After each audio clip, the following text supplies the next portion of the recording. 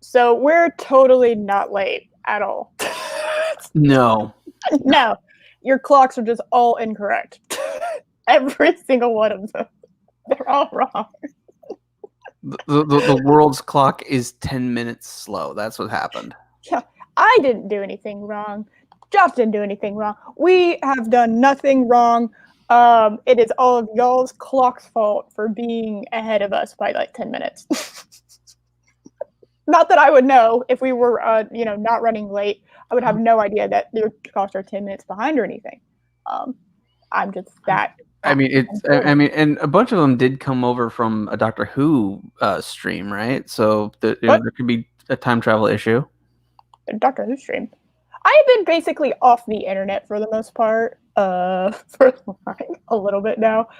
When I say internet, I mean just YouTube in general. But I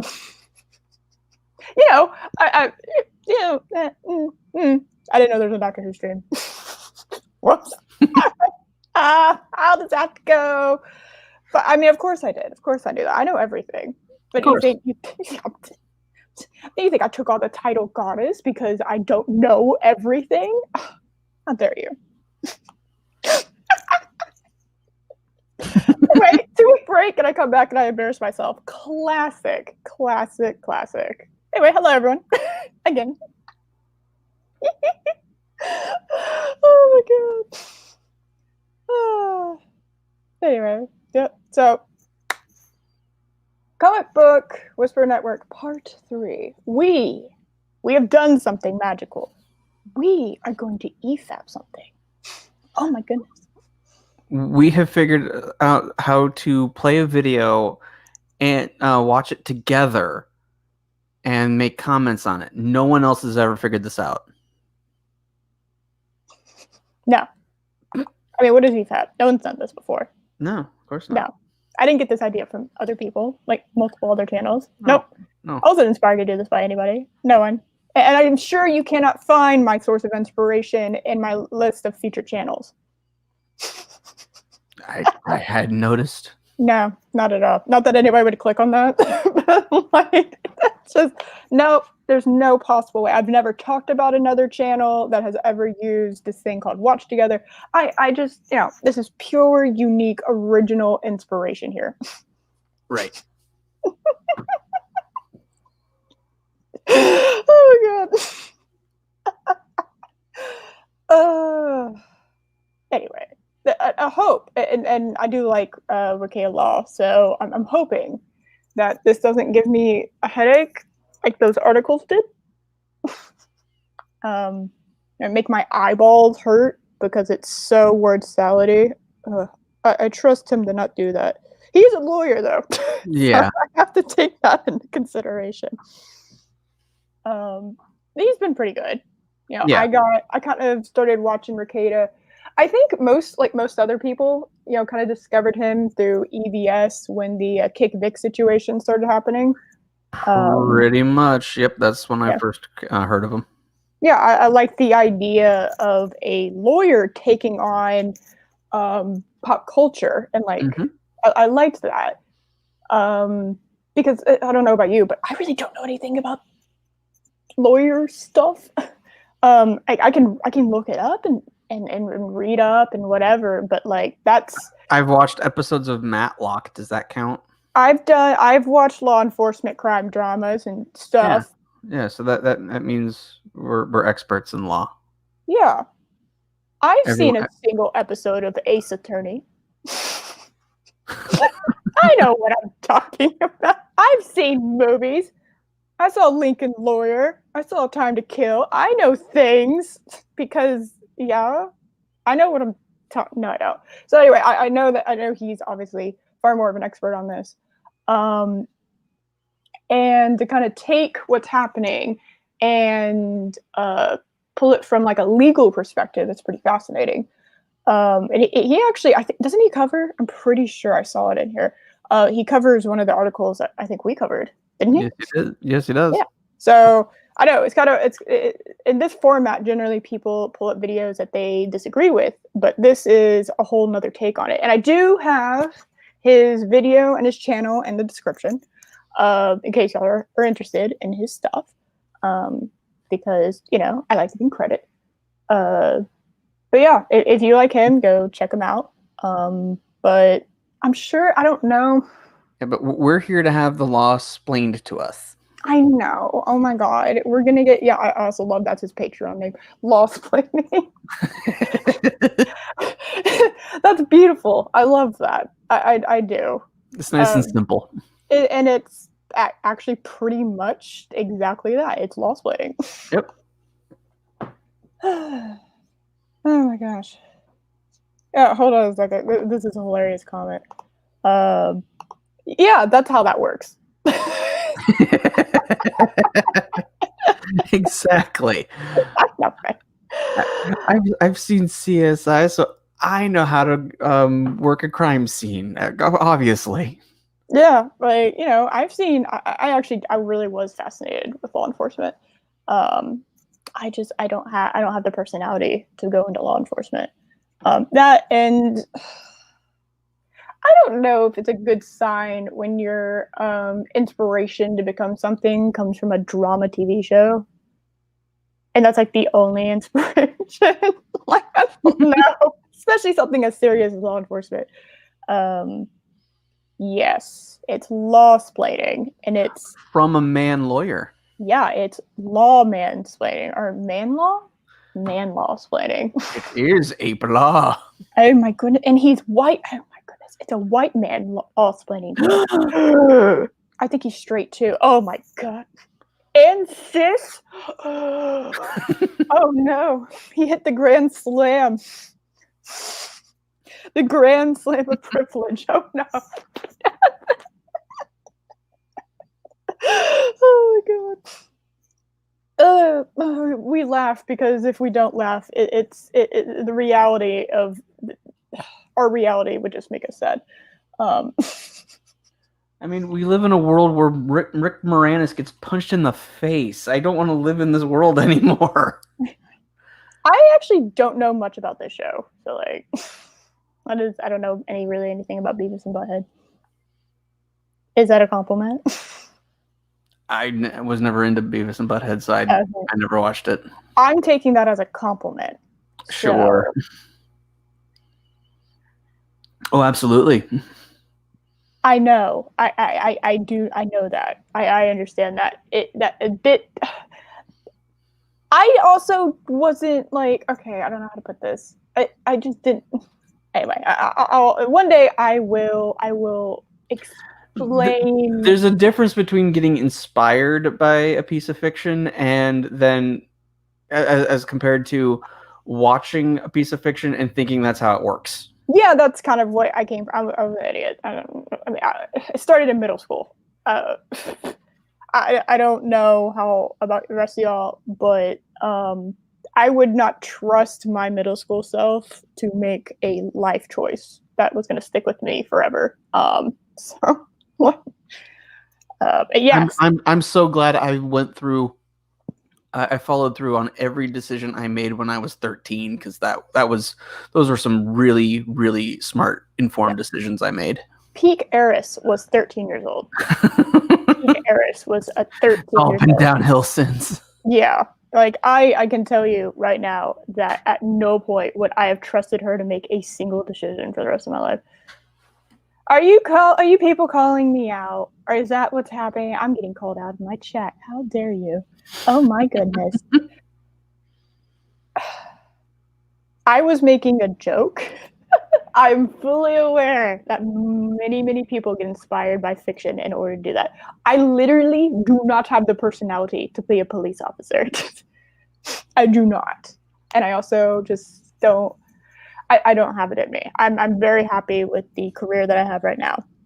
So it's funny because watching all those shows led to me realizing I didn't want a career in law enforcement, which then eventually led to the job I have now. So it was something that was always kind of going to happen regardless. Yeah, there you go.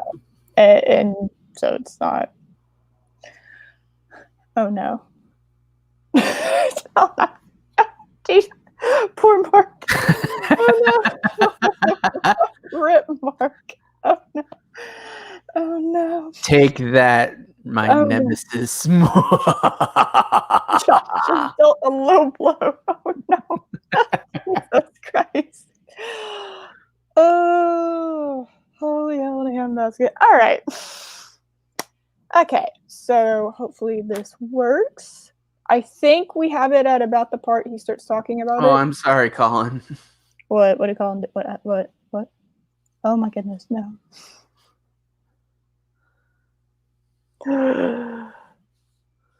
Did you just shattered his dream? I'm sorry. How dare you? I'm sorry, Colin. I guess you'll just have to pick up the pieces of your shattered life. You know what, Mark? I don't know if that's a bad thing. I really don't think that's really a bad thing. And I thought I was an idiot at 16, let alone 13. I don't. What? Because it's in middle school, everyone's going through puberty at different levels, and it's just weird and awkward. Like, I've met people who've enjoyed high school, even though I did not. But I don't know if I've really crossed the paths with anyone who thoroughly enjoyed middle school. I think it's kind of unanimously kind of agreed upon as, yeah, that was awkward, and just kind of moving forward with our lives. Yeah. Yeah.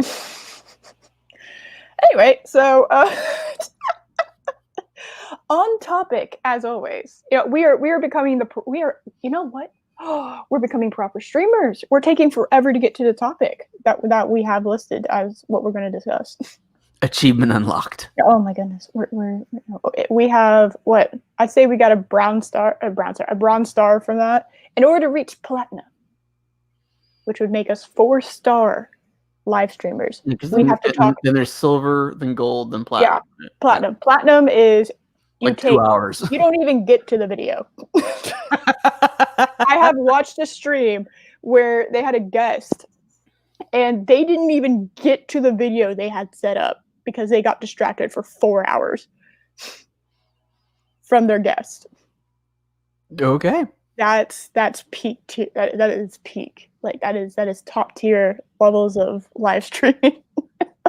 When you for 4 hours just completely go off the rails. Meanwhile, the chat the whole time was like, "Get to the topic." Yeah, the chat's just screaming at them. Oh my god. So I think we're fine considering it's about 15 minutes compared to 4 hours. Just saying, guys. I don't really here to have a good time. I hope we're giving you a good time. I do. I really do hope that's happening. I mean, how could it not happen? We're great. I think so. Yeah, you know.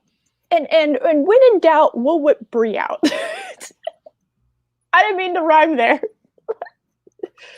That will happen. That's our, oh no. No. Hi! Oh my god. No. Oh no. What have I done? Oh no. Was that like a personal attack or something? Oh my god. Oh my god. I love the face of the avatar, the new Brie avatar. That's hilarious. She looks triggered. It's amazing. I just Googled Brie derp face and I've actually found that one. That's amazing. I love it. Nice. Wait, I don't know what that is. What is that? Paris. Go. You. Private school supported by a church. Oh, you went to like Catholic school or something. We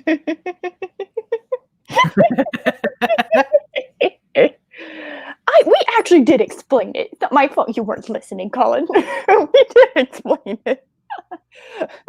We did. Promise. We did explain it. We just then further got off topic somehow we went from talking about Comic Book Whisper Network to middle school and puberty. Not sure how we got there. But the less said about puberty, the better. Yeah. Okay. No, this is hilarious. My viewer count, because I can see it. My viewer count when Brie came on this stream dropped to 4. It went from like 10 to 4. That's amazing. Oh my god. That's beautiful. All right. That's hilarious. Oh my god. Why do you keep inviting me on your show? It's hilarious. I love it. If Bree shows up and your viewers just leave, why do you keep inviting me? I do this for fun. I'm having a blast right now. And people want to say they can. This is amazing. Oh my god. Okay. All right. We are going to get into this. Hold on a second. I got to make sure to not pull a ragus. Because I don't want to share y'all. I don't want to show y'all my watch the other link. So, because I don't want anybody to start, don't raid my watch together. Oh yeah. Perfect. Yes. All right. Perfection. All right.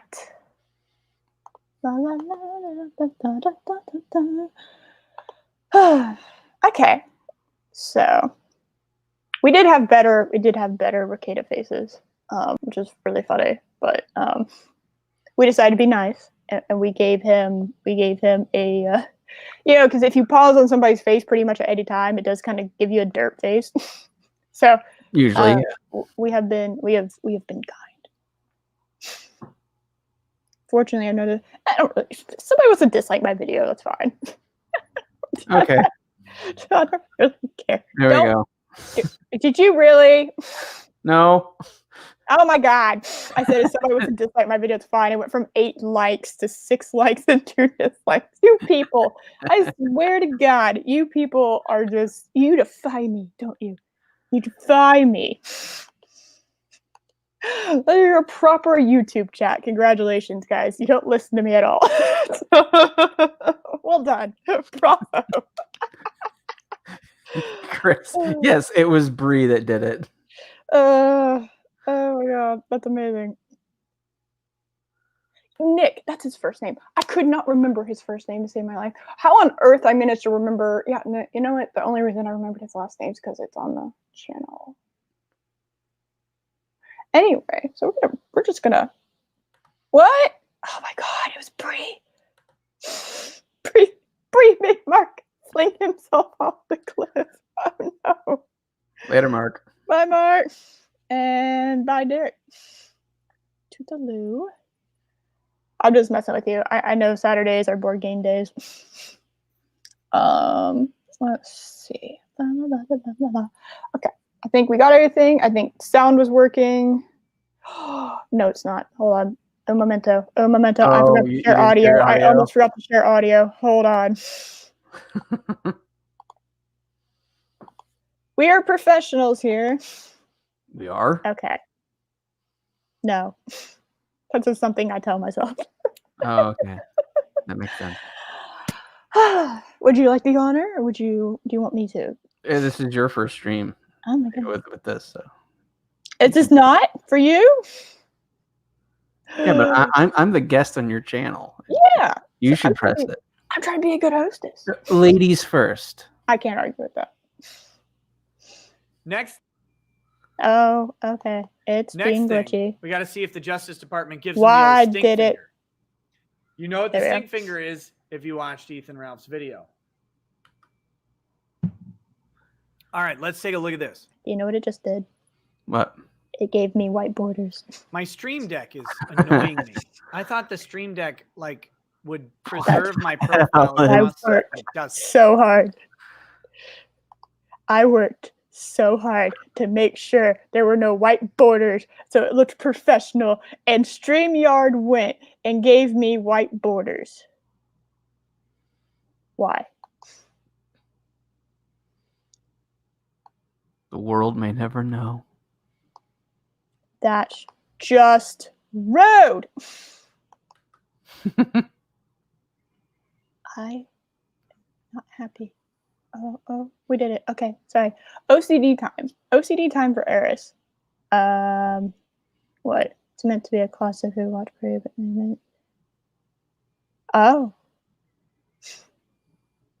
Oh, that? What? Is he okay? He's running an hour and a half behind.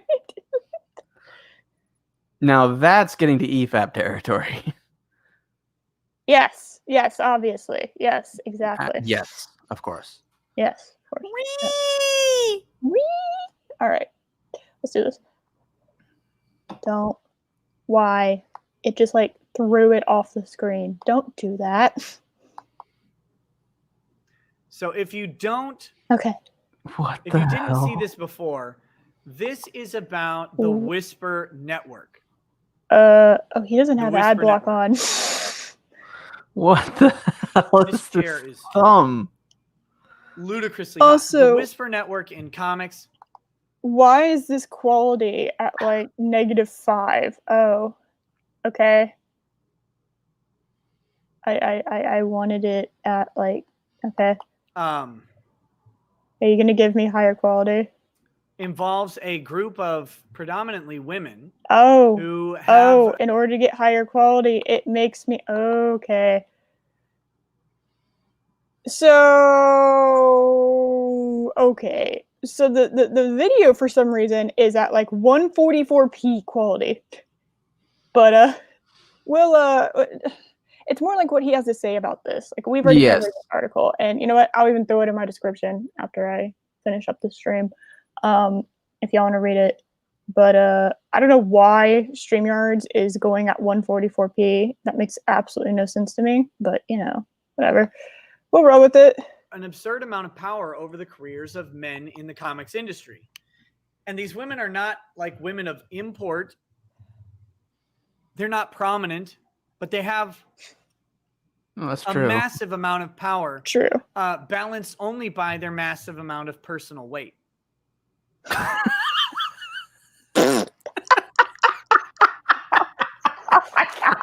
my god, you just killed them. I like that he says that and casually just drinks.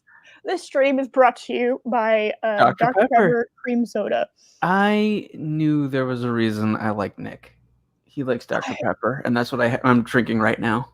I'm drinking water. Although it is Dasani water. It is Dasani water, which is created by Coca-Cola, which means I'm technically drinking Dr. Pepper's second cousin. That's weird. That sounds awkward, yeah. I paused, thought about what I was saying, and went ahead and said it anyway. No regrets. I have no regrets today.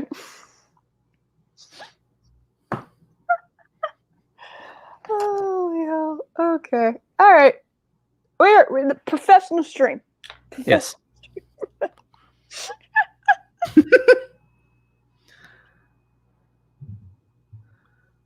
Oh, God, look at the size of that thumb. Okay, thank you. It's an unstoppable thumb. Thank you. We have talked about the thumb. Okay. So here it is. I can't look at it anymore. Thank you. Did Bill Willingham fabricate embezzlement accusations against Stephanie Cook? So the Cope. Maybe we didn't. I have such a bad joke about that thumb. Don't do it. Don't do it. Don't do it. Say the bad joke. Wait, yes, do it. Actually, never mind. Do it. Yes, do it. Let me have one more drink and then I'll say the bad joke. Yes. Do it. Say it. Do it. Take a drink. Did we go over this article? I mean, I know we went over the Stephanie Cook allegations. Okay, well, you know what? We'll go over the article with him. He's our unofficial guest. Yes. That was planned this whole time. Special guest, Nick Rekieta. Who doesn't actually technically show up at all. Oh, hey, Starry. Here we go. We just now kind of got started. Don't worry about it. Look at this thing. Look at that. I know, right? Say the joke. If that thumb were in Ralph's video, Faith would have tasted herself. Wait. All right. What? Okay. I guess that he made a joke compared with something else that he was talking about in the stream. Remember, we're at like the 1 hour 20 mark. I know. Why did it give me a white border? God damn it! Oh, just a hair on the top, yeah. Yeah, I am sorry that the quality of this, for some reason, is at like 144p. I have no idea why it's that low. I really don't. I'm at a loss. I wonder if if you need to have like the pay subscription for higher video bandwidth. Maybe. I don't know. Maybe I don't know.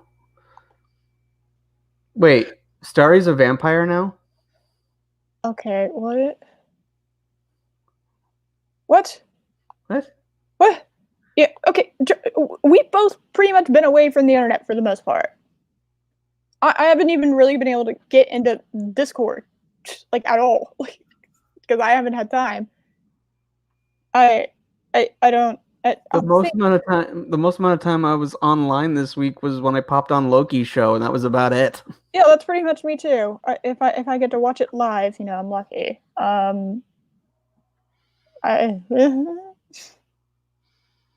Question marks. Lots of question marks. You can't see them, but there's lots of question marks here. Yeah. I am of the confused. And thank you. Yes. I'm gonna take that laughing emoji that you're laughing with us and not at us. Any way, shape, or form. I will take offense. And take offense? Oh, yeah, no. I'll take offense. Oh no. Yes, I do agree. Yes. A strip of white at the top. It's saying white is better than everything because it's at the top. Oh my goodness. Okay. What? Chris Prsa is now Van Helsing? What the hell? What is wrong with you people? What has happened? What's going on? I feel like I've missed like 12 chapters in the lore of Valhalla. I don't know what's going on anymore. Oh man. Oh, purple turned her. Okay. That makes sense. You know what? That does make sense. That makes sense. They're both in England. That works. Yeah, I'll just roll with it. Okay. You know, everyone in England, they just know each other because it's England. Yeah, y'all aren't even the size of my state. You all know each other, right? Yeah. Oh, yeah. I'm on British Street in England. Right. Oh my god. Okay. I am very of the confused, but we're gonna continue going. Oh my gosh! Every time I try to click on this thing, it just like flings it the window across the street. All right. Let's see. I apologize in advance. Oh! Well, no, that's a. The quality went up. Yeah, thanks for magnifying it, Nick. Thank you. That's what I cared about. Okay. Anyway, everyone thinks I love it. Why? Why are you suddenly Acid Snake? What the hell is happening? Because you're in England. You're all next to each other. We all know this. Yeah. You live next to Sherlock, and there's a TARDIS in each of y'all's backyards, and it's just you have tea all the time. It's like y'all's cocaine. You just snort tea leaves all the time. That's how, right? I think that's how it works. You just say cheerio and posh all the time. It's just Britishness, pure Britishness. Okay, Chris, I believe that means we now have Eris saying posh. Posh. I told y'all I could do a British accent because you have the same accent. You do? I mean, of course you do. I'm cultured in other cultures stuff. Who is Nick? It was Nick. No, it's Nick Rekieta. He really helped out like Ty Beard and EVS and stuff. He's like, no, he's one. I don't want to say one of us because that sounds so tribal. He's a Goodman. He's a Goodman. Yes, Goodman. Goodman. And Mark has left the street. Yeah, Mark left the street. Mark, because I said posh. Yeah, everyone tell Mark that he missed me saying posh in a British accent. There we go. Northerners. Oh yeah, other countries do have a north and a south, I guess. Lots of planets have a north. Oh my god. Bloody hell. Don't skip the Ninth Doctor. Anyway, all right.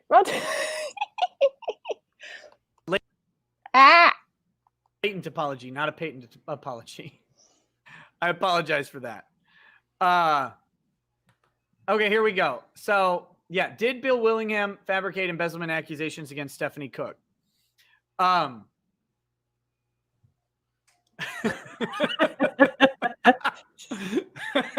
do love the the fact that the author of this article broke it down to short answer and long answer.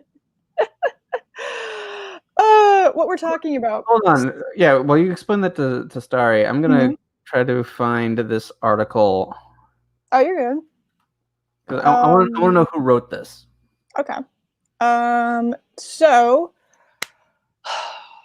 Nick Rekieta put out a video a little while ago about the Whisper Network, and apparently has some really, really good shit to say about it. And I just kind of love getting his opinions on this kind of thing, especially when it comes to like legal stuff, because I don't know really a whole lot about that kind of thing. And having like an actual lawyer who has proven himself like very knowledgeable in this field is pretty awesome. And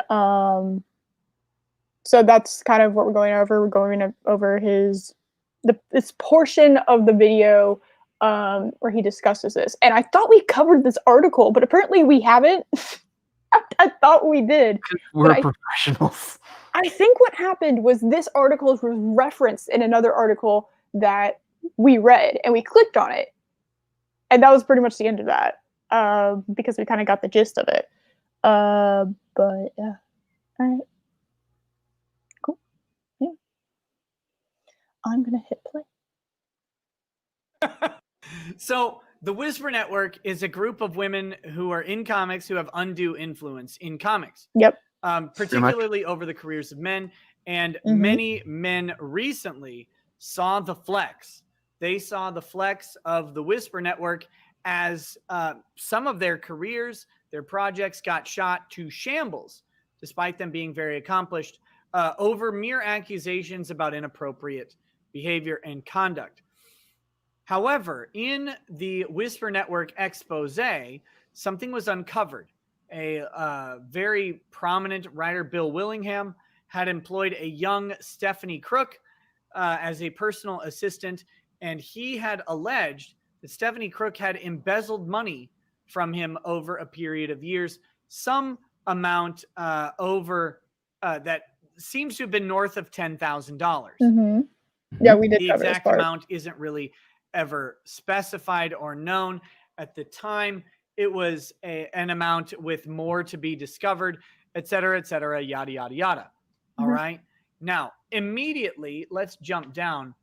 We've got the Simp Squad. So we're the comic Simp Squad involving Richard Pace, whose at is Rapace.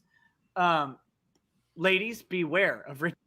All right, so we're probably going to end up covering this article. Might even, do you want to cover it today? Depending on how long this is. Well, I mean, if Nick's going to go over it. Well, he just jumped down to like the tweets. That's what I'm saying. Oh, like, okay. If he ends up not really like covering it, but I don't know, he might end up like thoroughly covering it because I don't want to like repeat this stuff. So I'll well, you know what? We'll play it by ear. But you know, just by this tweet, like I know what he's saying, he's a simp, but like I'm reading this and I'm like, at the base level, this looks like somebody who is just being supportive. You know what I mean? Just supportive of someone that they care about. But I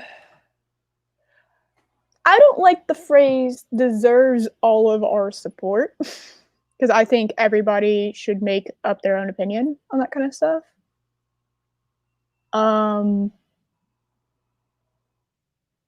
But it's very very emotional language that he's using.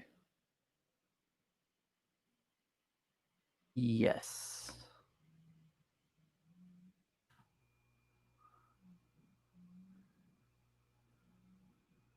I don't know what this is. referencing exactly? I'm guessing, is it Hello Cookie? I'm guessing is the Stephanie chick. That's Stephanie, right? Yeah, that's Stephanie Cook. All right. She deserves all of our support. Now the question is, did he make this tweet just? Did he make this tweet? It's just like if he's known her for a few years, there's a little bit of bias, obviously. Um, but if she did something wrong, and this is all alleged because I don't think the case has finished up yet. So until we have a verdict, I can't say with certainty on either side whether or not what something happened. I can only presume based of what I know, because I don't want to get in trouble for like defamation and slander. Something that people don't think about. The SJWs don't really think about at all. It's but that has nothing to do like her. Okay, so this she gets accused of embezzlement. That accusation has nothing to do with the fact of whether or not she was a great fighter for better treatment of creatives and wanted to get access for people involved in all different types of people in comics. It doesn't matter if she's smart. It doesn't matter that she's talented. It doesn't matter that she has a real future in story making at all levels. If she embezzled money, literally none of that matters except for, I don't know, like the only way you could use any of that is if he was going to be like a character witness for her, to try to sway the jury based on how good of a person she is overall. But that personality does not, and what she's done there doesn't change if she did actually embezzle. Like, she can have done all these things and still have embezzled money. Like, they're not mutually exclusive. You know what I mean? So right. it's just an emotionally driven tweet to make people think that, oh, there's no possible way she could have done that because she's done all these virtuous things. Like, no, that just because you've done good things doesn't mean you can't do bad things. And just because you've done bad things doesn't mean you can't do good things. Very, very few people on this planet are pure evil. That's like such a minuscule population that it's not something that you can even really take into consideration on a daily basis. Everyone has the capability of being good, and everyone has the capability of doing something bad. It's a lot more complicated than, oh, she did these good things, which must make her a great person. It's like, that's not the case. How many YouTubers have you seen, or how many bad people have you seen? Not saying that YouTubers are bad people, but not good YouTubers have you seen? You like feeding the homeless or helping out the homeless or donating to charity as like a kind of like washing away all their bad things. Like, they think they do this one good thing and then they brag about it, and that somehow washes away everything that they've done that was awful.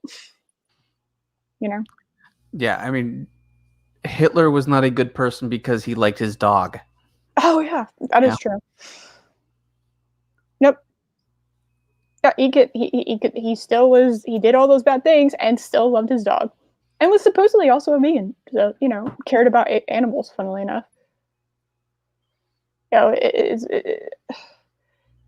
it humanizes bad people to hear that they did good things, and that's something that is a lot harder of a pill to swallow than just that's a bad person, they must have done all these bad things. It's kind of a bummer if she actually did embezzle that money and she's done all these good things, because that means that her potential to do good was still there and she chose to do this bad thing if she in fact did do that, it did embezzle it. Wait, really? Oh, I feel.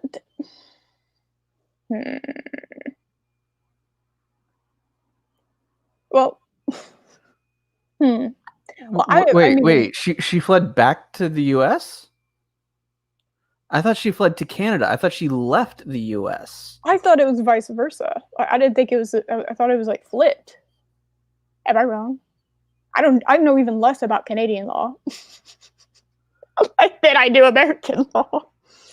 I mean, I'm fairly certain she was in Minnesota with Bill, Yeah. and then when he filed charges, that's when she left to go back to Canada. Oh, I think that's what one of the first articles that we covered. I think that's what that said. I'm pretty sure. I could be wrong. We'll see. I'm sure it will be explained here. He is a law explainer after all. Right. Richard Pace, just look at that. It says, I've known Hello Cookie, that's Stephanie Crook, a few years. He said she's a great fighter for better treatment of creatives in comics and greater access for all people to get involved in making comics. Shaw's smart, talented, and has a real future in story making at all levels. She deserves all our support. Rape Ace is shit. Maybe scared of the Whisper Network, maybe not. Don't know. He should be. I mean, that's a name like Rape Ace. Handle is there. But we've got some simping. That's amazing. Not to mention, it was over 5 years ago. He hasn't said a single thing again about it. No crimes or proof was reported. Wrong. And no case has been submitted. It's entirely hearsay from Willingham. This is not hearsay. Exactly. This is not hearsay. Hearsay is not, I believe something, therefore I say it. That's belief say. Hearsay is, I heard someone else say this. You're a third party. I'm saying it and implying that it's true because they said it. Yeah. So, yeah. It basically, the equivalent of that is, I heard this from so-and-so, so it must be true. It's basically like, like a gossip type thing. Yes. Yes. Hearsay is, I heard something from somebody else. They told me this. Mm-hmm. So you didn't actually witness it. You're hearing this information secondhand. Yeah. And yes, Chris, that would make it, because she has not just crossed state lines, she has crossed national lines. Yes. It would make it a federal case, which I think is why this has become such a big. Why don't we just conquer Canada? That would solve all the problems, right? I would love. You know what? Yes, become the 51st state, Canada. You know you want to. Yeah. You know work on that, Chris. Petition. Although I don't know if I can stand to have another state. You want to know why? Because where are we gonna put the O star? Where's it gonna go? We have perfect even. What if we had each province become a state? Wait. How many provinces do we have? Oh, I don't know. Chris, how many provinces does your freaky country have? 10, maybe. I'm thinking if it is 10. 7? Is it 7? Make it 10. Just for no, we can make Puerto Rico and like the other stuff. We can make them. Okay, I'm behind this now. We can make the other U.S. territories, and then we'll have like an even 60. Okay, and then we're just gonna grab Mexico. A nice round number. We're gonna grab Mexico. We're just gonna, you know what? We'll just do a favor, just conquer all of you. You know you want to be an American. Come on, you know you want to just be an American. Come on now, join us. You can do it. 10 provinces. Okay, all right. Oh my God, I was completely purposefully right. But you like the free hospital system here. Okay. I can't argue that one. That's fair. But we have guns. We have guns down here.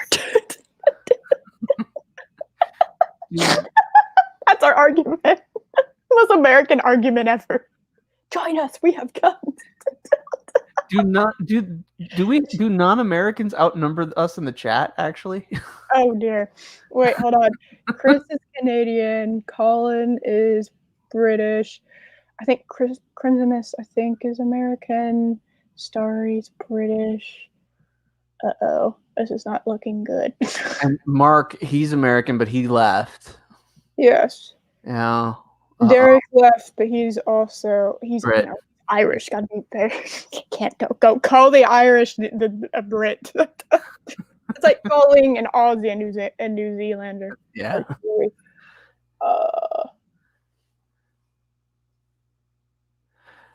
Okay. Anyway, yeah, and I'm America. I'm America.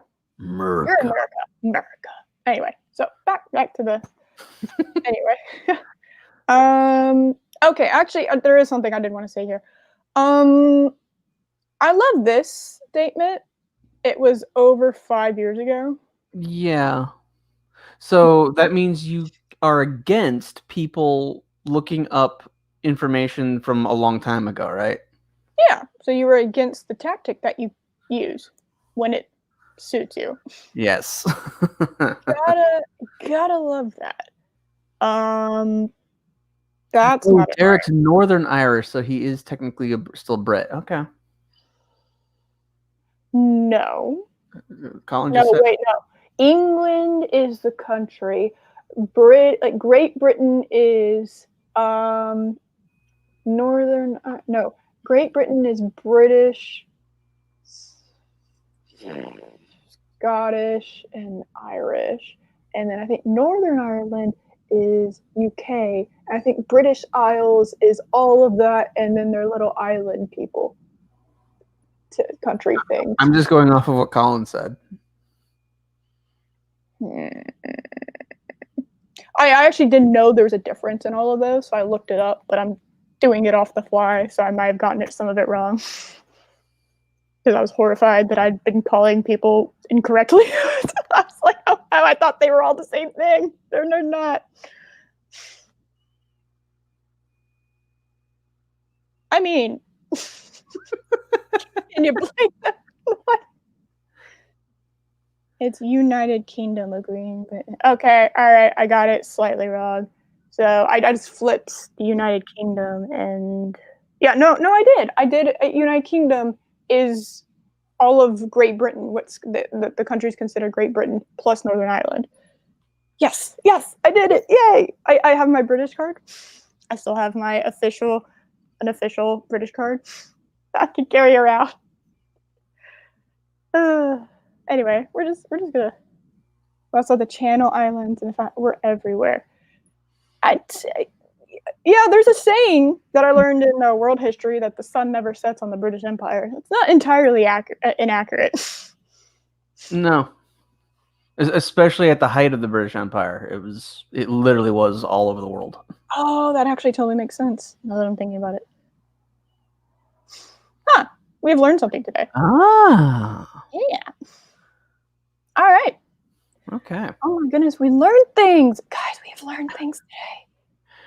I'm getting my education.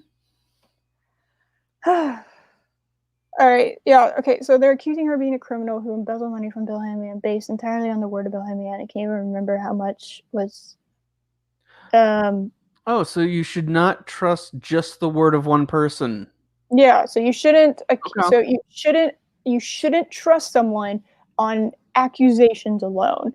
And then this person saying, "Yeah, it was like 5 years ago," and he hasn't said anything about it. Not that, and Bill's defense.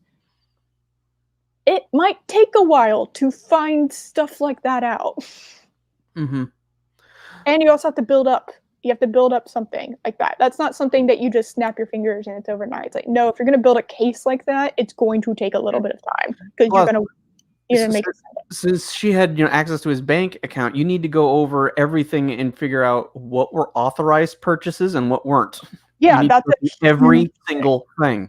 Yeah, and that's like, how long did she have access to that? How long was this, and how long did and it goes on and on and on. And it's this is not a simple thing to go over. Hey, Pat Steven Seagal. Oh my goodness. Oh, he's beating up Baby Yoda now. And my lovely and he's in Nerd Erotics room. Oh my god. He took over the fortress in San Francisco. We know where you are. We know where you are. Oh my god. All right.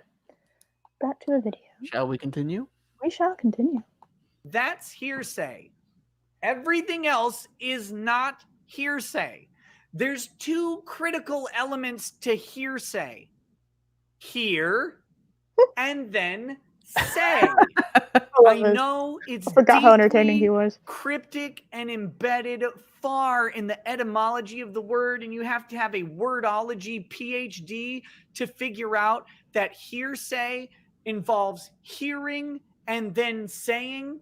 But Bill Willingham, as the victim of a potential crime, is not hearsaying by talking about the act that happened to him. Right. He would be hearsaying if he said, or no, if someone else, for example, said that they heard Stephanie Cook say that she stole money from Bill Willingham, and then they're now saying it, and that means that it's true. That would be hearsay. That's Although hearsay, yes. it wouldn't quite be hearsay because it would be a party exception, as Stephanie Cook would be saying something against her interest. So that's not even hearsay. It would be more appropriate to say, I heard Rape Ace say that he heard Stephanie Cook say that she said this thing, that she was stealing money. Therefore, it's true that she said it because Rape Ace said it. That's hearsay. So bad. Where you've my got God. you talking about something that some third party said, not a party to the lawsuit, not a party to a criminal action, that they said, and using that to be a true factual statement because they said it. You have to hear it and then say it. Otherwise, it's just say. Oh, right? Yeah. I True, say, actually. Rape Ace is a danger to women, for example, then I am saying that. No, I didn't hear someone say it. I just said it. Right. Rape Ace is a danger to women. Anybody with the name of Rape Ace is a danger to women. Oh What my is God. this? It's not a good username, honestly. Oh, goodness. So I'm just saying it. That's just say. Hearsay would involve hearing and then saying back. I have to point this out. People get hearsay wrong all the time. They're accusing her of being a criminal who embezzled money from Bill Willingham based entirely on the word of Bill Willingham, who can't even remember how much was actually supposedly stolen.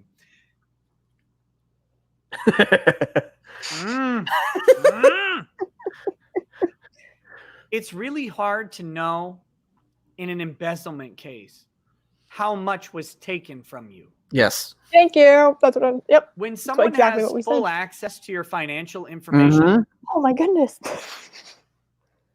and they, as she was doing, use it to draw their own paycheck, for example. By the way, just for just gonna go ahead and say this. Don't do that. Don't give someone that level of access to your financial. Oh God, no. Like, don't give them that level of access. No, have like a separate business account. Yeah. I mean, if you need a personal assistant that needs access to finances, don't have it be your personal account. Have it be a work account. Like, have it be an account where you can then deposit or get money into. Have it be that, and then not just that, but also, there are these things that you can do that I actually have on. It's like an account alert, and have a separate person who you trust to be going over your personal finances. I mean, you need a check and balances system. Yeah, I mean, hire an accountant. I mean, when you have the kind of money Bill Willingham has, I mean, one of the reasons she was able to take as much as she did was because she didn't take it all at once. It was, 100 here, 300 there kind of thing. Mm-hmm. When you have Bill Willingham money, $100 isn't going to get noticed right away. So, yeah, especially if you're rich, that's like pocket change. Exactly.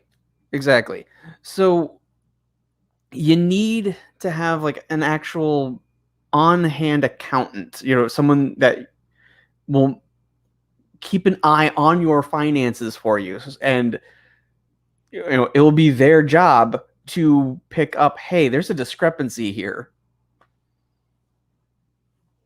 Yeah, exactly. You don't want to put. I don't care how much you trust that person. You do. Sorry. I don't care how much you trust that person. You make sure. Hire a CPA. Trust but verify, I think, is the way to do that. Yes. Like, unless you're like together, you know, and together, you know what I mean? Like, then it's like, okay, like that's different and a bit more fucked up if this situation occurred.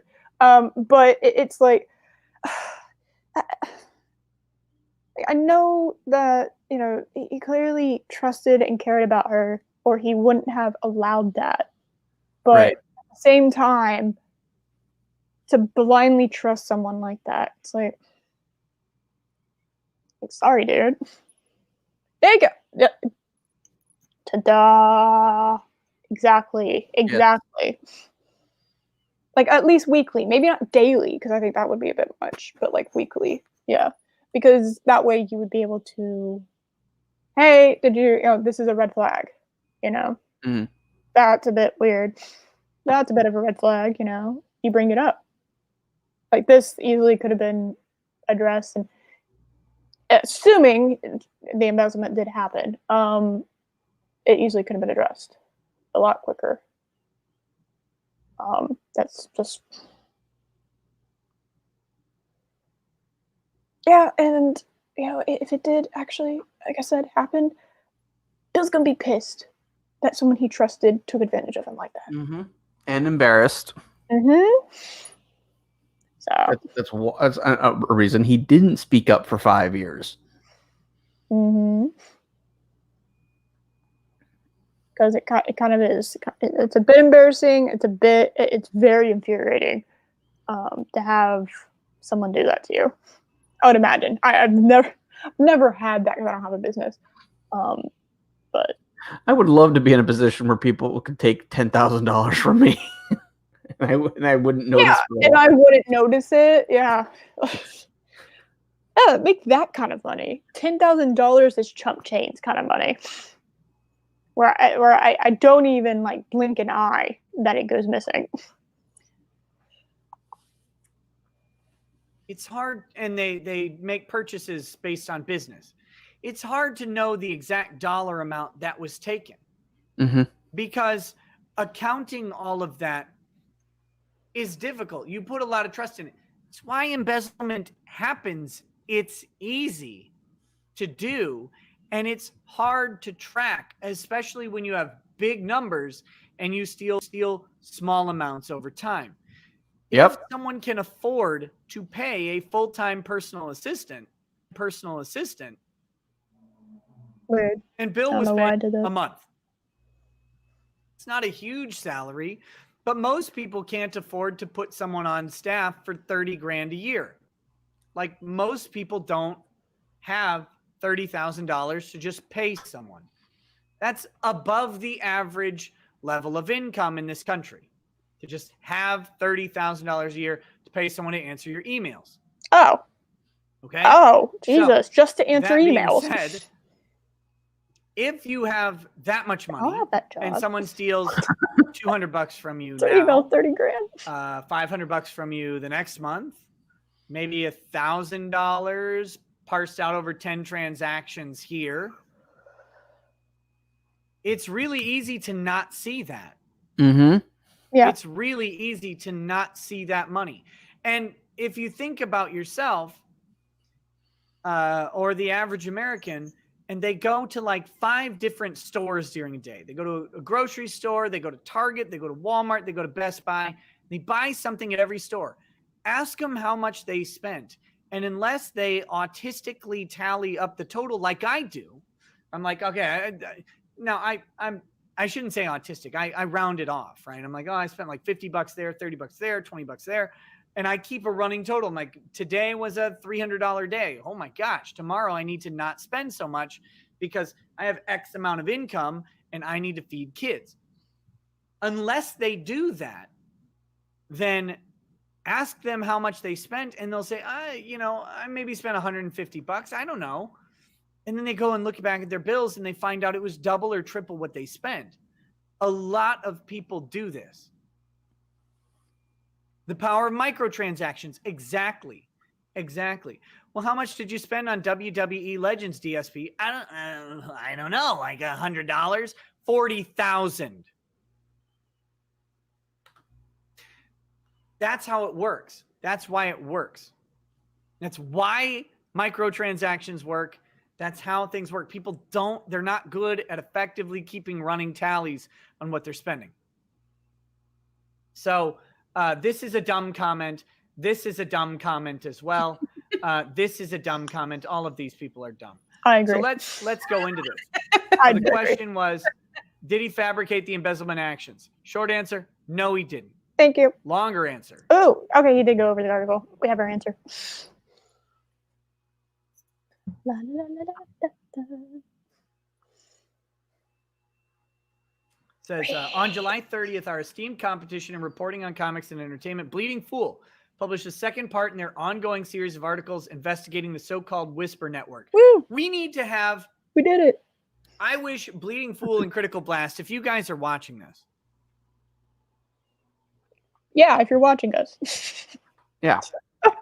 If you could put together a copester network of simps coping with the Whisper Network articles, that would be a delicious salt mine. Someone make a Reddit. Because no one wants to read through the... Look at this dirtbag. Hold on. Wait a second. I feel like I know who Richard Pace is. Why do I know that name? I spent a lot of time listening to Comicsgate stuff. Why do I know Richard Pace? I'm going to pull up Ray Pace here. Oh, there you go. Oh, I was asked. Yeah. What did he do? Can't remember. How did someone not realize this? Yeah, I wish I had, just the kind of apparently a salary that you just blink and all of a sudden 40K's gone. Whoops, $40,000 is just gone. On mobile games. Yeah, on not even real games. Mobile games. Like, thank you. That's why I know that guy. He's the one that went after Diversity Comics. Diversity Comics. Gotcha. All right, we figured it out.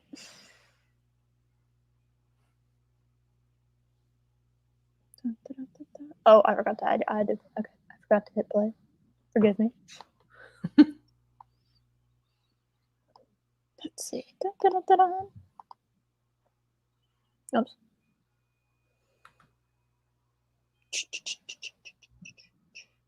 I think he's using. Look at this fucking guy. Oh. Like that. Look at that guy. Oh man. Look at how cool and debonair he looks.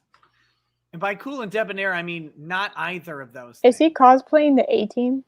Viceroy of Canadian Comics. Appointed by HRM Howard Chaykin, a prince among men. Oh my god. Did he simped in his bio. He simped in his fucking Look at the retweets. You'll notice a familiar theme. If you haven't noticed a familiar theme in all of this stuff. I'm gonna call Nick out on something. Nick, honey, sweetie, why are you not using dark mode? Why is your Twitter white? It's blinding. Join the dark side. Turn it on the blackout mode where it's completely dark. And that way my poor eyeballs do not have to deal with the whiteness that is your Twitter screen. No, that joke didn't land. All right. Truly not. Oh yeah, you don't have a Twitter, do you? Nope. Ah. That will be changing when I get my channel goes up and going. Oh my goodness. Yeah.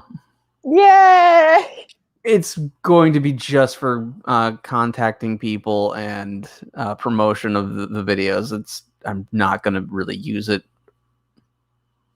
So you're telling me that I will be able to send you memes? Yes. Excellent. All right. Good.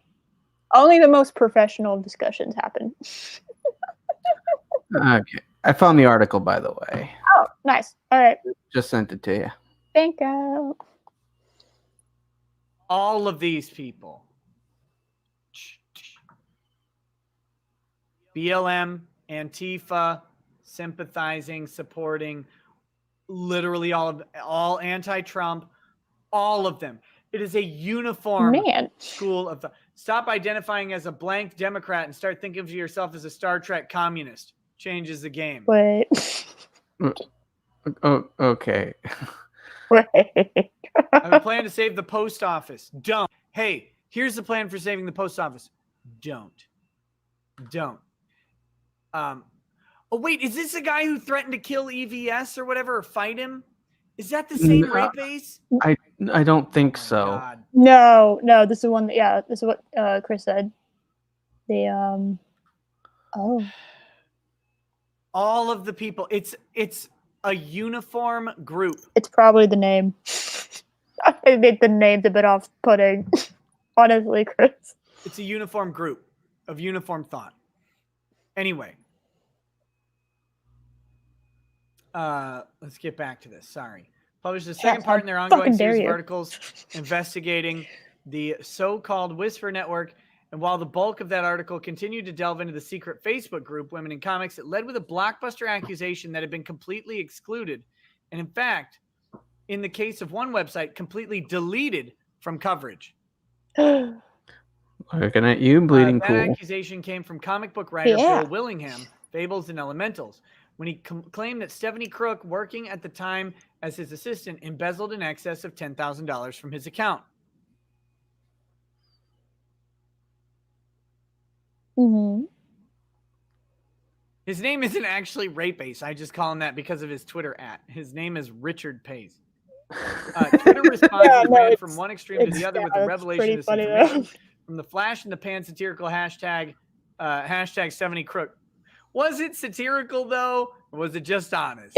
I don't know. It's clever, actually. To offers of support from industry professionals such as Richard Pace, where respondents to his posting went so far as to theorize that Willingham was fabricating the entire event. He was not. The detailed answer. So here's goodness. Here's the juice, and I hope it's worth the squeeze. We've got actual legal documents here. There's the juice. I hope it's worth the interest of accuracy. Critical Blast filed a request with the Records Department of the Dodge County Sheriff's Office in Minnesota, where Willingham filed the charges in May of 2015. The original report, as well as the redacted financial statements submitted as proof of claim, are reproduced below for readers to see and judge for themselves. On the face of it, however, it is at the very least clear that Willingham feels strongly enough to have filed a report and to have provided a degree of forensic accounting as evidence. Oh, shit. There we go. With the DCSO remains open pending investigation. Yeah, scooch it. There you go. There it is. So here we go. Dodge County Sheriff's Office. Incident report. Complainant name, William Thomas Willingham. This is on May 12th of 2015. And then subject's name is Stephanie Crook from Ontario, Canada, coming in and burning down all of our White Houses. Oh. So she did escape to Minnesota. Clements was this was filed in Canada. 61023268 Avenue in Mantorville to take a fraud complaint. No, Stephanie lived in Canada. Okay, all right. I read it wrong. My bad. Yeah. Sorry. Yeah, right there. Stephanie lives in Canada. Yep. Sorry. Okay. Yeah. She was in Minnesota, or no, Bill's in Minnesota, and then she left to go to Canada. Yeah. Okay. Deputy Prins, we met with the complainant, William Willingham. William told us that he had an assistant by the name of Stephanie Crook working for him for the past 49 months, but recently let her go.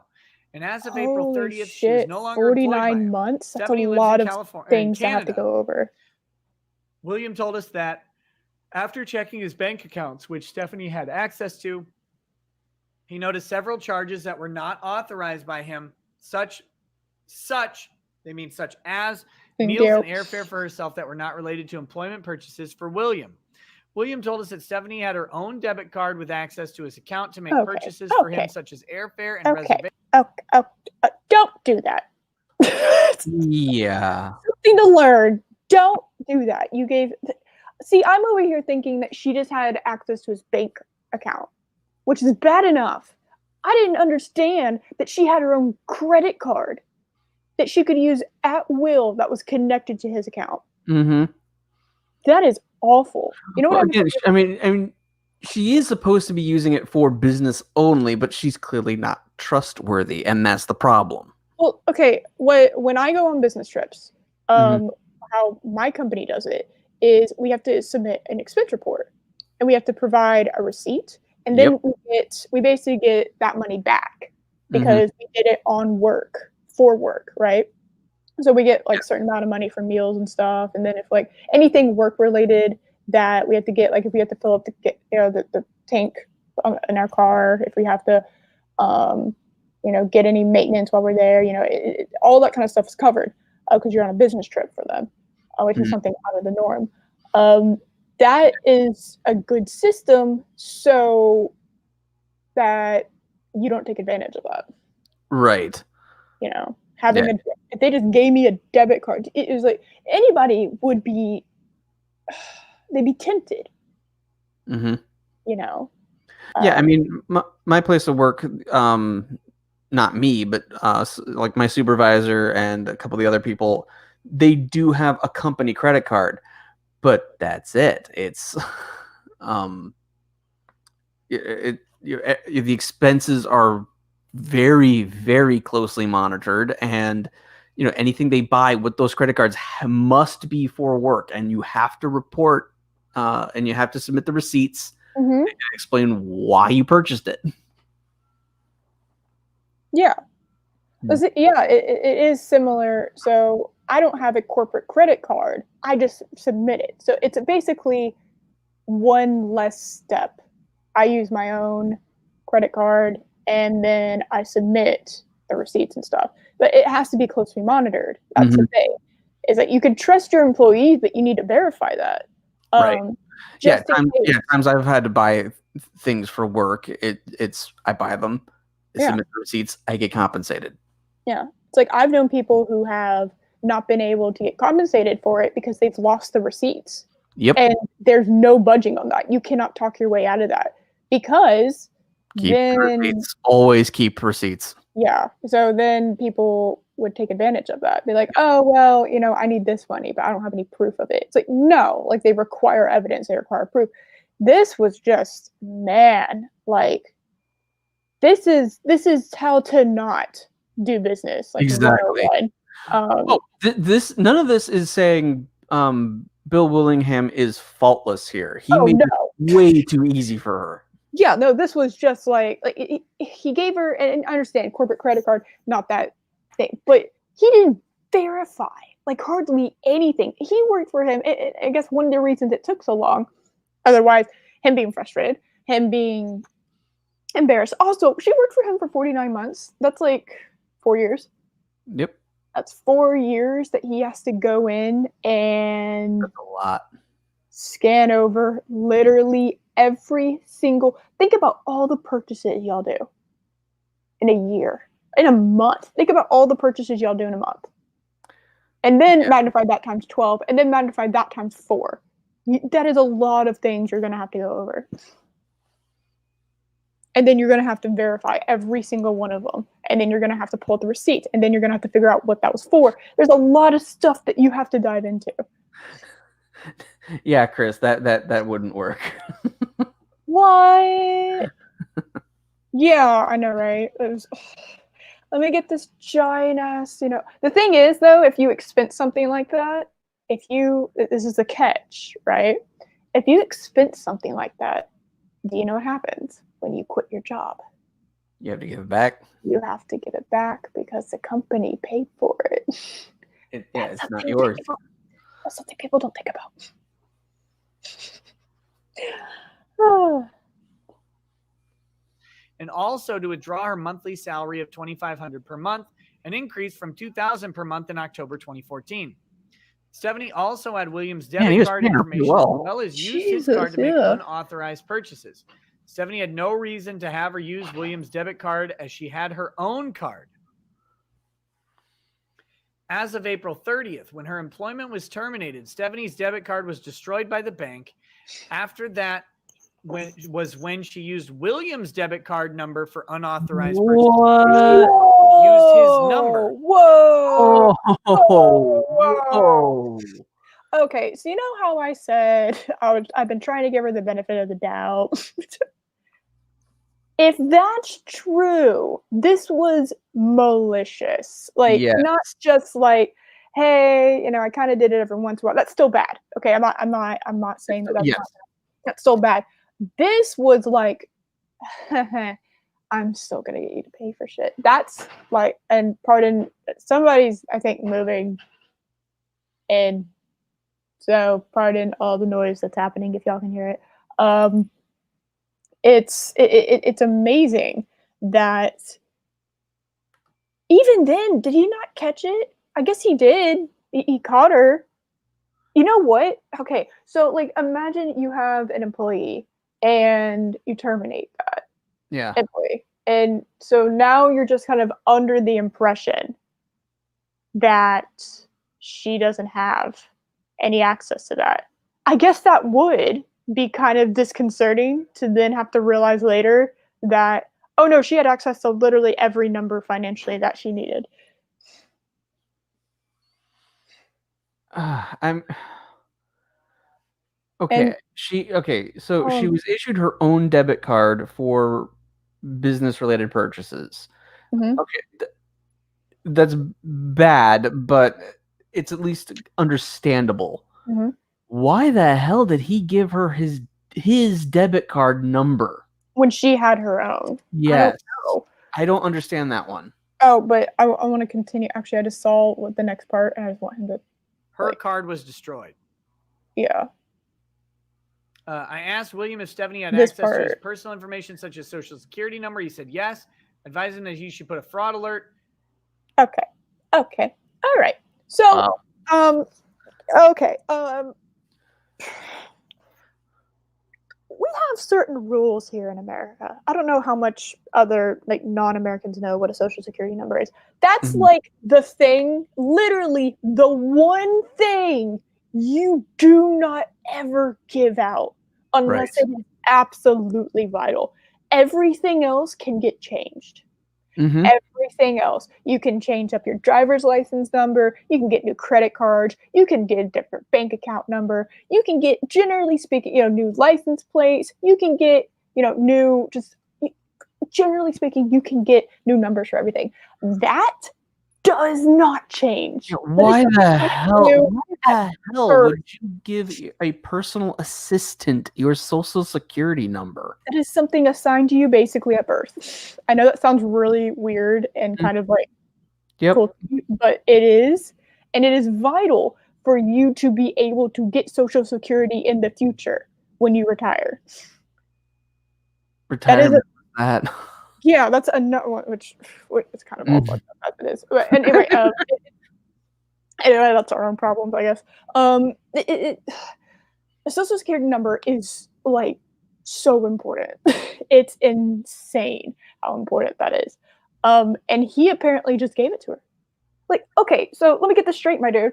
You gave this one. It's like, how was she not going to do this? You know what I mean? Like, so not only did you give her access to your bank information, access to your bank, give her your bank account number, your credit card number, her own credit card attached to your bank. You also gave her your social security information. You better be happy she hasn't just drained you dry. Yeah. Like the fact that it was apparently only $10,000 is mind-blowing. That actually kind of shows some restraint. Yeah, exactly. Oh, hey. Hey, look who's here! Hey, Loki. What's up, Loki? Key thing here, lunch equals sales meeting. Going out bowling, sales meeting. New 4K 50-inch computer screen, required networking tool. You can... Okay, well, yeah. You know what? Yeah, probably. But yeah, exactly. You can change your name. You can basically get it is easier to get a new face and new bone structure than it is to get a social security number. That's how big of a deal the social security number is. I mean, it is huge. When someone has access to that, it's pretty much almost game over. Like it is going to be very difficult to catch that person.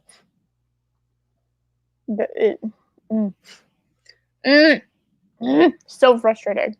Yeah. So like, Bill, what are you doing? Bill, what the hell?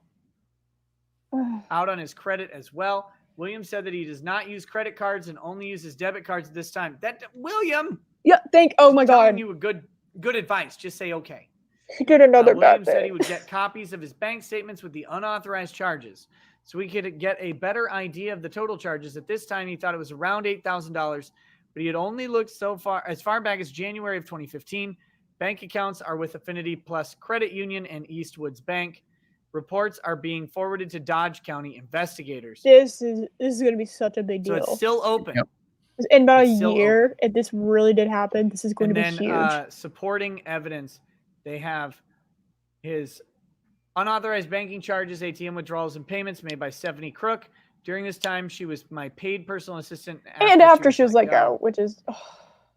she lives at this, blah, blah, blah, blah, blah. I'm gonna skim through the reports. You guys, I'll probably end up pausing, just going over it. But Chris has a good point. Yeah. Yep. That's another thing. Yeah, it's possible. Yeah. Like I said, it's pretty much game over when they have your social security number.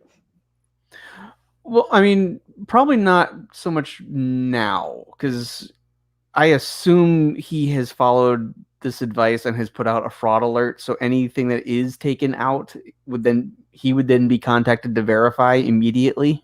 Yeah, but this was like back in 2015. Yes, so that's a lot of.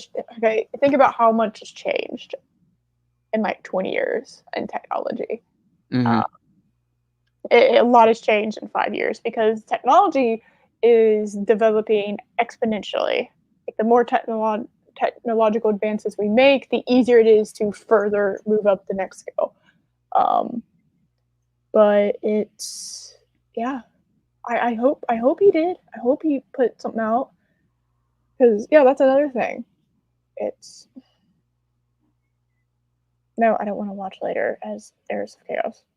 I'm watching it now. No, no way. Okay.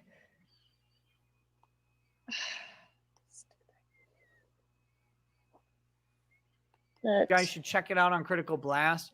We're not going to go through them. I'll probably throw the link of this. I want to show you what the redacted reports look like. It's all on here. Yeah, thank you. Please note that according to recent Twitter messages, she is planning on moving to a new apartment still within the Toronto area by the 1st of July.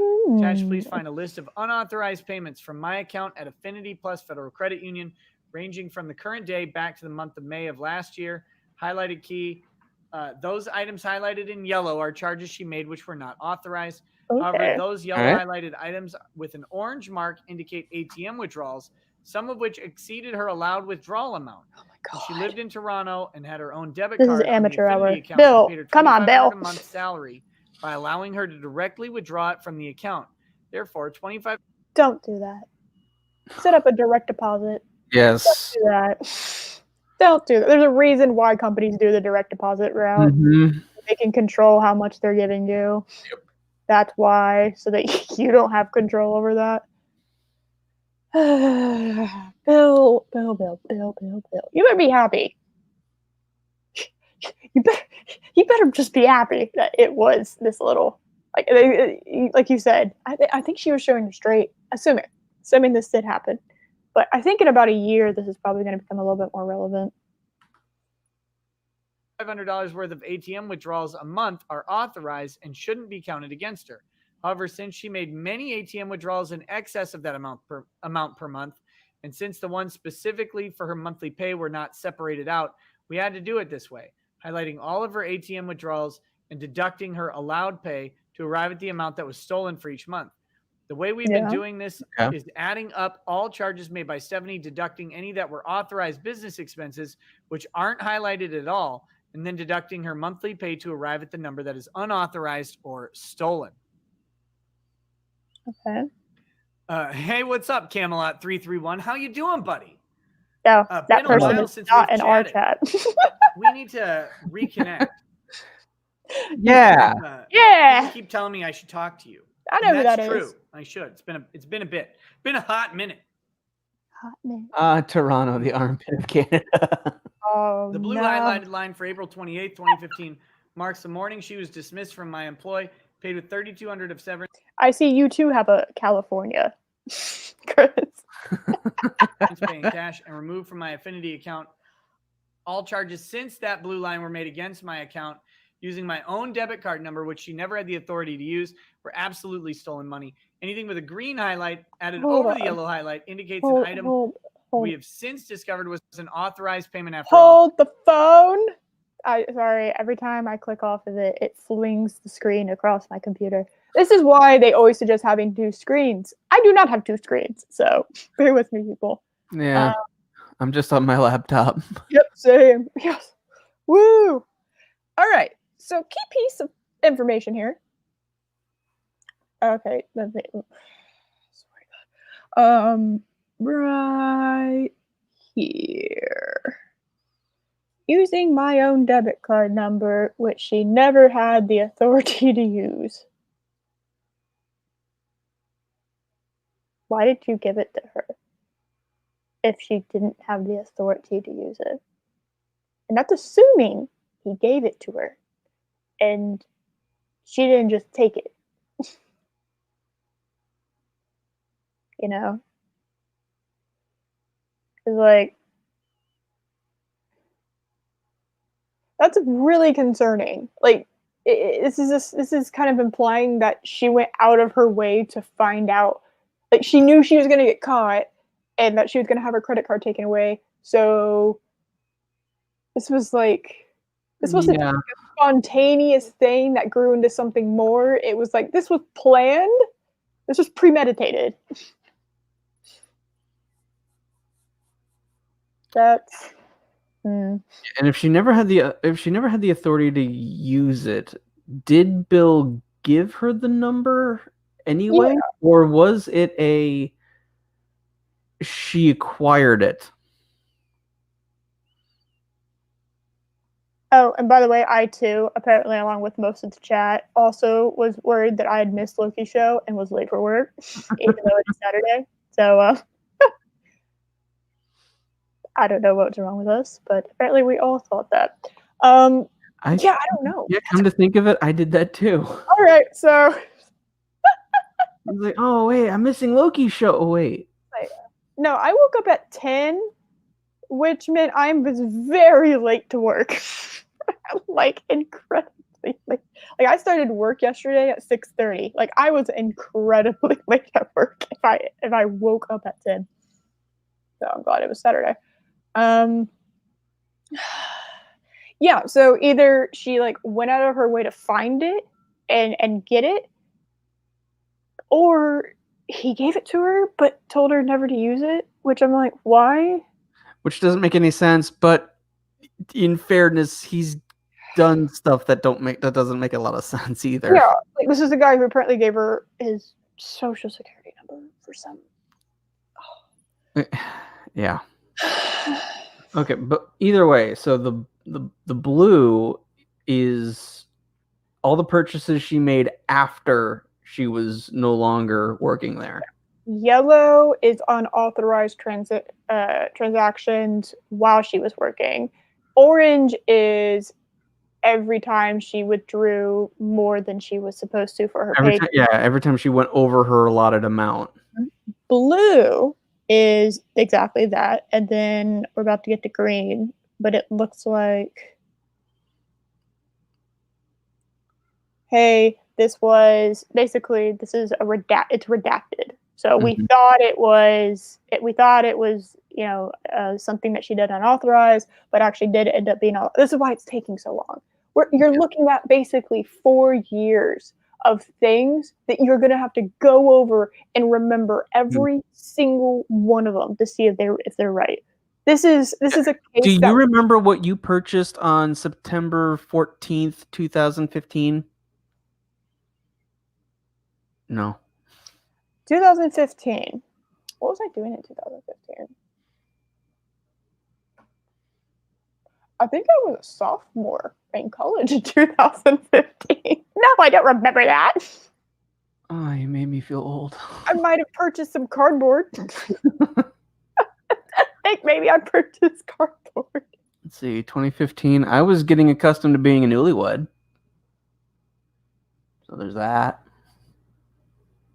But yeah, the point is, how many purchases do you make that you years later you go, what the hell's that for? Hell, I do that to myself. I was like, what Exactly. the hell is this? Like, when did I get this? Yeah, it was that thing. Right. Okay. That's why I did that. Whatever happened to this? Oh, I'll just buy another one, and then like, oh, that's right. There it is. It's in the. Well, now I have to. Yeah, right. It's like, oh, it was right here in front of my face. Like, I remember when I lost my glasses at one point, and they were in a bag at the very bottom of a bag that I had checked 5 million times, like underneath a little flap that I didn't bother to go under. And I'd already purchased some more. So I was like, ah. Bummer. All right. It doesn't stand to reason why he'd willingly give her his social security number. However, if he kept his tax returns unlocked and it's all, that's probably fair. That's probably what he did. But it sounded like he gave her his social security number. In fairness, I believe his statement was she had access to his social security number. But she shouldn't have had ever at all. No. Like, no, there is no reason a personal assistant should have access to your social security number. Yeah, no.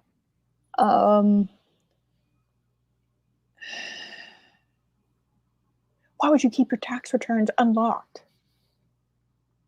in your office? Plus, wasn't she living not nearby for most of her employment with him? I don't know. Many questions here. I don't understand. I am very, very confused.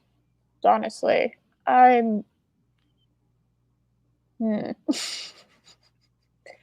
I am confuzzled, but we shall continue. Because I want to see how many of these things is highlighted. Oh wait, hold on. I need to take. There we go. Onward. Well, some of these things took more digging than others, or a payment that is questionable enough that we cannot, with full certainty, count it against her. Yep, that's another thing that's going to happen. So here we go. So he might never Dream and drink whiskey. I know how to do that, and we should do it. Yeah. Absolutely. Oh, I thought he was about to start making a shot game. Like, all right, every time you see a highlighted thing, take a shot. So, oh God. Yeah, I mean, like that last point made.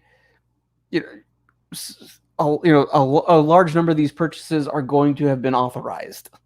Yeah. So there are ones where it's like we don't remember entirely if this was authorized or wasn't. Yeah. I mean, he will never, assuming she did in fact do this. Although this is some pretty damning proof. If this is the case, because these are the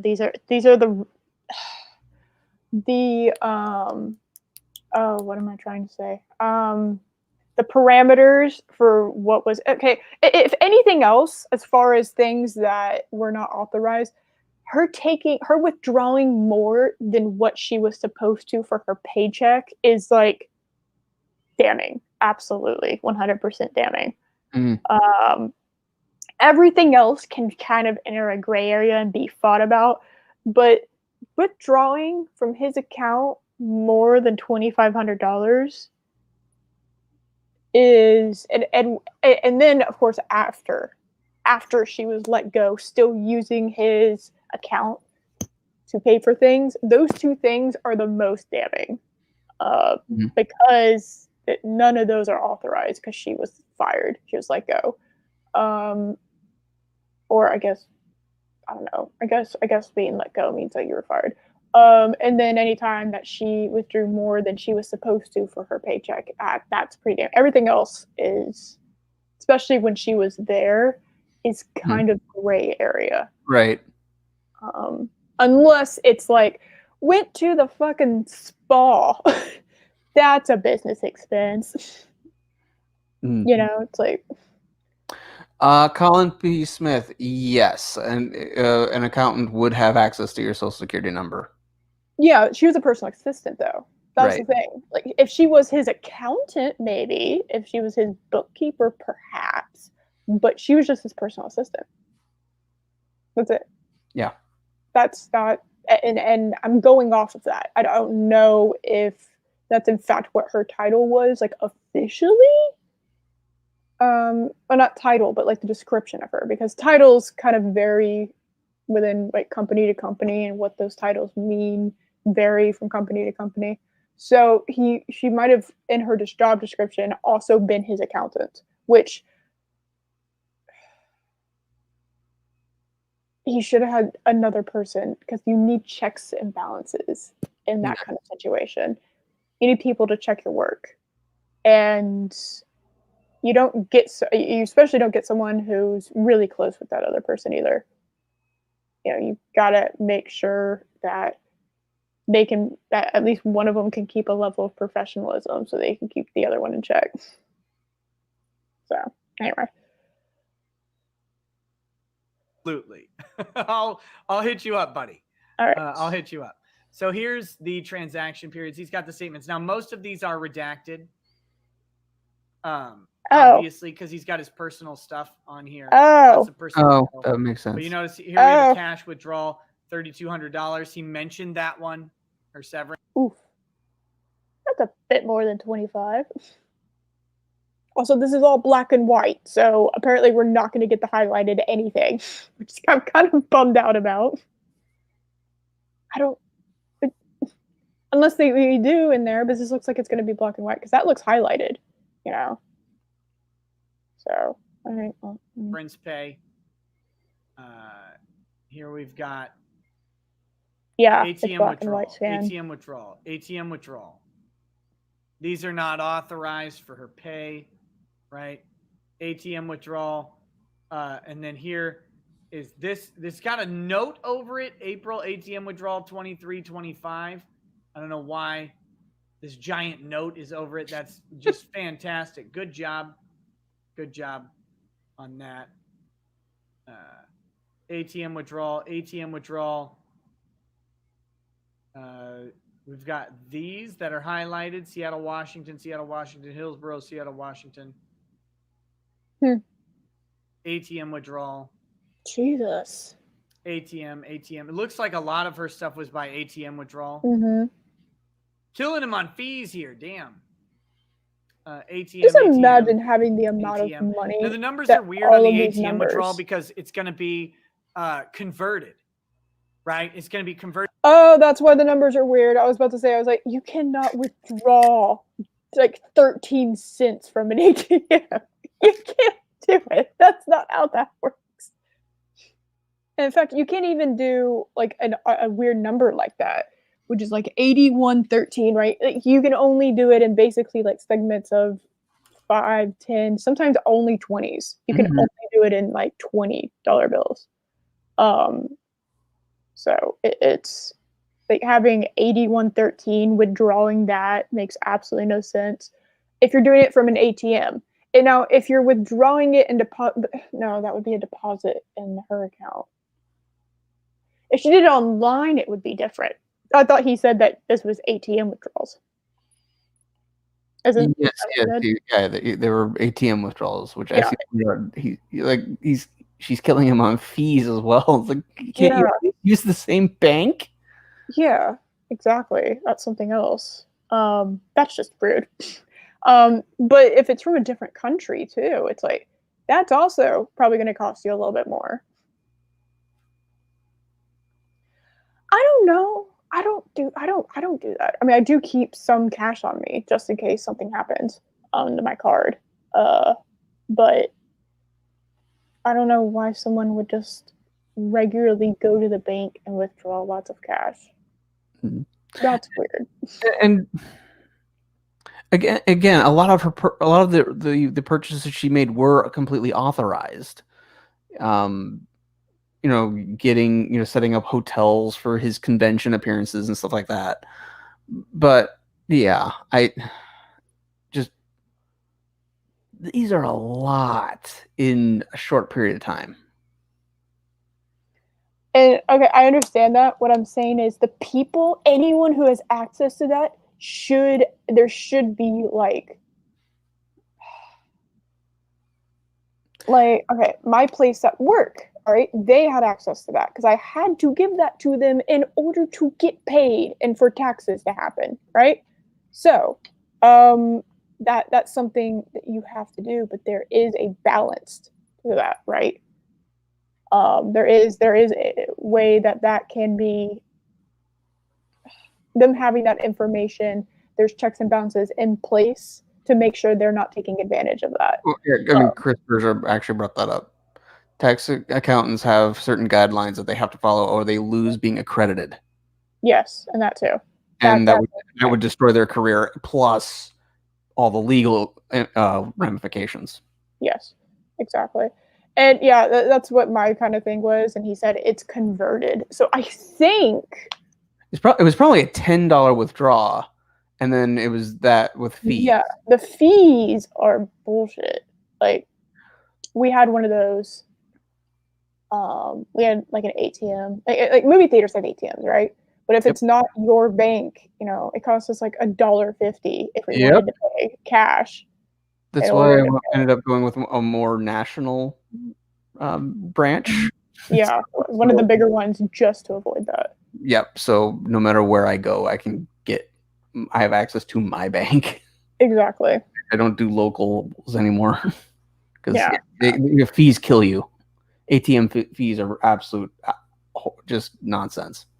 Yeah, and Colin actually brings up a good point. That one I didn't really think about. There's a cap, so she couldn't do all of this at once. What's going on in Canada? Chris, explain yourself. What? Am I missing a comment? Well, no, because she's from Canada. Oh. So, Chris, it's your fault. Do Canadian ATMs allow for huge withdrawals like this? Because no ATM I know of does that much. You can. It depends on the ATM, and it also depends. I think you can have caps on your account, and if he is that wealthy, which I'm kind of assuming he is at this point, it would make sense that his cap would be higher, right? So these were probably all under his cap of like an alert system to let him know that someone is making unauthorized purchases. And then it depends on the ATM. So if he has but there was some in there. I said it's over 1,000. So I don't know. Were those ATM withdrawals, or were they bank withdrawals? She's withdrawing from his bank and putting it into her bank. She's making like a transfer. That's what I was saying. Is like that would make sense. How do you have like this? How do you have these weird numbers? It's like, oh, it's like a conversion of money. It's like, oh, and then also like the fees, but. Like, how often do people go to the ATM? Like, most of the time they'll end up just giving the money, transferring the money and depositing the money online. That's usually how that ends up happening. There's different methods and different ways that you can do that, especially in the modern age. I don't know what it was. I don't remember what it was like in 2015 when it came to financial stuff like that. But yeah, come to think of it, I actually rarely go to an ATM now. It's like if I need cash, I'll usually make a purchase somewhere and do a cash back. Yeah, exactly. No, I do that all the time. Yeah, exactly. Whenever that's required, it's so much easier. Just like I'm at the grocery store. I have like $2 in my wallet, or not wallet, my purse. I I would like to have like, have like at least $20 on me. Let's like try to just put in for the cash back instead of going and making a whole nother stop at the bank. Colin, yes. At least most ATMs are capable of doing a transfer. I only transfer my stuff online. I guess I never thought about it as transferring it at an ATM. But then again, I mean, if she's taking it out of Bill's account and then presumably putting it in her account, I don't know of an ATM that's capable of doing that. Yeah. You can usually transfer from like, your checking to like your savings or something like that, but I don't think they specified. Yeah. Oh, hold on a second. So Alicia is withdrawing funds on his credit card, and then you can bypass the limits that are capped with a checking account. Maybe. That could be it too. But it sounded like she was using like her credit card to get money because she did have her own credit card to get. That's how she did it. Well, I mean, and she was supposed to be, paying herself. So. Yeah, probably didn't even like flinch at the amount. Yeah. This is crazy. Converted to Canadian currency, which is why we're going to get converted to Canadian currency. US dollar amounts on this. Okay, cool. Okay, we got that answer at least. Okay. March ATM withdrawal. Here we go. Mark that down. 2,300. Okay, so the reason why these notes are on there, I just figured it out. The reason why the notes are on there is because that's how much in US dollars, I think, she did. I think he was. Probably. Yeah. I think that's what it was. I think maybe it was what she overall took out of the account. 2,500. Like a 2,500 Canadian, do you think? That's what it meant? Instead, I don't know what the conversion rate is. In fact, you know what? I'm going to do it right now. Canadian to American dollars. All right, so 2,500 Canadian, never mind. That is 1878. Oh, they have really bad inflation. Wow. Canada. I mean, I knew the US dollar was worth a little more, but I didn't realize it was that much more. Yeah, I thought that was going to explain that. Never mind. All right, that didn't explain it at all. But then again, the British pound, destroys us. So we don't speak about that. We're the greatest thing ever. Colin's money is worth a lot more than ours. Shh! Don't let them know. Oh my god. 46.56 ATM withdrawal there. 800 right before it. 800 here, 800 here. These are February ones. Okay, so those were fees. Those are ATM withdrawals. The February ATM withdrawal, 2128.08. Another 163 in February. These at the end of January. 400, 400, 800. Man, where were these ATM withdrawals? Wouldn't it be great if they were at like a casino or something? 163, 405, 405, 800. These are pretty consistent amounts. Yeah. That 800 amount's pretty dead on. Just dumping money. Yeah. January ATM withdrawal. Reminder that she was increased to 2,000 a month at some point, but right. Increased to 2,500. So I'm not. Her base was 2, and then it went to 800 25. again. Right. In December. Look at that. Just an extra $1,600 a month, though. Just an extra $1,600 a month that she's taking. Yeah. That's fine. That's only adding 70% to your income. Yeah. Right? That's Good job. Yeah, I'd like to have an Good extra job. Okay, I'm not going to sit here $1,600. and dwell I'd love on a this. 70% raise.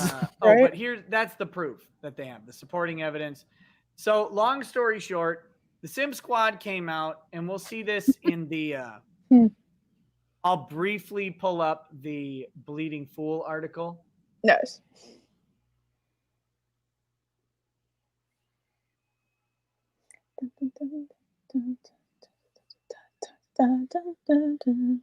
They've got a little bit more on the Simpsper network. Just, here we go. The Sims. Yeah. I accepted your cookies.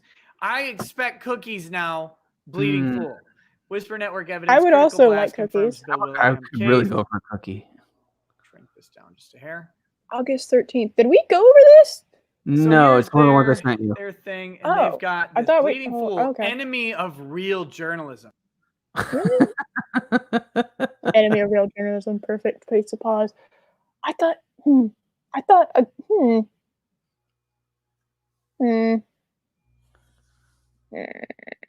sorry. I didn't realize you sent this one to me.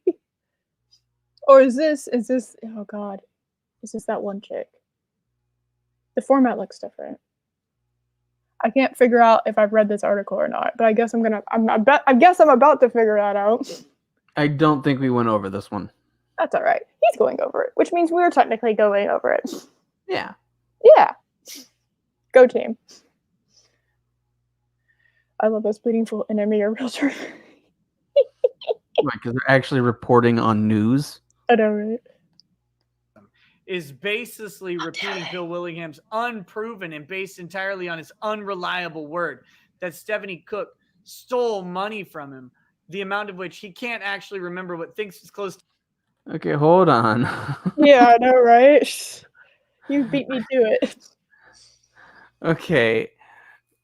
Based entirely on Bill Willingham's unreliable word, what makes Stephanie Crooks reliable then? You're not providing evidence on that. Women. Oh, I forgot that part. You're right. That is very important. That is a key factor. Her gender is an absolute 100% key factor in whether or not she's correct. Whether or not she is a reliable source. Don't you know this? Come on. I'm sorry. I forgot about the power of women. Yes. Never, ever forget the power of the women. Hey, Derek. Hey. What's up? When was this? August 9, 2020. Yeah, it was a little bit more apparently than 3,000. And I think that number is probably going to keep growing because apparently they're not even remotely done investigating yet. Mm-hmm. So, oh God, don't bring candy corn discussion into my chat. By the way, candy corn is gross. I'm team anti-candy corn.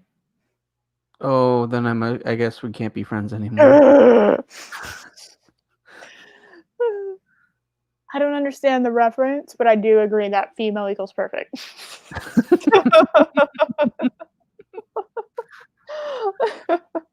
Yeah, thank you. Oh, okay.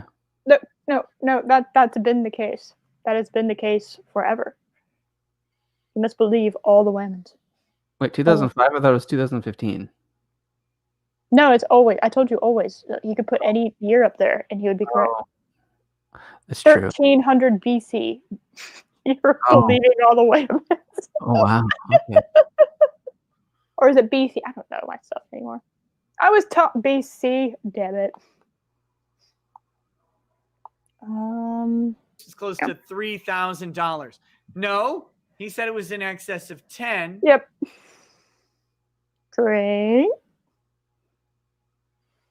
In excess of 10. Mm-hmm. In excess of 10,000. Do law enforcement agencies take reports and leave them open based on oral claims only? Yes, you idiot. Of course they do. No. Oh, actually, hold on a second. Was she? I like studying. Serial killers are pretty fascinating. That was a career path. Becoming a profiler for the FBI was a career path I was really, really considering. And so I really looked into a bunch of serial killers, so I thought that was pretty interesting. Totally not at all influenced by Silence of the Lambs in the slightest. But I didn't know. Oh, do you like that movie?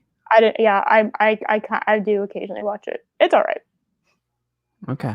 I've not made it public in any way, shape, or form. Definitely not a stream on Loki's channel where you can hear me fangirling the entire time about it. Nope. I'm gonna have to look it up now. All right. 2005 is a year space-time crash and when Oh, that's right. I forgot that. That is true. I forgot Is that the year Bree was born?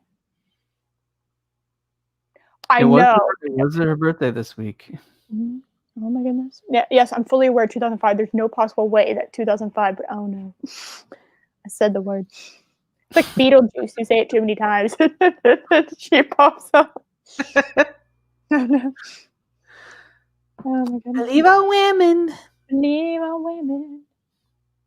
I still like this one. It's like she's trying so hard to look tough. Like, rah, I am woman. Hear me more. All right. Back to the video. Time to get serious, obviously. There's no joking around here. Write a letter to a law enforcement agency. Yeah, they do. All the time. All the time. Look, you call in a report. It's an oral complaint. Of course they take it. Yeah, they do. Leave it open until they can investigate it and close it. You know, okay, I hate to break this news. There is a phone number that you can use to call law enforcement and other emergency services. What? This is pretty brand new. Does anyone else know about this? Yeah, it's been kept pretty much on the down low. I know not a whole lot of people. Not a whole lot of people know about this. There's a phone number. It's called. It is 911. And at any point, at any time, you can call it and talk to make a complaint to, like, the fire department, EMS, police officer.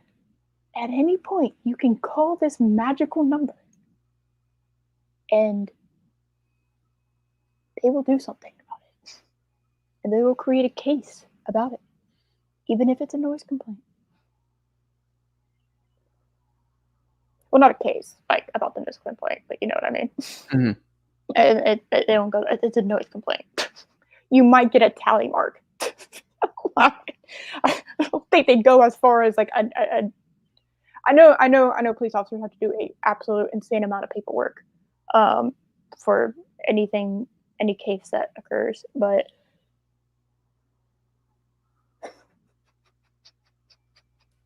damn it, Colin. Yeah, y'all write it backwards. I'm just letting you know. Y'all drive on the wrong side of the road. You're backwards. Your dates are backwards. You use, like, this is why we rebelled. People think it's because of not representing us in for taxes, but no, it was because you Brits are just weird. You write dates incorrectly. You drive on the wrong side of the road, and then you just drink too much tea. I'm saying it. I am breaking the news to y'all. Y'all drink too much tea. That's what the Boston Tea Party was really all about. Yeah, we were just trying to help y'all because y'all are addicted to tea, and we're just trying to get a whole country off of their addiction. It was an intervention.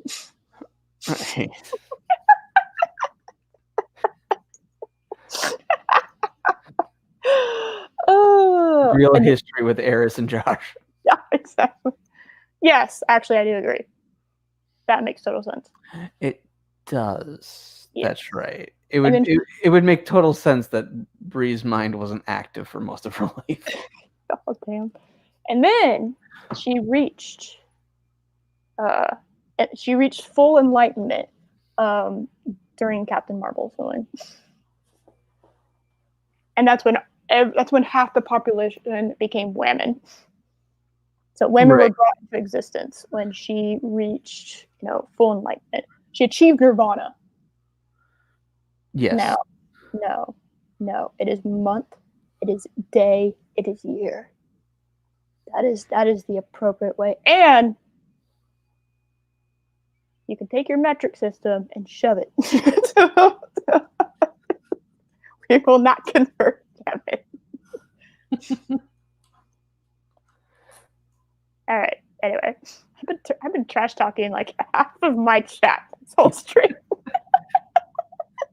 I love y'all. Y'all are so funny. Oh my god. Drink. Is he taking like a sip of whiskey and then like doing a chaser of Dr. Pepper cream soda? This is basic stuff, but I guess it benefits people to not think through what they're saying, right? Let me hit. There's a couple chats that came in. I love it when people don't. We've got. Oh, he's hitting a couple Michael chats. Wheeler says, "Hey Nick, not Mike Wheeler though, not Mike and Mindy Wheeler, right? Hey Nick, fully agreed on the opinion on Ralph.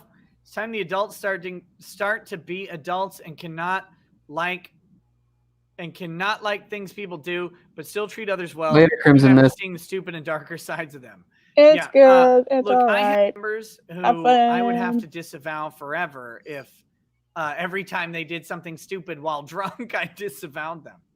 Bad Vibes says, how does a criminal charge affect visa and immigration for Crook? That's a good question. I don't know the answer offhand. I'd have to look into that. What? I'd have to look into that. I was hoping he'd know that. Yeah. I'll see if I can answer that. Please DM it to me. That's wait. Yeah, DM it to me anyway. So I remember that question. That's a good one. All right. Back to here. God, how do people do it with just 2 monitors? I need 40 monitors. Wait. I need the swordfish array. Wait. My dude, we are doing this with 1 laptop each. We have 2 screens combined. Yes. Take that, Nick. I'm doing this weird thing called split screen. I have a whole separate tab, like a whole separate window for the watch together that I'm keeping behind my StreamYard so that I can keep an eye on the chat. Because I do like giving the chat proper attention. And then, anytime I want to pause, I then go to that tab or that window in order to pause it. And half the time, it flings the window across my screen. I don't know why, but it does.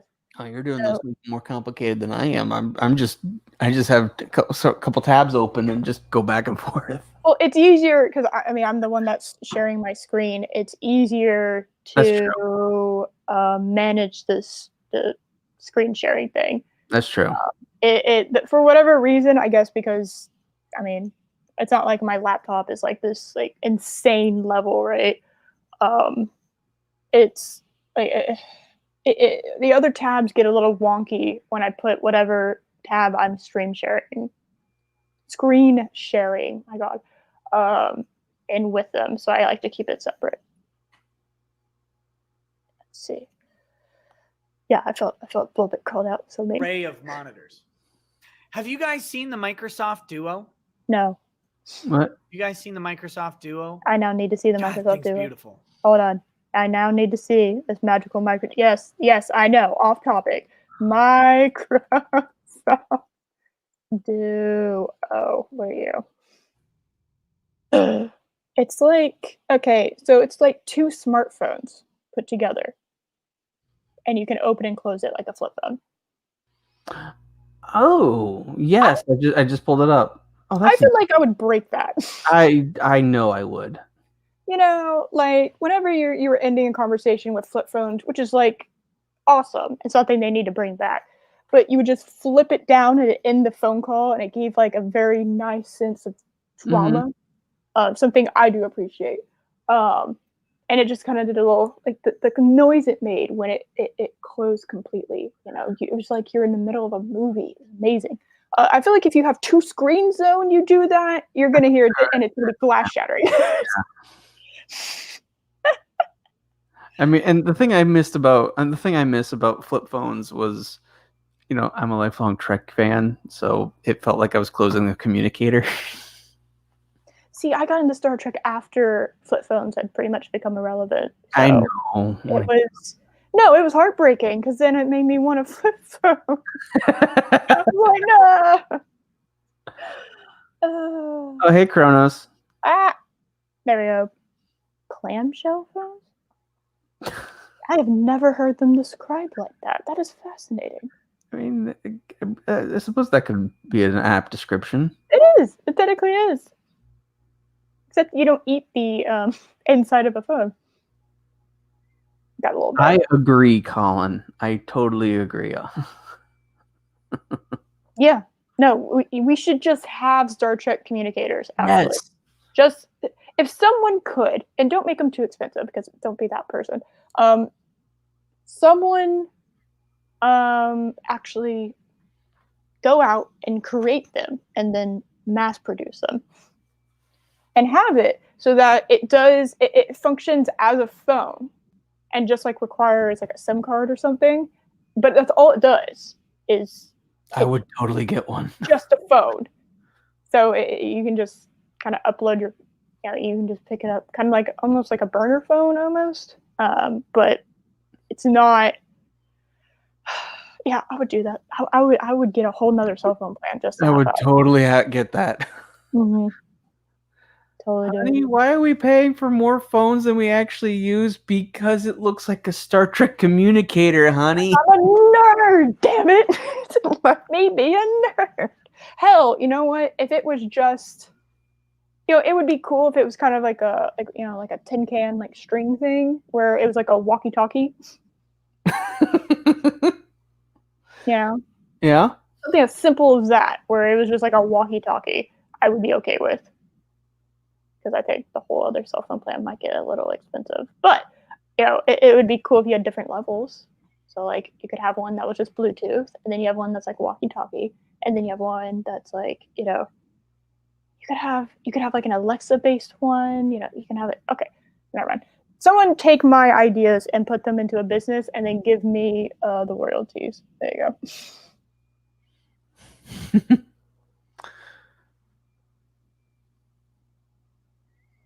Tell the story of being amused when people saw him using an early flip phone, laughing until they realized what it looked like. Oh, it did. It was inspired by Star Trek communicator. Oh, absolutely was. Yeah. So, and then Uhura's little, communicator thing was what inspired the original Bluetooth until they started making Bluetooth pretty much everything. Yep. Bluetooth suddenly became like the catch-up of like the audio community. Suddenly Bluetooth was just attached to literally everything. Mm-hmm. And I want to get a Bluetooth device that looks just like the giant metal thing that Uhura always had in her ear. That, and then I also want to get one of that one Doctor Who episode where like that's how like the Cybermen took over you. It was the Tenet episode in Doctor Who. Where the Cyberman, where like Martha's cousin. Yeah. That's right. Okay, it took me a while to remember that one, but yes. There we go. Come on, people. Okay. I know there's a lot of nerds in like the STEM areas. Come on, guys. We can do this. Stop with your, dark matter research and your physics. Forget trying to solve world hunger. I want a flip phone that looks like a Star Trek communicator. Damn it. There we go. All right. Anyway. Oh. Mythos. What's up, man? You're broke as hell. You missed super chatting, but I guess I need to talk on Twitch with you. Tag me. What's up, man? That's a mood. What's going on? Lady Rackets is here sending me messages all day. Okay, anyway. Thank you. Back to this. He does also have to tend to his chat. So we've got this. Didn't realize Willingham claimed that. Weird that he can't remember, but somehow has a number in mind. It's actually not weird. No, it's not. Oh, When you're dealing with the None kind of of these people have any money. And they certainly don't have people who steal. Shit. All right. I was just shot across the bow. Oh my god. I mean, he's not wrong. Yeah. I do find it odd that these people keep catering to these people who will not benefit their business in any way, shape, or form. Like from a strictly like logical business like point of view, it makes there's no sense in catering to people who do not give you money. There is no benefit whatsoever in that. You know, it makes me start wondering. It's like, okay, where's your marketing and accounting and like sales people, and how are they not like just complaining to you daily that you're like taking the advice of people who don't want to spend money and have no desire to spend money and will never spend money on you and don't have money to spend. Yeah, That's like, the other thing. I'm not trying to be, cold. It's just like in the business world, you cater to the customers that make you that give you money because literally you cannot have a business unless you have money coming in. That's why there's a common phrase like the only color that matters is green, because that's true. It's like so in my opinion, it makes no sense to sacrifice what will keep your business going for an ideology that wants to even not just not give you money, but wants to destroy the way in which you even have that money to begin with. Yes. It makes no sense to me whatsoever. I just don't get it. And by catering to them, you're then giving them power. So then they'll complain about the fact that they have so much power, but the only reason they have power is because you have given them the power that you're complaining about. So all they have to do is tell them to fuck off. And that solves everything. Well, I mean, it's like the whole the growing argument that we need to change Lord of the Rings because Tolkien was racist without any actual proof because black people are orcs. Okay, literally at no point was I ever just like, I saw an orc while watching Lord of the Rings and was like, yo, it's a black person. I know. It's like if you see an orc and think that's a black person. No, I think it's an orc. If you see an orc, you're seeing a monster and you think that's a black person, the filmmakers aren't the racist ones. Yeah, that just means that you have a preconceived notion that black people are not even human. Like that's what you're telling me by telling me that orcs are black people. No, when I see an orc, I think of, hey, look, it's a monster that has enough that is basically very Klingon-like.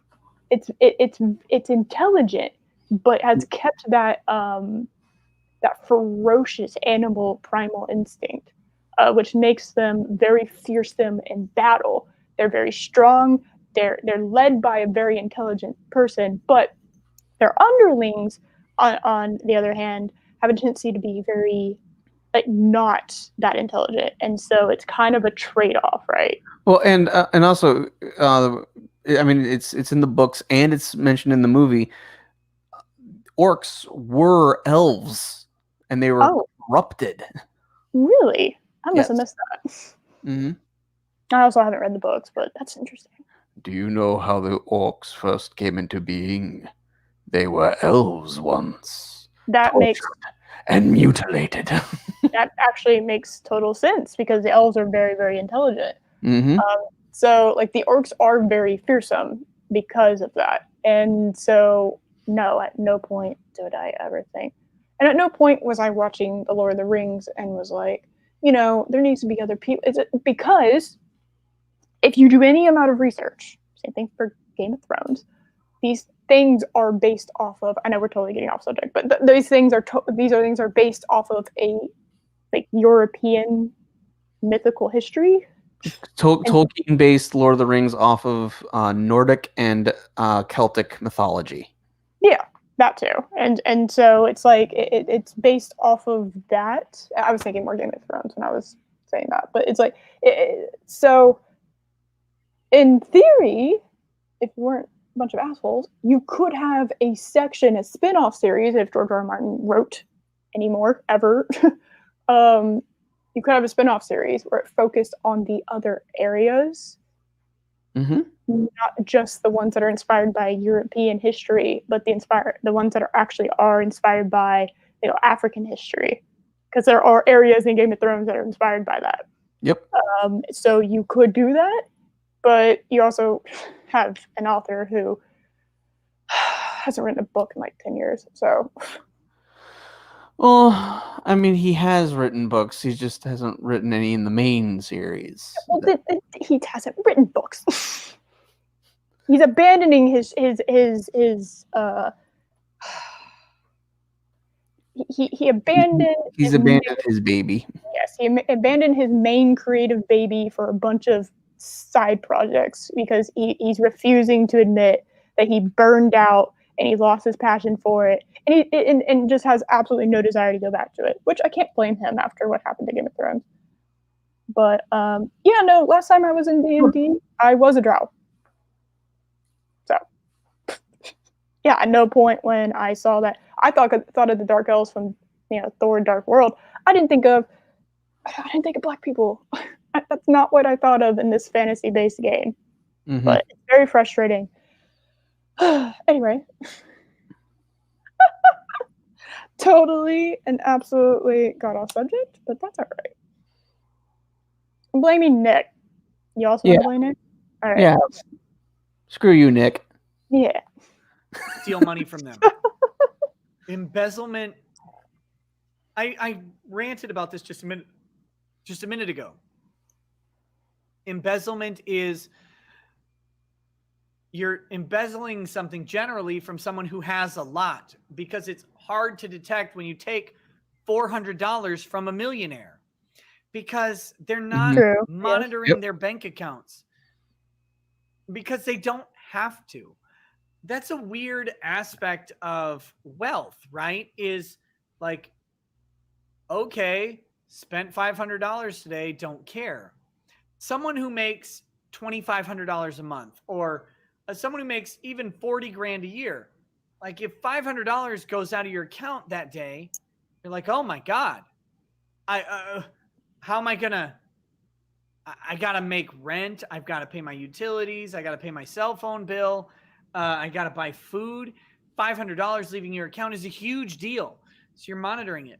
Someone with, $200,000 in a bank account isn't going to notice $400 missing. Yep. Bill Williams says he doesn't use credit at all. He's entirely cash based, which means that he's probably got a significant balance in his account. We can infer that from his words. He doesn't care if $400 goes missing. I mean, he cares. Quick question. Is this is my stream getting a little weird for you too? Where it's pausing? I was watching on Watch Together. I was watching on Watch Together. Yeah. Is it getting... Hold on. I was trying to figure out... Well, I was going to ask chat. Is that... Well, should I care about the so-called... I don't... If you like his content, you can care. I guess. I don't know. I'm not going to tell you who to care about and not care about. I mean, it is looking a little... It is looking kind of grainy on YouTube. Well, for some reason, the quality is pretty low. But it's like, oh, hey, Darth Haster, what's up? It's just, my computer, my computer's fans are like full blast. So I'm hoping I've kind of lifted it up off of where I had it.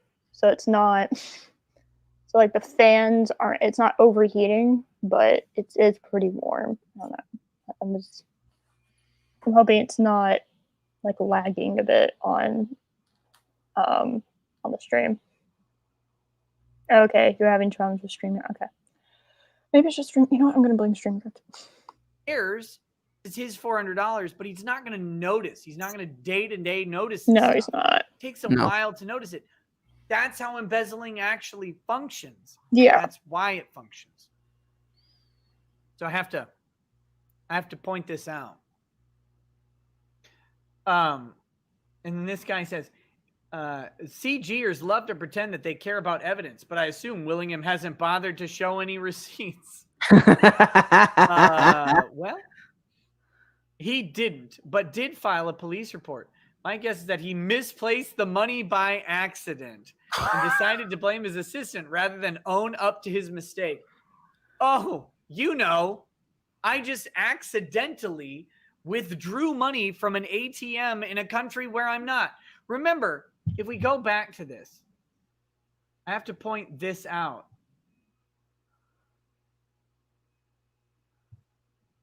International fee. Yep. There are international ATM fees here. So unless Willingham was out of the country, it's pretty easy to show who's withdrawing the money.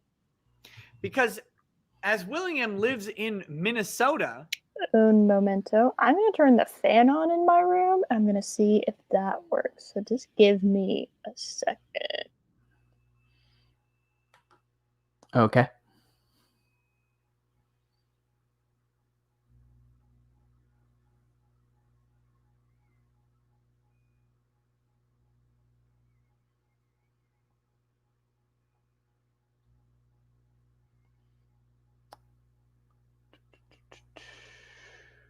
I have returned. Hopefully that'll cool things down a little bit more. I don't know. I don't know if like I had it at a low quality when I initially popped it in to watch together. I don't know because it's I don't know. I'm just hoping y'all can read it and y'all can like see like what it says and whatnot. So. I mean, I'm looking at it on YouTube. It's a little blurry, but it is legible. Okay. All right. Because I'm going to have to look into that next time. I do something like this. All right. You ready?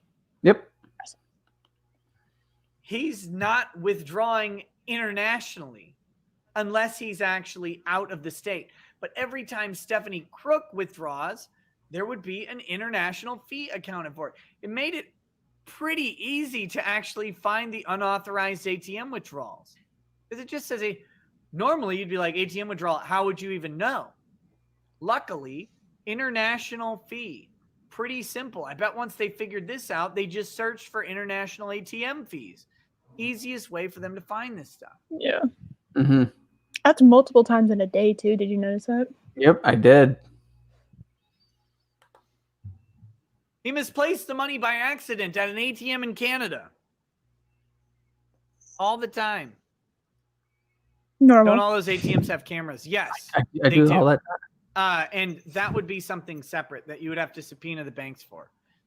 All of those transactions probably can tell you exactly which ATM was used at what time specifically as well. Probably. If you actually wanted to look into it and contact the bank. The problem with the Minnesota police is that they don't have, if Stephanie's in Canada, they can't do anything about her crime. Except they can't charge her. Fellow comics you'd and have to make it federal. Blast ran with the story also, and they too began to see several more well-known comic book creators on Twitter piling to push back on the news. Hold on. You have to have a way. There's no possible way that you can just escape justice by leaving the country. Especially to one of our allies countries. Canada's technically an ally. True. I'm sure we have an extradition treaty with Canada, but I don't know how that works right now with everything with the world as it is right now. Well, if I was them, then I think this is what they're doing, is just compile all the evidence at this point, but I think it will have to become a federal case. I don't see how it could not. Mm-hmm. You know? Yeah, because Minnesota does not have the authority to, extradite someone back to Minnesota for, from a different country. Right. But federal case, yes. But only a federal judge could then order or request that she be extradited. But I don't know if embezzlement would be enough of a charge in Canada to allow Canada to send her back. That I don't know. Not 100% sure on that either. Here's Richard Pace's simp tweet that we saw earlier. Here's his response. The defamation suit over this would be pretty devastating to someone who is unable to actually detail what happened beyond his apparent paranoid assumptions. All right, that's bad. First of all, making a police report that's actually defamation. Isn't defamatory. Pretty sure. It's not defamatory unless you make the police report and then publicize it to try and harm someone. That would be defamatory. Yeah. But generally speaking, making an official report is not defamatory. No, that's just proper procedure. If a report had been filed and were to be produced, that'd be a value. That's a pretty big if for something that hasn't happened. But they mentioned that it did happen. Whoops. This is the thing that they're ignoring. Richard Pace, Mr. Gordon's, Nick Pierce, maybe Mr. Gordon's is just playing devil's advocate. I don't know this guy. And Decoy Robot Leia all have a problem. They believed automatically that Bleeding Fool was lying in their article when they mentioned that Bill Willingham said he filed a police report. Yeah. Yep. Or they assumed Bill was lying. They had to assume a lie to get to their conclusion that it couldn't have happened in this way. They must necessarily assume the lie to hold their position. And that is what makes them look like fools.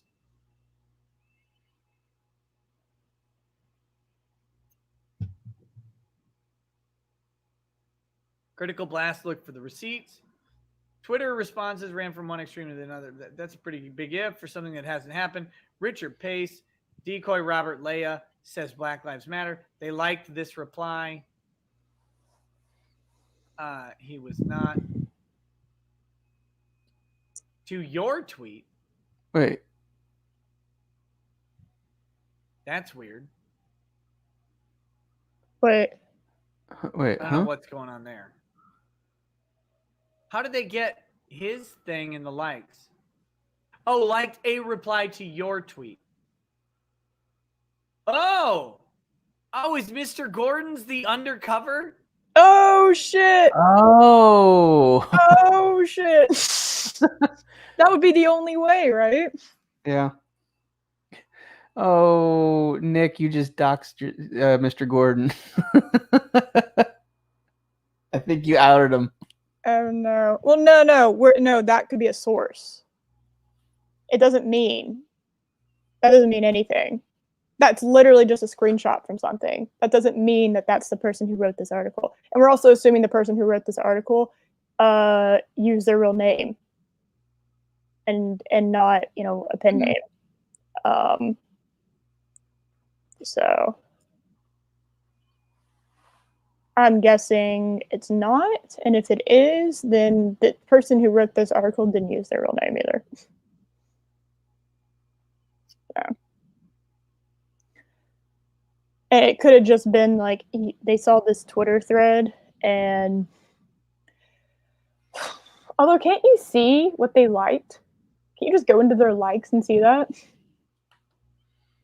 What they liked anyway? I believe so. I don't know. I don't know why they did. I don't know.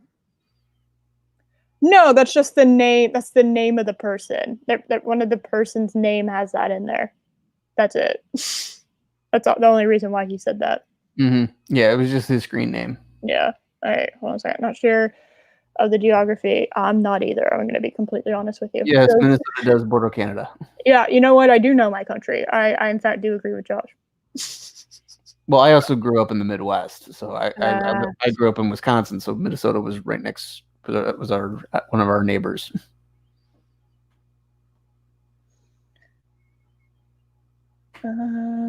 Oh, Chris, did you just discover you can use a fake name on the internet? Wow.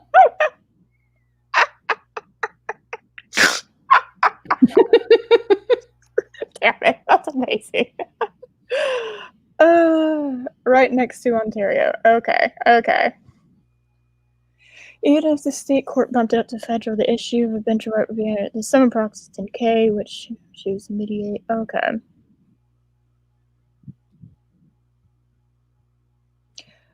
So basically, she can't return to America. That's what you're saying. Because if they did, they'd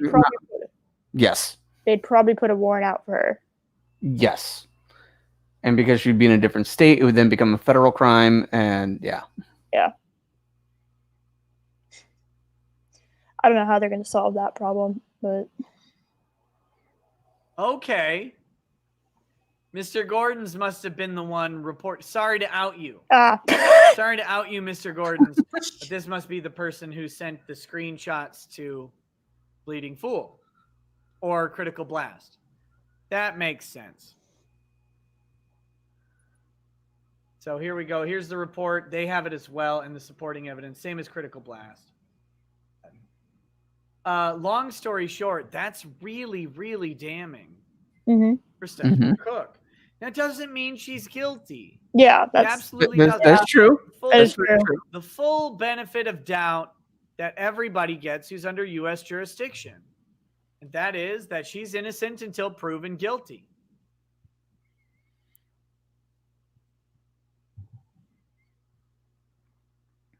She's innocent until proven guilty. However, the allegations are truthful allegations. So whether or not she actually stole the money, her defense would be, like, because it's pretty obvious that she withdrew the money or someone stole her debit card and was withdrawing money, also stealing her PIN. That's possible. Those are defenses she would raise. I didn't steal the money. That person did. Well, then wouldn't she be aware authorized that to make this someone transaction? was doing... Here's my authorization, or here's why I thought it... Excuse me. Here's why I thought it was authorized. These are defenses she could raise. The main defense is a Shaggy defense. It wasn't me, right? Like, you got to do that.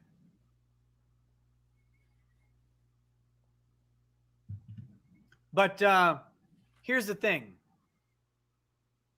It looks like Stephanie Cook stole a bunch of money from a comics guy, and you chumps are simping for her because she has a vagina. And that's embarrassing. That is super embarrassing.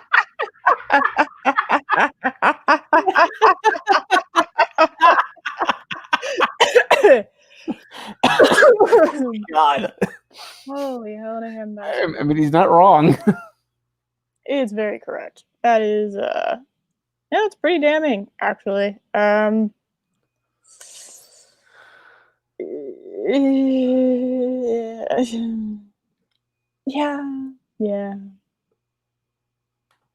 They want to get laid, and it's like, you know what? Like, get it, but like...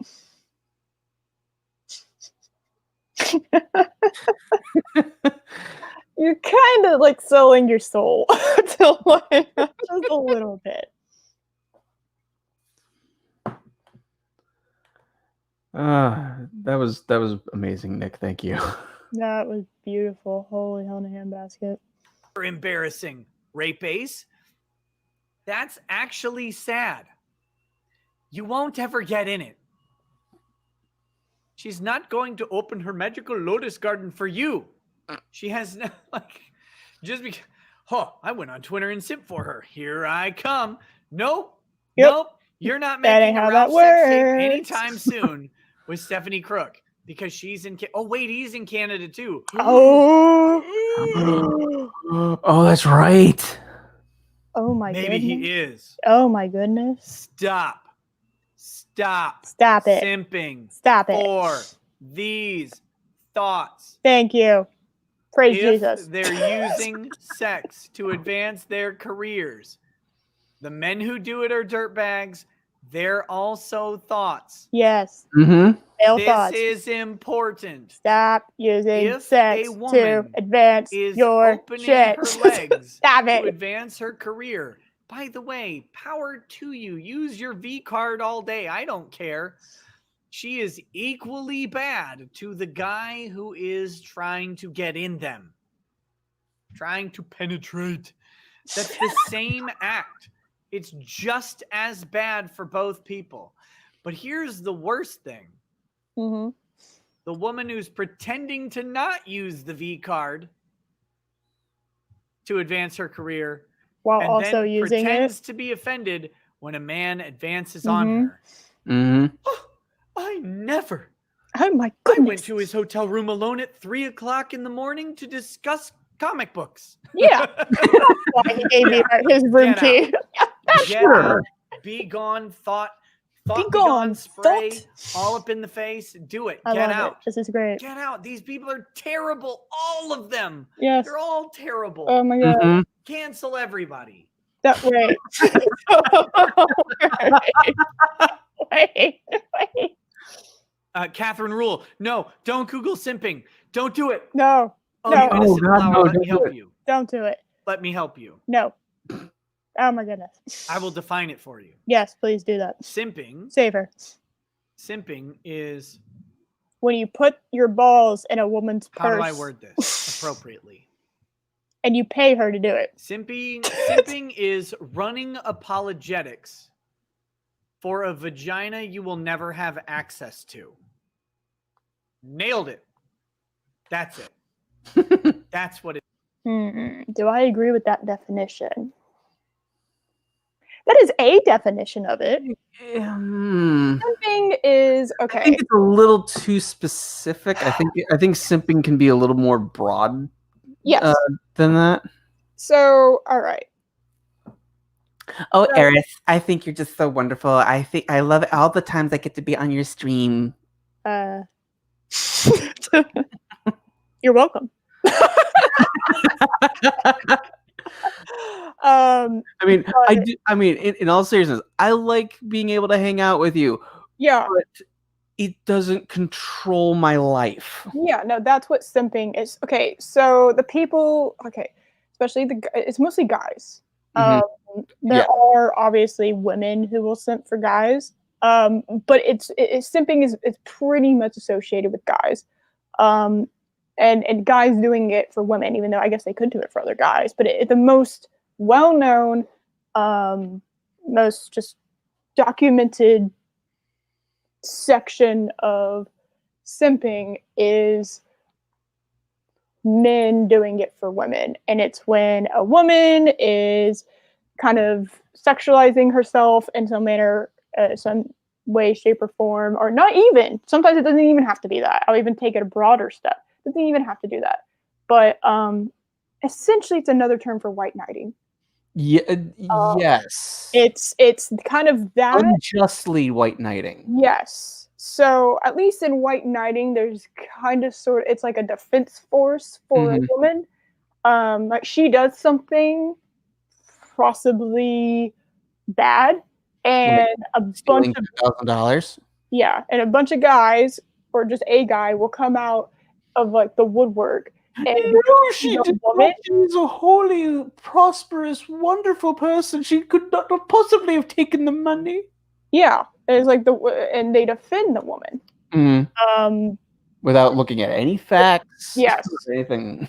Because she is woman, she has to be correct. And the only reason they do it is because they want attention from her and they want sex from her. Those are the two things, generally speaking. And they're not, and sometimes it's just the attention. Sometimes they're just looking for sex. Sometimes it's both. That is kind of what simping is, or that's kind of like what white knighting is. And simping is basically that, but it does lean a little bit more on it's more specifically kind of aimed at like being almost apologetic and defending it. So it's kind of more the apologetic side, like he was talking about, but it does also equal the defense thing. So it's white knighting and simping are kind of two sides of the same coin. They're basically the same thing. There's just a smidgen of differences. A white knight kind of fell out as a term, and I guess just in kind of slang language. So simp kind of rebirthed it, and there's been other things like like cuck and a few other ones that I can't think off the top of my head, but that's kind of what it is. Soy boy. Yeah. Other things that have basically that kind of attitude towards it. And like it's kind of what the male feminists do too. I'm not talking God, yes. actual male feminists that are actually just egalitarians. But we're talking about the ones that like the nice guys of the internet, right? Let me tip my fedora. I'm going to hold the door open for you. And because you didn't give me sex because I opened this door for you, you are now this awful bitch.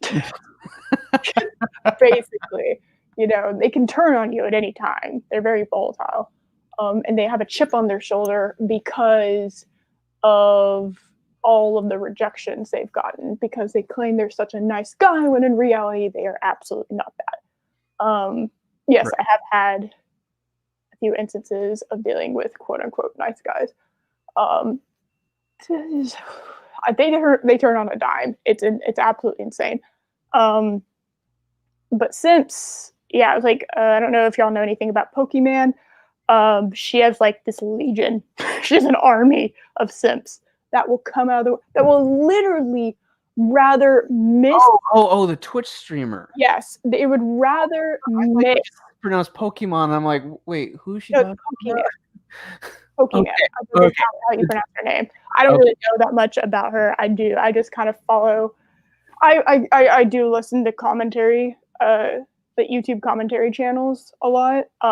So, or at least I used to for a long time. Kind of generally getting back into them now, but I come across these names. I don't go and watch their content, but I kind of come across their names. Pokemon has like a legion. She's one of the most well-known ones. She has like this huge army of like guys that would rather not pay their rent, their bills, their taxes. They would rather not do that and give all of their money to her for like the briefest, just the most basic level of interaction with her, hoping and praying for that. That is like true simp, right? Colin P. Smith brings up an excellent point. Simping is apparently fine, but those brought up to be gentlemen are yeah, I know, right? Mm-hmm. Men who just I don't even know how to describe it. It's almost like you have to see it in order to fully understand. Like find a Twitch IRL streamer, one that I have to. No, hold on. One that does like one of those like fucking squats for subs. Just like over sexualizing their content to like an insane degree, and yet somehow not getting kicked off Twitch. Even though they violate all the rules and guidelines, yeah. Exactly. So find one of them, find their Twitter account, and then watch. Like, just find a tweet and just look at the replies. Mm-hmm. You will see then what I'm talking about. Like, we are talking like they sell their soul, they sell everything, all their dignity, just for the hopes that these women will like just say thank you, just like their tweets, just give them an acknowledgement. That's what we're talking tiniest bit of recognition is what they're desperate for, because they have no life outside of watching this one Twitch streamer. Yeah, no guy in my chat that would do that. So thank God. we're talking that. Like it is obsessive. It is creepy. It is like almost stalker level. It's dangerous, and that's what we're talking about when we're talking about simping. It's just another method for, because these are kind of like, I hate to use and these streamers are also 100% aware of what they're doing. Oh yes, no, this is not like was it Pokimane that sold her bath water? No, that was what was her name? Pink hair. That's the cross-eyed. That's it. That bitch. What was it? Belle Delphine. Belle Delphine, is that her name? I think so. Yeah, no, she literally created a product that was her. Apparently, it wasn't. They actually found out it wasn't. But her quote-unquote bath water, like her used bath water, and she sold it for people to have for thousands of dollars. For thousands of dollars, and it sold out. Welcome to the fucking internet. Anybody who says that women don't get a fair like rap on the internet, go to a Twitch thought channel and tell me that they don't. Philadelphia. Thank you. Yep, that's what I was right. All right. Okay, yeah. Yeah. Eris, all you have to do is just sacrifice your complete self-respect, and you could be like the biggest Twitch streamer there is. Isn't that worth it? No. Yeah. I'd rather be valued for my mind, personally.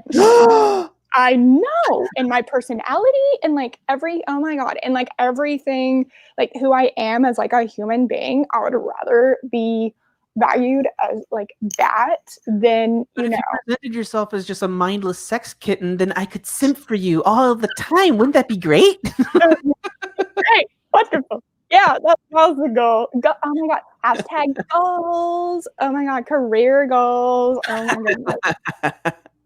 Yeah, my wife might have something to say about that. Yeah, please don't. No. Yeah, no.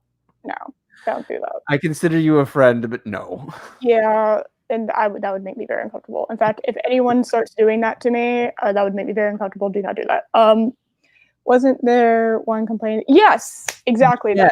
That's the one that kind of came to my mind. Able to pay, or even suggesting. Yeah, they were literally saying that they would like rather not pay like basic levels of like human necessity, which is like getting water, shelter, food, and I think, what is it? Like there's one more, I think.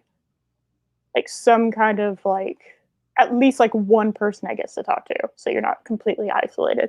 Because there's very few people who can actually handle isolation of that magnitude, which is why solitary confinement is considered almost inhumane. So Kronos is getting in on the bathwater scheme now. No, stop. You have to be okay. So what you're gonna need to do is pretend to be a woman, and you're made. I mean, that is part of the internet too, isn't it? It's really creepy. It is. So these simps, it's they don't actually, okay, and this is the worst part about the simps. They don't give a fuck about you. Really. They don't fucking care about these women. They just see them as these sex objects that, that's it. They really don't care. Like, oh God, no.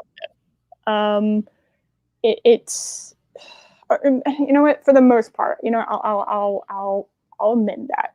Most of them do not care about them. I do assume that there are a few that really actually do genuinely care. But it's a very unhealthy kind of parasitic relationship absolutely.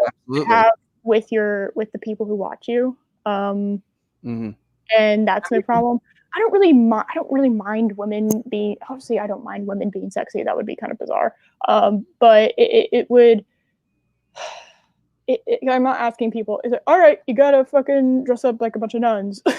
All right, we gotta get this modesty into tip-top shape, what I'm saying is like what these people do is use guys that want to be used and suck them dry. Yep. And give them just maybe a like on Twitter. Maybe like they say thank you every once in a while. Like we're not talking about people who genuinely care. They take advantage of it, and it's a very it's psychologically fascinating, but it's not a healthy relationship in any way, shape, or form to have that with like your fans, your chat, whatever you want to call them.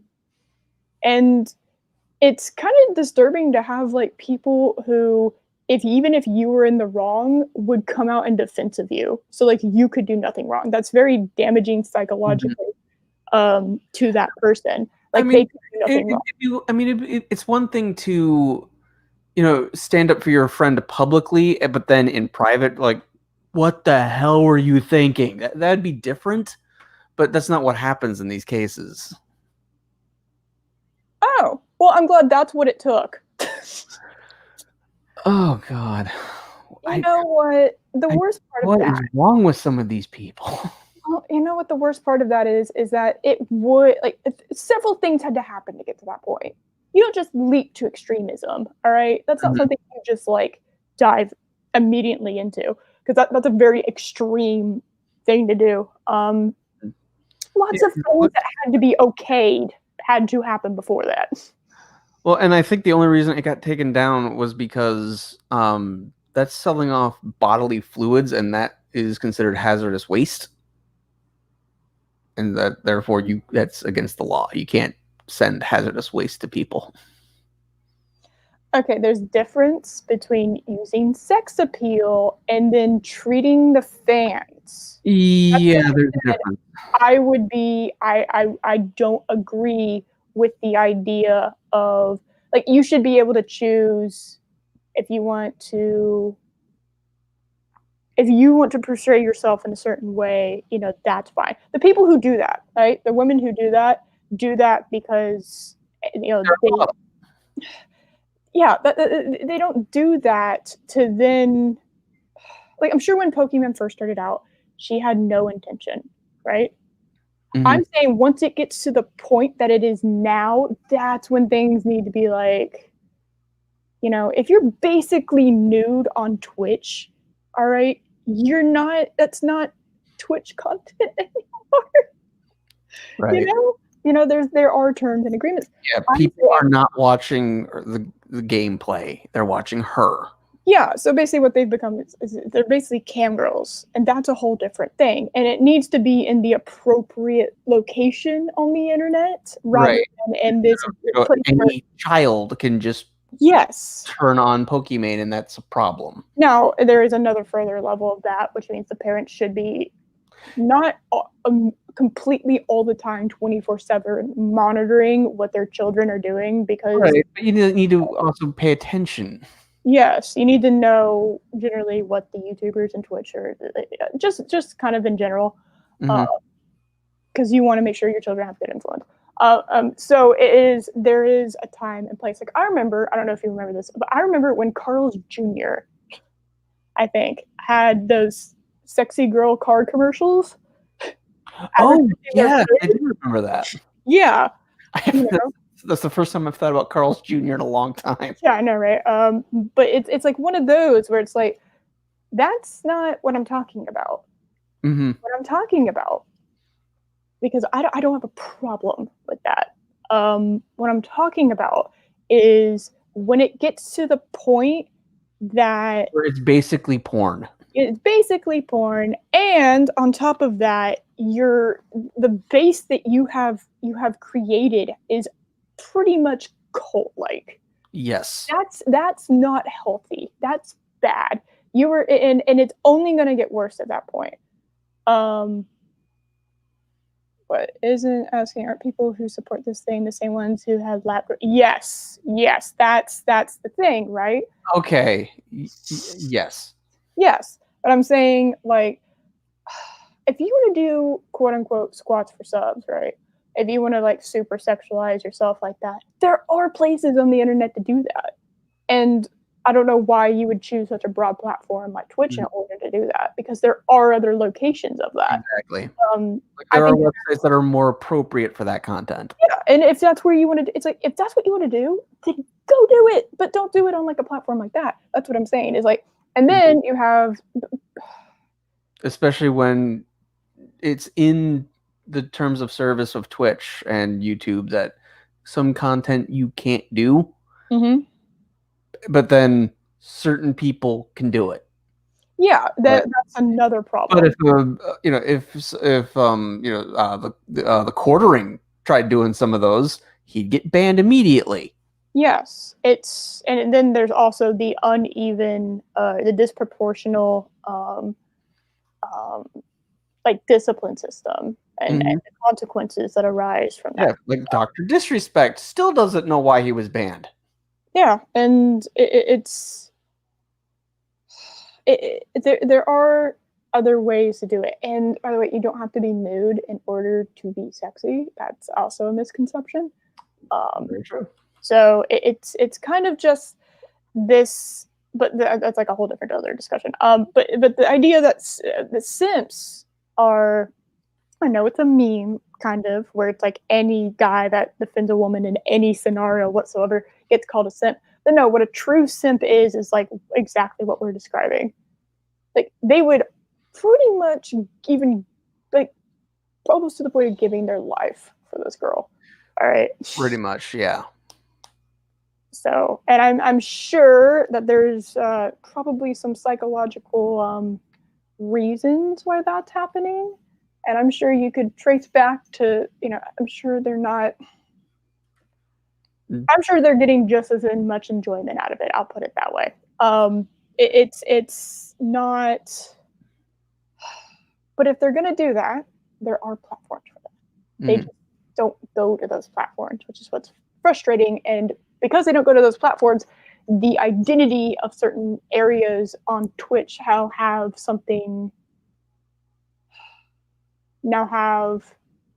taken on like a new identity because of that. So, and it's affected other streamers too, that are women and don't do that. Right. So it's kind of this problem that eventually needs to be resolved, but I don't know if it ever will.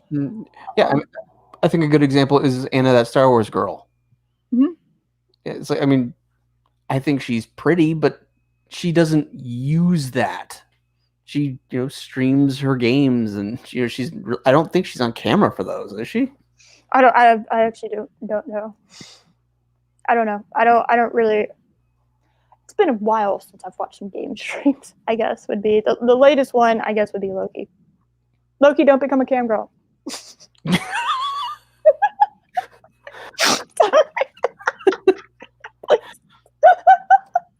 Fat Ryan Johnson or Fat Steven Seagal, if you're still out there, Photoshop that. What have I done? Oh my god. All right. Anyway, moving off from that. It's simping bad. Yeah, simping man bad. There we go. Simping isn't good. It's not good for the streamer either. Because I've said this countless times, but when all you do is give positive feedback to somebody, they can't improve, right? So if that's all the Sims do, by the way, they just tell them how great they are. So if you're just showered upon praise, you're not going to change anything because you need to have constructive criticism. Yes, so you're not helping them. Just praise is not constructive criticism. You can point out things that were good. So hey, you might want to focus more on this kind of thing. But if it's just, oh, it was so wonderful what you did, that's not helping in any way. I mean, you can tell people good job, but it's the impact too, right? So it's like if that's all you talk about, and like thousands of people are telling you that you're the greatest thing since like sliced bread and the wheel, it's like that is like the least helpful thing. And if you like send a DM or a tweet to some YouTuber or some Twitch streamer that you like, and just told them, your content got me through a difficult time in my life, and I just wanted to say thank you. That's also fine. Yeah, and even if you just tell them good job, that's fine. It's like I said, you want to know what simping is? I like the best way I could put it is just go to. I guess you could just go to Pokemon's Twitter and just look at the replies. That's all you need to know about really what simping is, because it's something you almost have to see. Like I can describe it to you all day long, but until you actually see it, it's not something that you could like really grasp what it is. Anyway, I think he's finishing up here, but I just want to make sure. That's what it is. So these guys, without question, ran out to defend Stephanie Cook. Why? Like, the story published was pretty credible on its face. On its face, the story was pretty credible. Okay? Because they mentioned Bill Willingham. They said that he filed a police report, which means you could go to Bill and say, hey, Bill, did you file this police report? You could do that. You could investigate the source, find it out.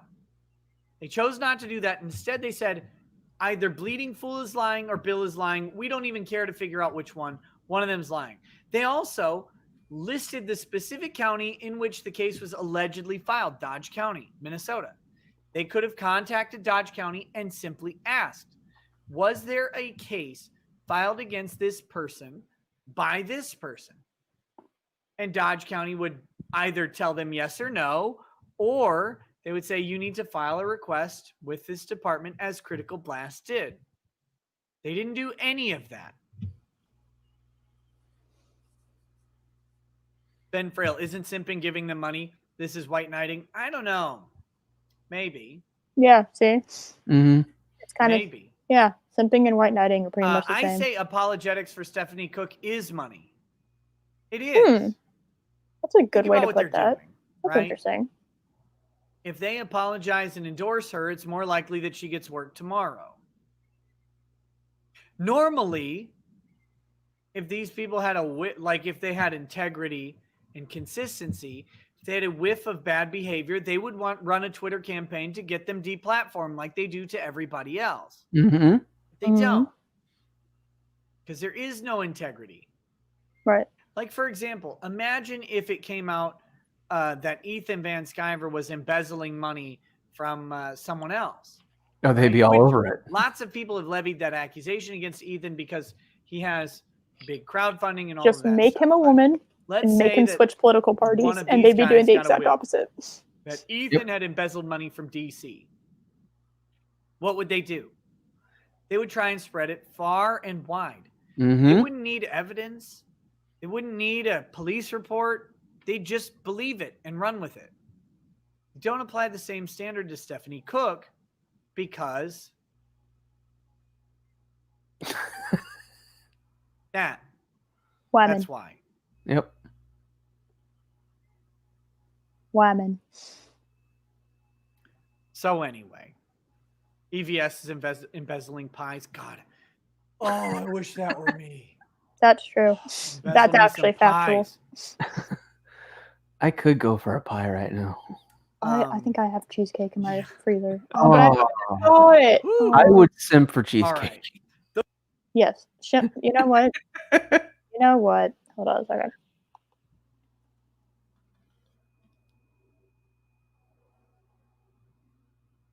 Like that. Do that. EBS needs to come out and tell the truth. His mother raised some dinner neutral because she gave him. Oh my god. I think he's pretty much done. That's kind of like. I think so. I think, yeah. I don't know. I kind of want him to go over what would be any legal ramifications. Yeah. If, should she come back to the United States, what kind of charges would she be facing, and what kind of jail time would that mean? Yeah. Let's see. Thank you. Yes. Yes. Sent for cheesecake? Always sent for cheesecake. Yes. All right. We'll watch a little bit more and see if he says anything. Yes. Yeah, he usually Those are makes the pretty clear transitions. Yeah. Main stories I have for tonight. There's more. There's a ton more. Okay. There's the Yale story. There's all sorts of stuff. But we've got a show tomorrow. We've got a show the next day. Probably. He's wrapping up. There'll be a weekend show. Wait. We're gonna do more and more. He's wrapping up, but there's like of course, 42 more minutes. I have not done a show in 3 days. That's true. Well, no. Maybe they're super chats. 5 days, right? I've not done a show in a while. Oh, that's true. He usually waits on super chats till at the end. Some more shows. All right. Let's see if he goes to super chats. And more topics to cover. So let's wrap this one up. We're gonna. Okay. Yep. That we have shifted. All right.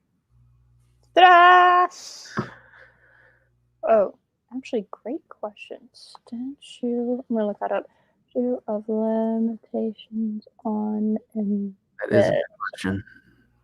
Because if she suddenly came back to the United States, 2 years after that ended, I guess she'd be fine. Well, federal statute states that no one can be prosecuted, tried, or punished for any non-capital offense unless the indictment is found or information is instituted within 5 years of the commission of the offense. So they need to get the move on. So, from the moment he pressed charges, right? I think that's what that means. Okay. I think so. All right. Oh, hey, Jesse. Hello. Yeah, notifications. Yeah. Well, it doesn't help that I haven't streamed in 2 weeks either. YouTube's just like, I don't care about you.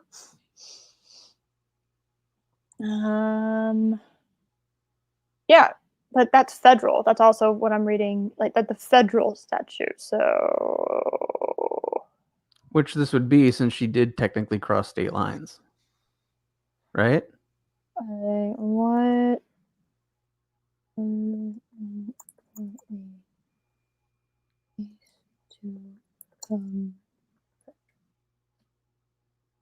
think. Federal rules for criminal cases can be. Each state has its own. So what would that be? Take for a case. So it would be Minnesota. Minnesota. That is not how you spell that word. There we go.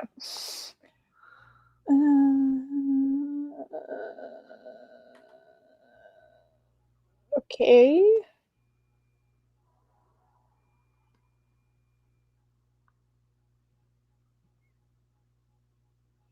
What makes an offense a federal crime? Okay. This is a really badly laid out thing.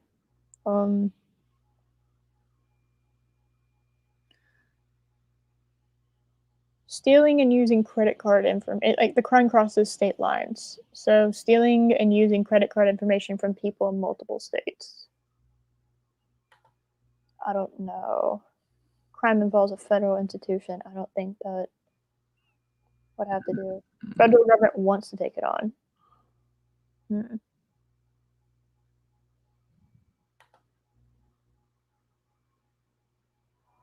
Oh, when a crime crosses state or country lines, they often head to federal court. Yeah, so this would be federal. Because they literally cross country lines. It would have to be. Okay.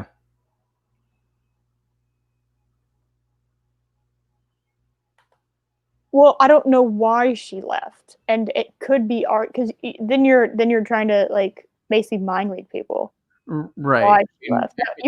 She is a Canadian, so it could be it really could be as something as simple as she went back home. Yeah, that's the defense they could use. It's the timing. You would have to. There's a lot of convincing you'd have to do there. You'd basically have to imply it with a bunch of evidence. That's what is that called? Circumstantial evidence, I think is what that's called. It's not direct evidence unless you can find a text message where it's like, "Lol, I'm getting out of this bitch. I'm heading back to Canada, because I did all this awful things." You'd have to basically get like a confession of her doing that, or at least something. Oh, it's fine. I mean, I'm learning stuff. I like learning things. Don't think laws are a thing anymore. It's not that they don't think laws are a thing. That's not anymore. It's not. That's not the idea. That's not what gets people to do that. It's the simple idea of I can't get caught. Like going off to Greece suddenly. Yeah. Suddenly. For no reason. I'm moving to Greece because the economy is so good there. Yeah. Greece hasn't been known for quite a while now to just keep bankrupting itself into oblivion. It does have good food and good architecture and beautiful scenery. I will say that. And I actually would have believed that way more. It's like, I just want to get out of this. It's like, I want to leave California and go and chill in a beautiful, like a way beautiful area at a cheaper price. I would have been like, yeah, good luck. Get out. I would have even blinked an eye. But nope. The economy is great. It's like, really? Who fed him that line? Yeah.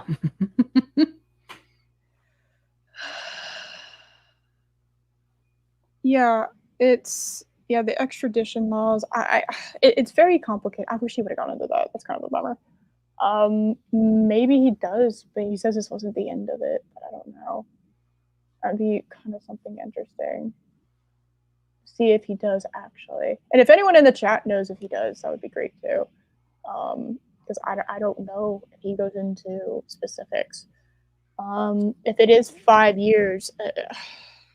I'm hoping it's 5 years when they actually, not from when the incident happened, but I think that might have been it, which could also explain why this is happening now, because if we're hitting the 5-year mark, we're kind of getting there. And so now it's like, that's why I said within the next year, I'm pretty sure we're going to be hearing a lot more from it. Well, okay, when did I forget when it said she left employment with him? Did it say leaving 2015 that he said that he stopped working for him? Google, do your thing.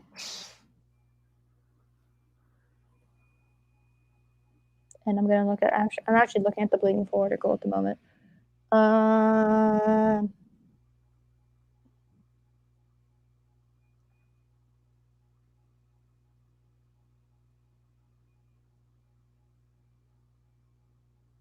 not seeing anything.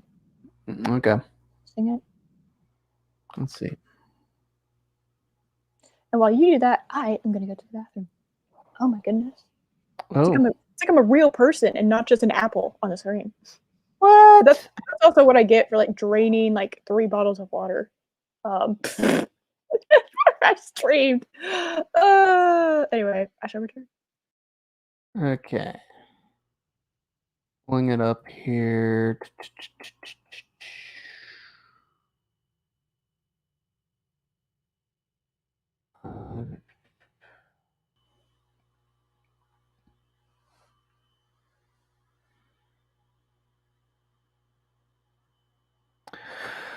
It says that he filed the charges in May of 2015.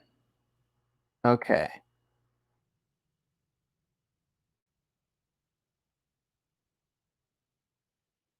And it is still open. So I guess it depends on what the statute of limitations are for Minnesota, because I'm not seeing much.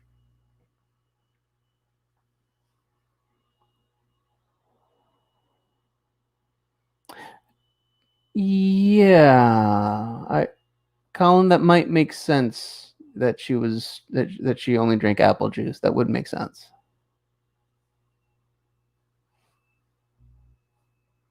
Or maybe she makes apple juice. I mean, she is an apple, right? I don't know.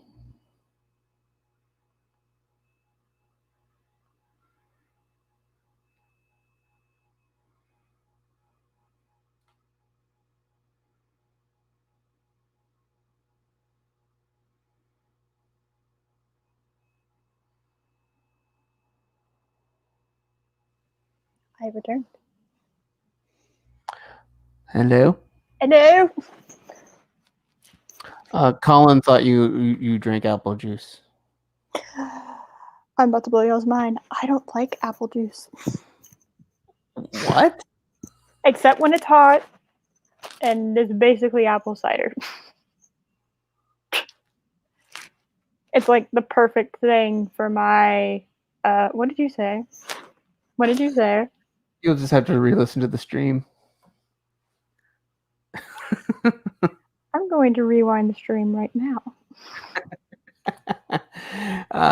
While you do that, the file was reported. He filed the charges on May 12th, 2015. May 12th, 2015.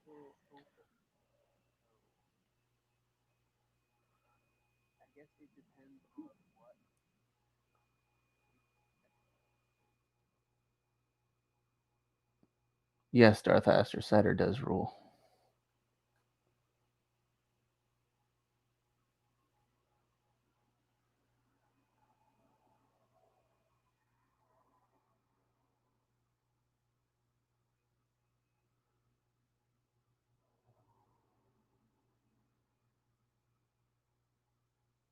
Kronos, you're not getting banned.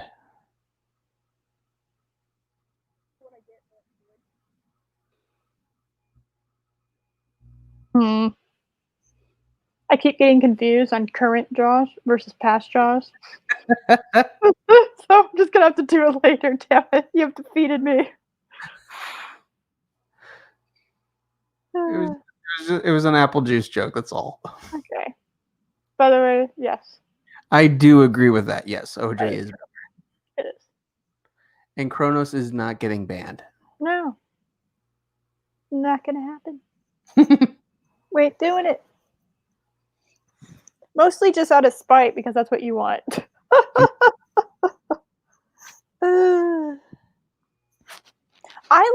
So when I eat grapefruit, I like to then squeeze the grapefruit and then drink the grapefruit juice after that. That's good. That actually might beat out orange juice, honestly.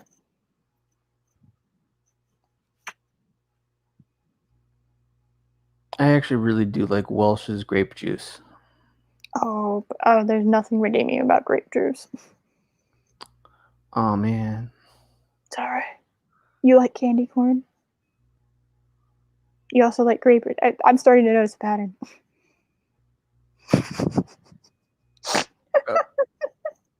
Okay. Awful taste. My God. Bree has fully is starting to ingrain herself in you. I'm noticing it. Noticing pattern of behavior. Okay, what do you think I am? Pro pineapple on pizza or anti pineapple on pizza? You're pro pineapple on pizza, aren't you? I am. Oh my God.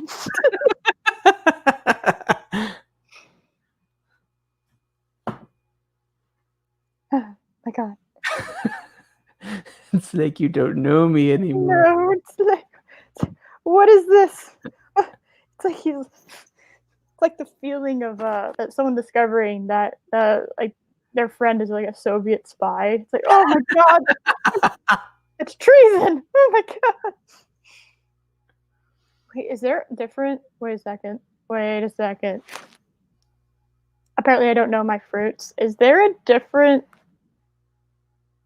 Is there a different color of grapefruit than pink?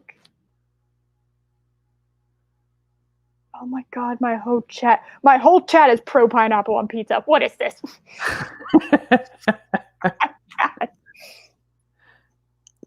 Your chat has good tastes. Oh my god. Looks like Kronos is the only one that disagrees. Oh my god. I get. All of you. Why must you do this to me? You break my heart. My hearts? Yes, I'm now a time lady. Confirmed. That makes so much more sense now. Yeah, obviously. Have you found whether or not? Oh wait, you did. Never mind. Is there anything else? I guess. When it comes to this, I can't think of anything. Let's see.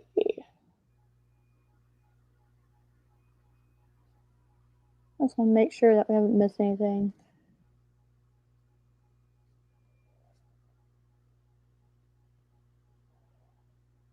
You know what? Hey, a good idea here.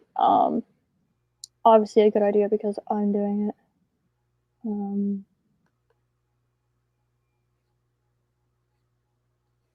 Obviously. Alright, so I kind of went over, let's go over this. The supporting evidence.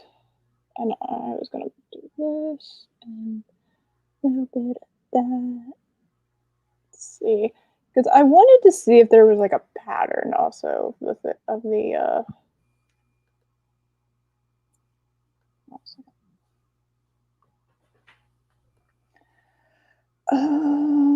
okay.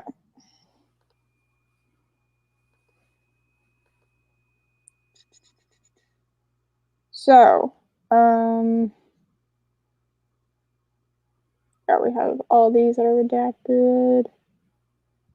So, Okay. Oh, it is a cash withdrawal. Yeah. Wow. It's a cash, and that's 3,200. Let's see.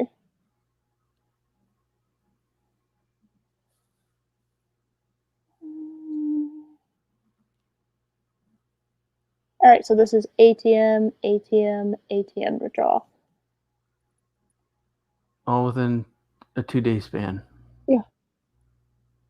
Yeah, this is something I actually wanted to zoom in on. Kind of interesting. And then those fees. Yeah, I didn't really even see the fees, but the fees, yeah. So that's how you know international fee. Mm-hmm. So it looks like they're taking like, I'm trying to do math. It's not 10%, like 1%. It's basically like 1%. Yeah, about. Yeah, probably a little bit different, but it's about 1%. Which, if you think about it, really isn't that bad. Because like to get like $5 for like a movie, I paid like $1.50 for like like the fee in order to do that. Very annoying. Yeah, I don't like the sticky note. I gotta say, sticky note's very annoying. You could have put that elsewhere, but nope. So that's ATM withdrawal. ATM withdrawal. I don't know what the X's mean. I don't know why we're scratching those out. Is that like gone back and confirmed that that wasn't something to worry about? Do you think? Maybe they're trying to keep the information secret, but they're highlighting where the withdrawals are taking place here.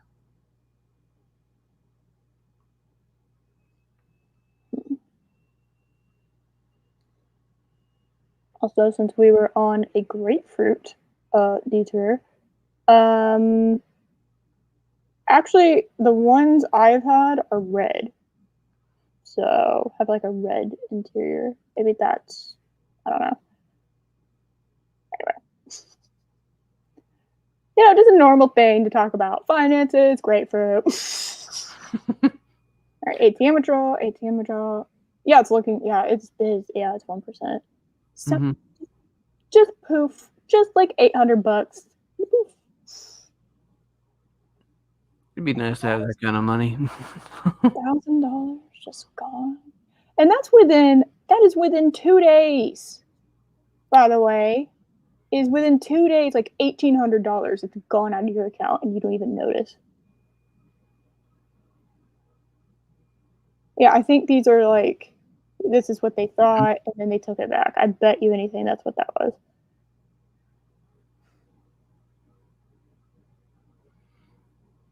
$82.58.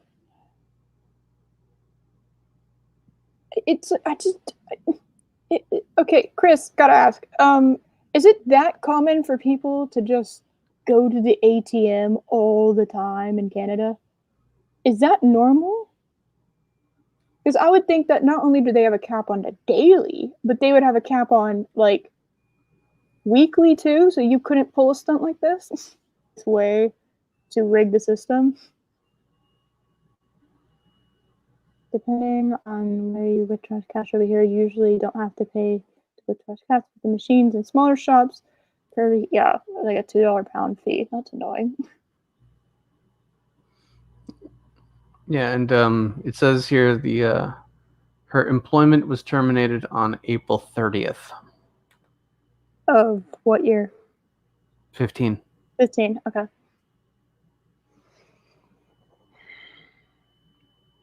Okay. All right, so I'm going to keep that in mind. I want to go back up. Just out of curiosity, see if there's anything. Yeah. How much did she take after? Yeah. So that's cash withdrawal, $428. And she was terminated 2 days later. Mm-hmm.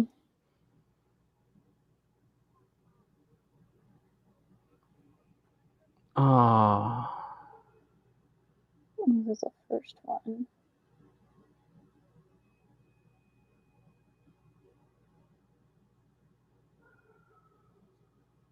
Were all those after? Before that? Yeah, it was all before that. That's what I'm seeing at the moment. So 430 is when she got. Mm-hmm. Right? So she was still employed for these. Mm-hmm. These are all employed, as I can see so far. Did I miss some? Well, it's just I'm guessing because that go back up. All right. Up.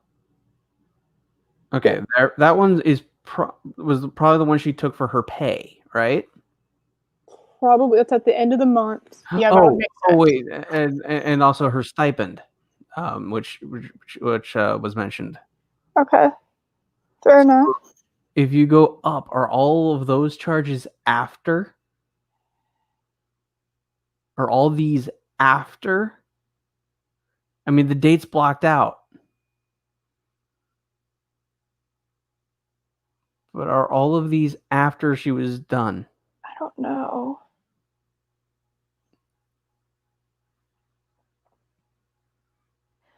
I bet you anything what this is.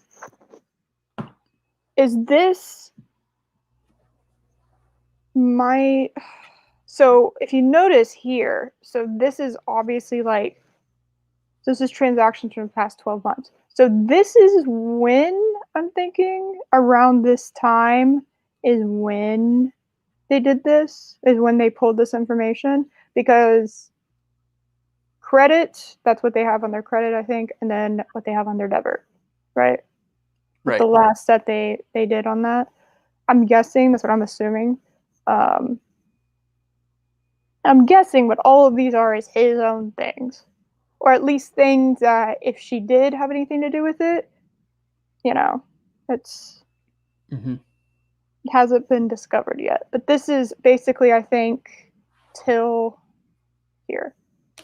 which is like, wow, that's a lot of money you're spending over the last like basically 2 weeks. And Chris, no, I don't know any ATM that would let you take $3,200. No. That's what I'm thinking. Maybe one of those fancy, like big credit cards. Wait, did it say debit or credit? I think it was a credit card, right? They handle debit and credit cards differently too. Yes. Those are different. They have the credit cards are a lot harder to do fraud to basically like do fraud on. Which might explain another reason why it took him so long to figure that out. Because well, debit is a lot easier to kind of basically get into, like to figure out the number or whatever. Like credit cards, one of the reasons why people prefer to do credit cards, especially at just like normal everyday purchases, is because it's a lot harder for people to then get your information because of the way that credit cards are set up and how the money is transferred and whatnot. Debit cards are like immediate, so like you immediately either get the money, you kind of immediately, and immediately is kind of in quotations. They immediately get the money, but to show up on your account takes like a couple days. It says ATM withdrawal. Yeah, that's what. That's why I'm still confused. Yeah, I know. It's like. Okay, you know what? I'm looking it up. How much can you withdraw from an ATM in Canada, right? Canada, from the Leaf Nation. On May 1st, 2018, that doesn't really help me. I guess you could do, we are increasing the daily limit from $500 to $1,000. What? So, wait a second. That's in 2018. All right, we're going to figure this out. So that means it was a $500 limit during all this. Yeah, but that might just be that one place too. Yeah. Withdraw from credit card at an ATM. I guess so. Yeah. Yeah. I think my brain did that incorrectly. How much cash can you withdraw from an ATM? In 2006, this is when this said this. It won't allow, most ATMs in Canada will not allow you to withdraw more than $800 at a time. Okay. Bill, you're making me it's really difficult for me to root for you because I'm looking at information that's telling me that you literally didn't give a shit what was happening in your bank account. And it's making me mad. I mean, it's sounding more and more like it's a credit card that she had a limit on, and because I can't think of how she was doing these huge withdrawals from an ATM. How much can you withdraw from a credit card at an ATM in Canada? That's not how you spell Canada. CANA. I got it now. A.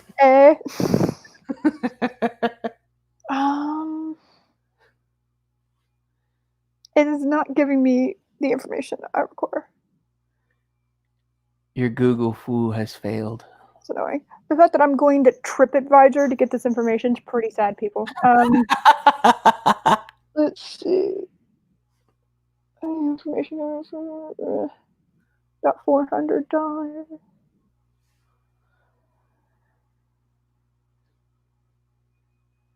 Let's see.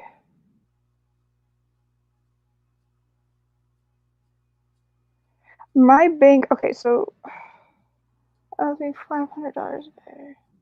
ATM for more cash. Go back to the bank.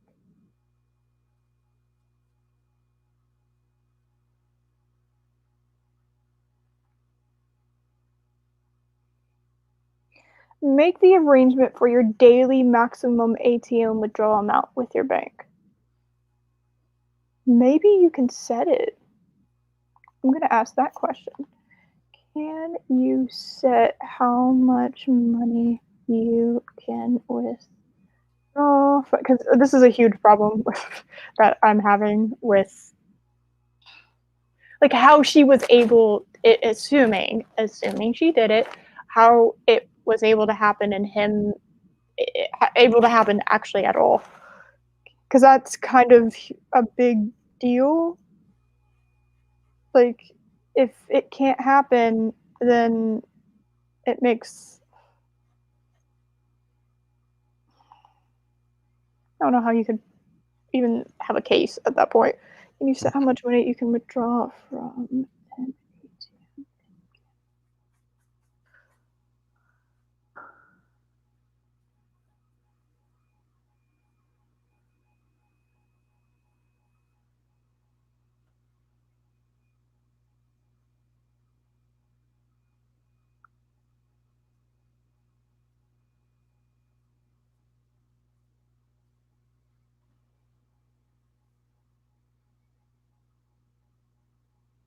Let's see.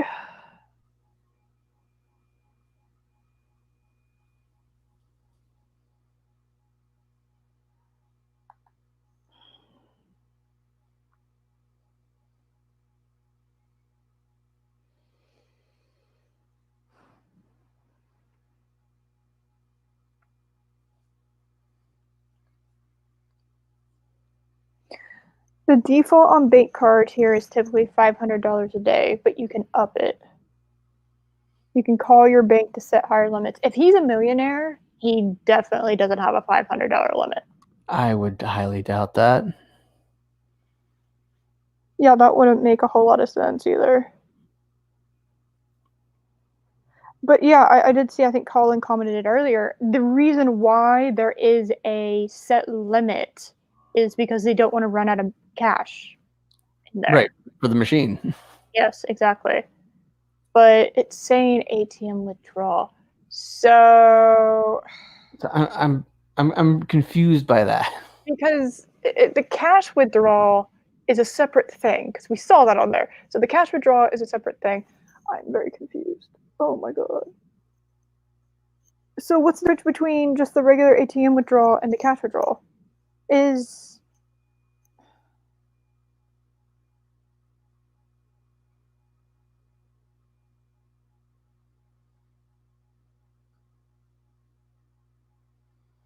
Unless when it says ATM withdrawal, it's talking about a transfer? the ATM withdrawal mean?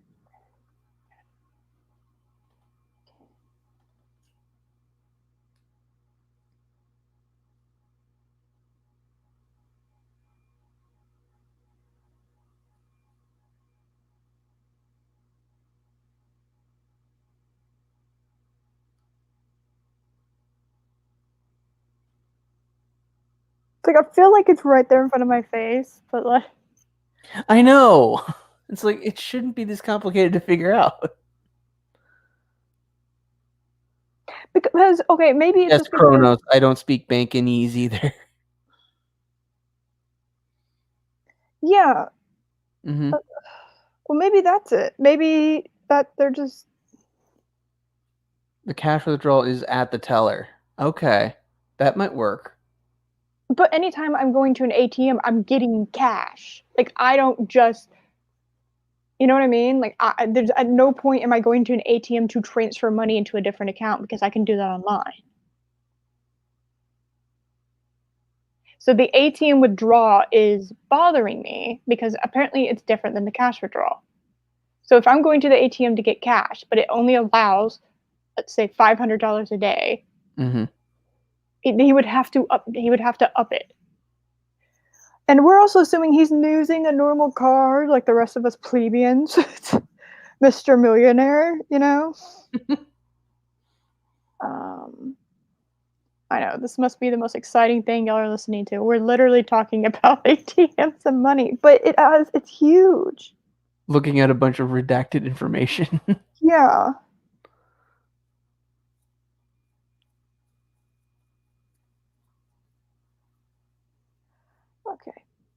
ATM withdrawal versus cash withdrawal.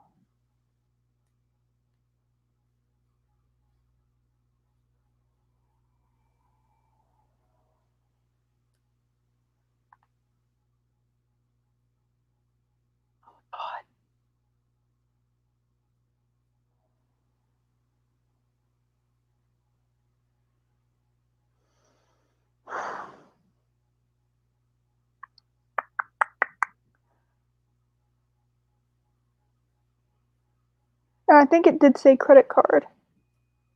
So. Chris just pointed something out. You know what? You can withdraw more than a set limit with a teller, while most ATMs have a set cap per machine. So she would literally have to go to another branch to do a second ATM withdrawal. Yeah, that's how it would work here. Hold on a second. Wait. Wait a second. Memento. Okay. All right.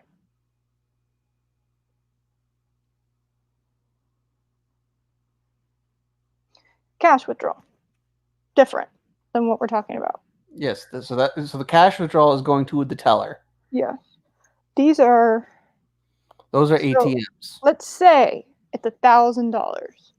It's $1,000 for whatever it is. I don't know what bank it is. Don't really care what bank it is. Wait, actually, does it tell me what bank it is?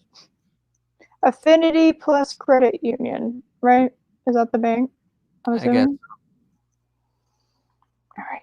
Affinity Plus Credit Union withdrawal. Thank you. Oh. AffinityPlus.org, it's $5,000 is the withdrawal limit. Okay. That actually just solved it. Ah, hi.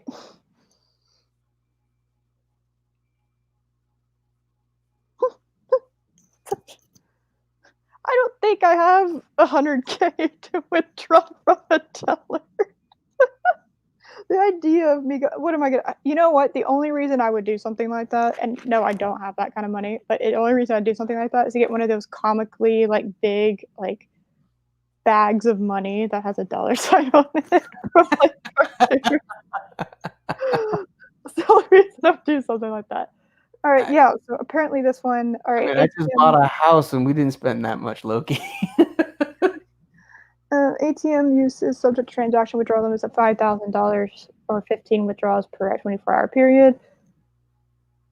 So maybe that's it.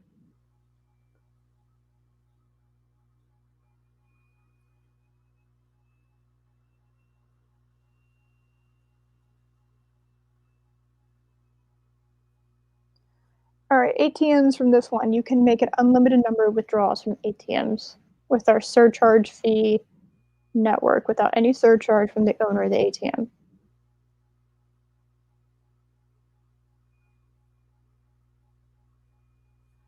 Foreign currency conversion, 2% of the transaction, so it's gone up. That's recent. Okay. So that's another thing This too. is making all the more sense now. I'm getting it. So, okay. So it's not that I've been on a stream for almost 4 hours and my brain's starting to get fried. Sorry. We're talking about banking of all things. So that, okay. So it is possible. Okay. Because there's a $5,000 cap. And I don't think she ever took out that much at once. No. So that also explains, like, if you look, like, this is, you know, and that's like the 1% international fee, right? That they were talking about. It's 2% now, but I guess, you know. So it's about $700, and that's 800. Another like 800.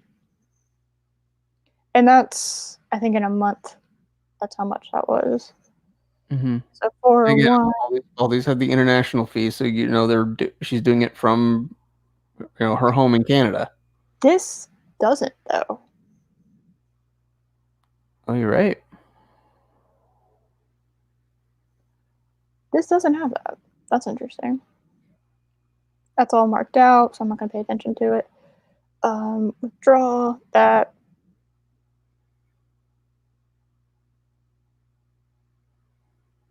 These don't either, which is weird. Yeah, it doesn't. That's odd. Okay. 33. It seemed to get worse as time went on. Maybe I spoke too soon. 31, 36. That's the exact same amount. Twice. Mm-hmm. That's weird.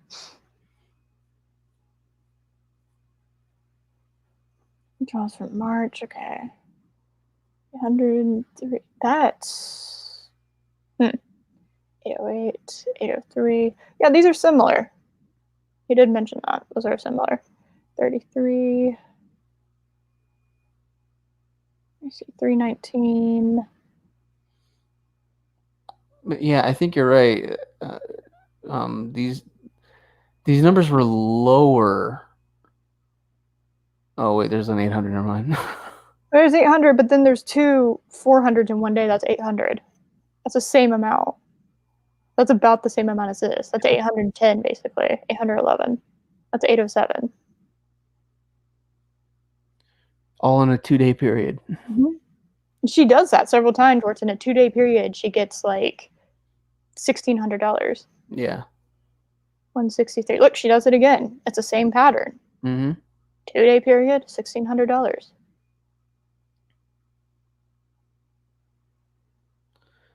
And it's also mixed in with, authorized purchases. And look at that. Yep. Almost the exact same amount over a 2-day period. About $1,600. That's weird. Yeah.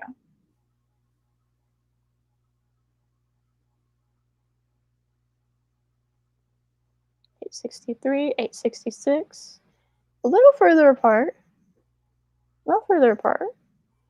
That's about the same amount, though. You think that's her rent? Oh. That might be. It's right at the end of the month on most of these. It's about $1,600. That might be her rent. Somebody investigate that too. I don't know how you'd be able to tell that without doxing the living hell out of her. But it's like at the beginning of the month, there's like a smaller one, and then there's like 1,800. Look, 1,600. Right about 1,600. More like 17, 18, but right there. The same amount 4 times over.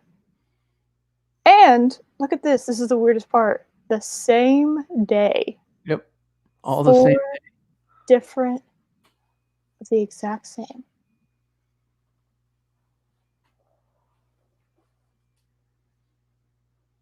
Or at the beginning of the month, another smaller charge.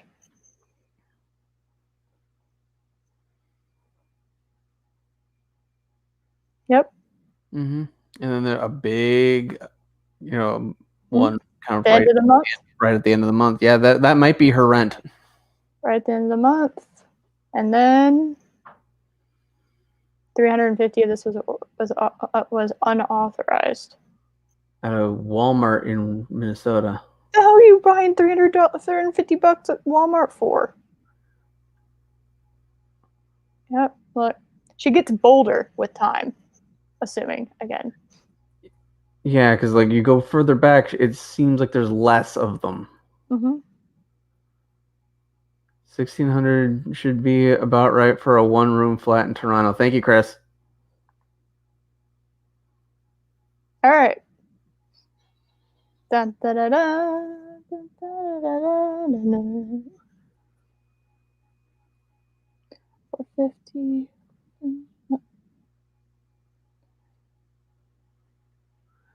Yeah, it looks like she was having Bill pay her rent. That's what it's looking like. That's about what I'm talking about. That's 1636. So hold on a second. 1636. Let's see if I can scroll up real quick. So 2250. So it's about, I think she started doing it.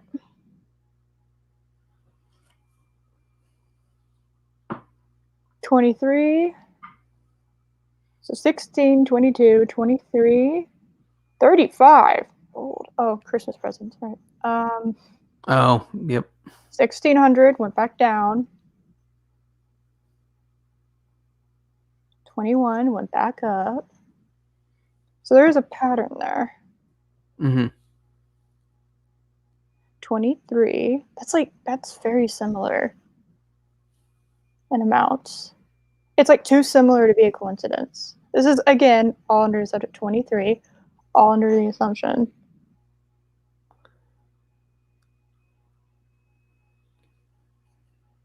Give me another one. It's looking like she really kind of got going on doing this really kind of towards the end of her employment. Yeah. So we haven't looked through all of them, but it looks like she was a decent employee at the start. Mm-hmm. Well, you would assume, right? Because you want to gain their trust. Yeah, exactly. Now, whether or not she went out intentionally to do this, I don't know, but or whether it was something like, oh, I'm short on rent this week, or this month, so I have access. Bill isn't gonna miss it, and she just started doing that, and then realized she could just flat out get away with it. Yeah, 2250. Let's see, 1600. Yep. Let's see, 18. Look at that. That's all on the same day. Yeah. But that was just a repeat for some reason. It's an odd pattern. I give it that. That's what, 1700? Mm-hmm. Let's see, 1500. Well, also rent does go up. So 1962 or 67. Mm-hmm. 96, 96. There's that. It's about 1400 right there, probably 1500. It's kind of like it was a little bit more random at the beginning, and then it's like... Yeah, Colin actually just pointed that out. Yeah. It may have been an accident, and she didn't even realize it, kind of thing. Yeah. And then when she did, greed came in. Yeah. That's also very possible. Well, it's also possible that he's being nice too. Like, she's like, oh, he won't mind. And if he asked me about it, it'd be like, yeah, I just wanted to get myself like a little drink. I had a hard day at work or something like that on this business trip or something, or I don't know. Or I mean, and as far as we know, he may have said, while you're seeing to these, affairs and everything like that, if you want to stop for lunch, go right ahead. But talk to me first, right? It would have been something along those lines. Right. And then, you get comfortable in your job, and this is only 15 and 14. Like, this is she was there for like 4 years. And we're at the end. But yeah. So assuming we are making the assumption that she did in fact do this, but assuming she did, yeah, that it seems like there's a tiny bit of a pattern. She got comfortable. That would be my analysis. That's definitely what it looks like. And I find it odd and a bit too the timing's a bit too perfect. So it takes about a couple days for charges to kind of show up, at least on my account. And she gets fired on the 30th, and it comes in on the 28th that she took out a cash withdrawal for $3,200. Mm-hmm. That timing is a little bit, it's a bit too perfect. Yeah. So just one more for the road. Yeah. And then there's also other things too, like if she has covered parking, garage fees, anything like that. Any other, any other like fancier things that she decided to like get on top of her rent. If that's the case, I don't know. It I don't know. I don't really know what fancy apartment places actually do like for other things. It's I don't know.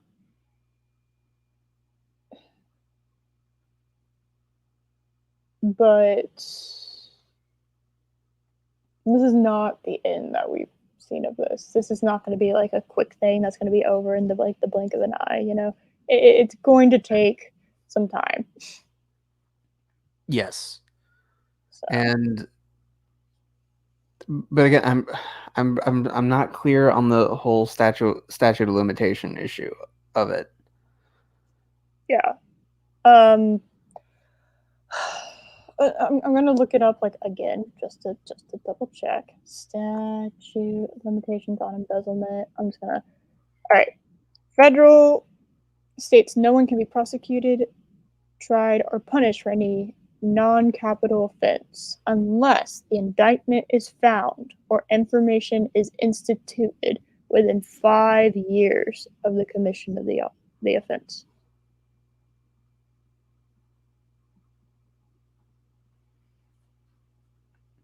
So what I'm thinking that means is if you found out someone was embezzling you 6 years after it happened, you couldn't go after them. You're out of luck. I think that it's within 5 years you at least start a case. I think that's what it means. Yeah. Because or else he would. That's you know, it's like 2014, 2015 is the end of her employment. Yes. That's so it's been 5 years since she left working with him. Yeah. So.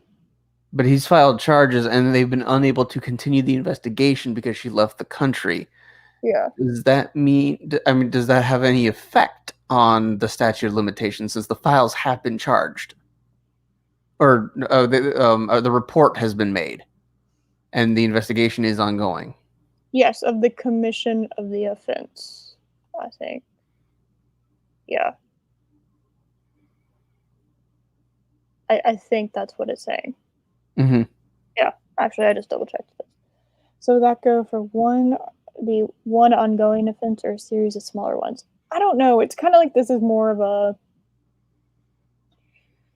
It's more of a.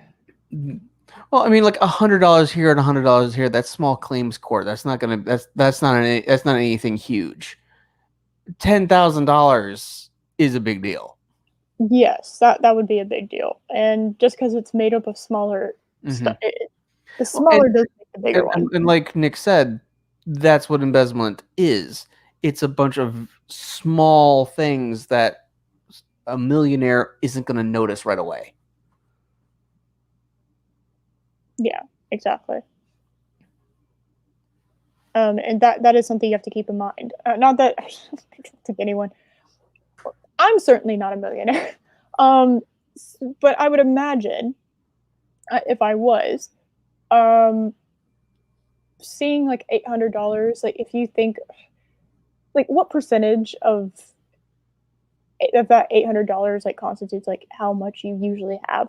Like not a lot. It's not a big percentage, you know.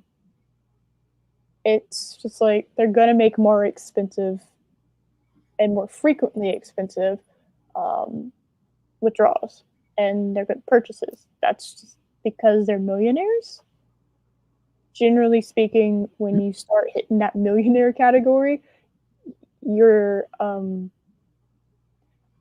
much you pay for everyday things goes up. Like you're not gonna. The more money you have, the more money you spend. Yes, and that's what you see people who, especially athletes, they'll go broke because it's that's just kind of what happens, right? Yeah, they become millionaires exceedingly fast. They have no idea how to handle that much money, and then in a few years their career's over and the money's gone. That's how it works usually.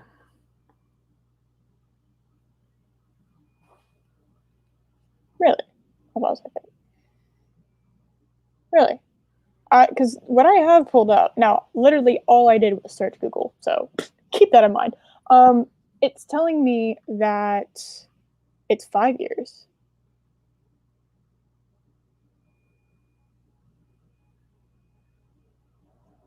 Yes, that's pretty much it. And embezzlement also involves like some kind of business too.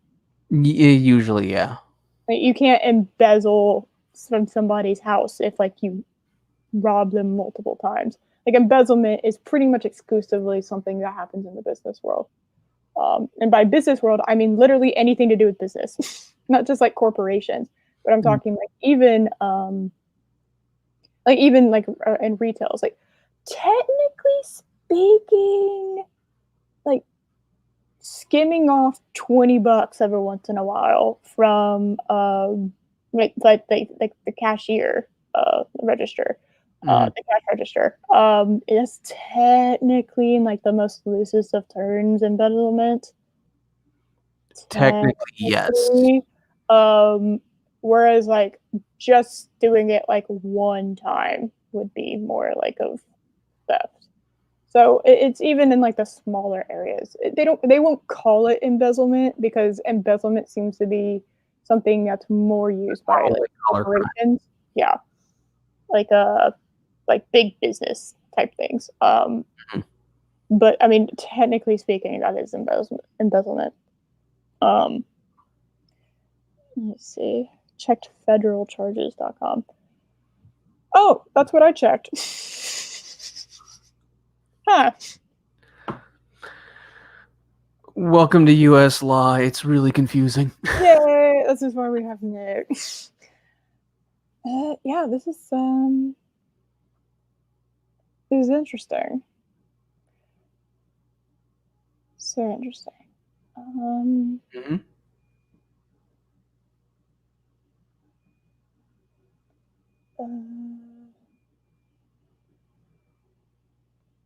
Like I said, I do believe. Speaker. Hello. Actually, I was thinking about closing up shop. Wow, my brain. Okay. So I went like full retail for a second. My bad. Let's see. Embezzlement laws by state. It's great. I'm gonna click on that.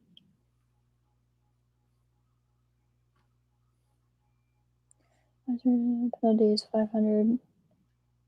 Values between penalties.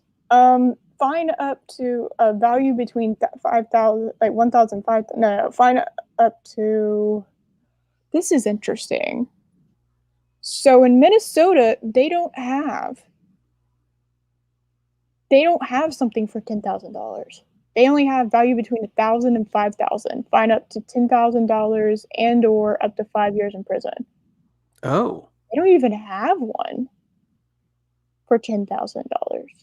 Would that automatically make it federal then? Maybe. I don't know. Interesting.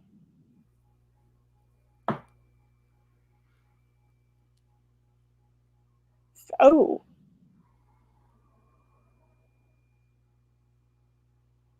Federal embezzlement convictions with. Okay, hold on. I'm trying to figure this. This is okay. Did not get my degree in this shit. So give me a second. Let's see.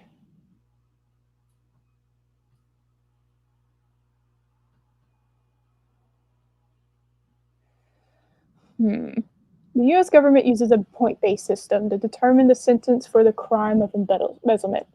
The minimum number of points that a person can earn in the base offense is the base offense level. The lowest base offense level is 6, and the highest is 36. The government sets this base level at 6 if the person if the loss is $5,000 or less. The max is 36 if the victim's loss is over 400 million. Oh shit. Oh god. Hard rip to whoever got the over 400 million to set that precedent. So it would be pretty much between 6 and 36. Now I'm trying to figure out if okay, so you don't tell me what that means after that. Great, unhelpful. So okay, what I was talking about is that no one can even be, you can't even like prosecute, try, or punish anybody in embezzlement if you don't, unless the indictment is found or the information is instituted within 5 years of the commission. So it has to be within 5 years. And I think they already started doing that. So they already started doing it before 2020, I think. Yeah? Yes. Yeah. So that, I think they're pretty much fine. So now they can pretty much take their time, is what I'm gathering. But I think it's going to be within like the next year. Yeah, I would imagine this be a bit confusing. I'd imagine it. I mean, I'm not exactly that, but we're kind of doing a deep dive. This wasn't exactly something I was expecting to do. And Chris just sent me a link to what he was looking at. So, you know what? I'll share this real quick, and then we will peace out for the evening because it has been over 4 hours. Yep. Yes, it has. And banking information is not my specialty. Not my specialty either. It's all right. Not in the slightest. All right. That's what financial claim. All right. So I'm trying to.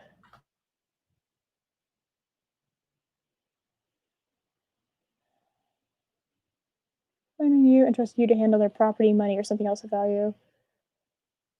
A financial advisor and his client, a baker or client. If you merely handle money, that doesn't mean that it was. Okay. Interesting.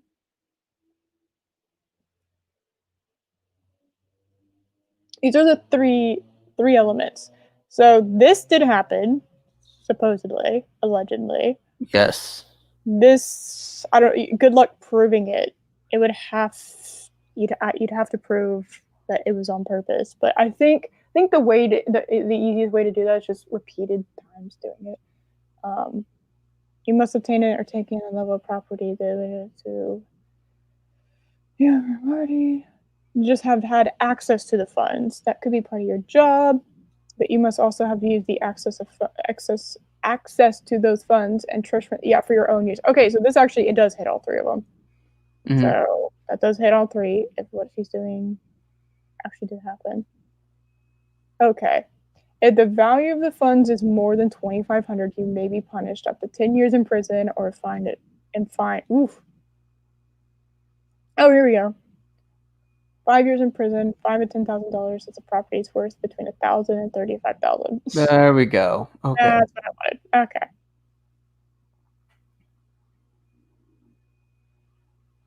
Oh, defenses. Okay, that's interesting. Duress.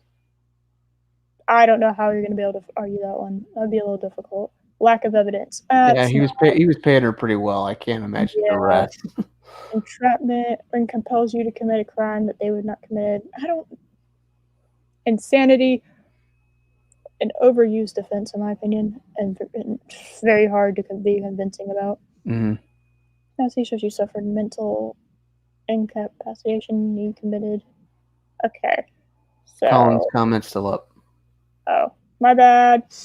I'm a professional. Hi, everyone. I'm here.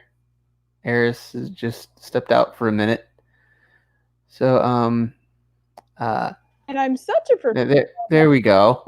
Off the channel. So, I do that once a stream. It's all right, guys. Usually, it was overdue. It was long overdue. Yeah, I did this on purpose, I promise. All right. It's your thing. Yeah, I'm the only person who consistently nukes myself off my own platform. Let's see. I don't think they have a lack of evidence. If what if it is if it's proven if they do actually charge her, I don't know if they. It looked pretty damning, but It's pretty. It's good, very good circumstantial evidence. yeah, it's pretty. Yeah, the rest I don't know how they'd be able to do that. Lack of intent, and these three, no way. And I don't think there was entrapment, and that would be hard to prove anyway. Most misdemeanors is 3 years. Statute limited is 2 years. They submit. So this is something I just realized. They submitted that evidence. That evidence had a May of 2015.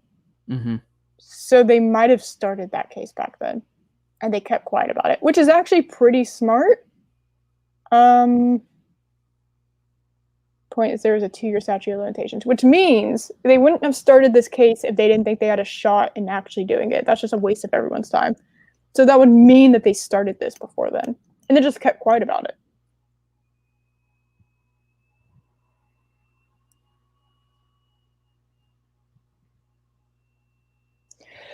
See, that's where the ATM footage would have to come into play. That's when they would have to go and what is it, subpoena it, I think is the correct term. They'd actually have to go out there. I believe so, yes. Yeah, that would be how they'd have to do that. But it's also hard to she also, again, allegedly,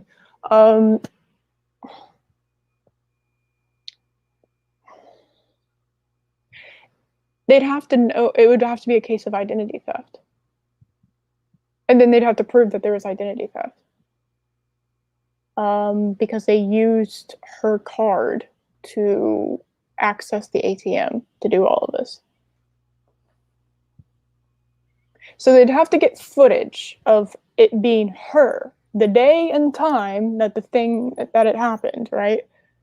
That would have to be what happened, right? I believe so, yes. That would be how you would turn that circumstantial evidence into, like, just hard evidence. I don't really know the technical term that is, but yeah. I think so, yes. Yeah. Again, like, the case is still open, so we don't 110% know. But I don't know. I also can't think of a reason why she would do that.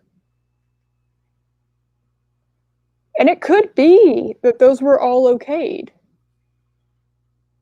She'd have to prove that. That's the thing. She'd have to prove that all of those were approved, or why she would think they would have been approved. Yeah, like some kind of, like there was a misunderstanding or something. Like a verbal agreement wouldn't be good enough. I don't know. You just really, in cases like this, you have to provide reasonable doubt. And at the moment, she could probably provide reasonable doubt. It's just like, this is barely scratching the surface. You know, all we have, really, at the end of the day, all we have are some bank records, and a lot of it's redacted, and some of it's highlighted, and they're just telling us that that's not approved or authorized. But I don't know that for a fact either. So I'm going on the assumption it is, but there is a good chance at the same time that it's not. That that's not the case.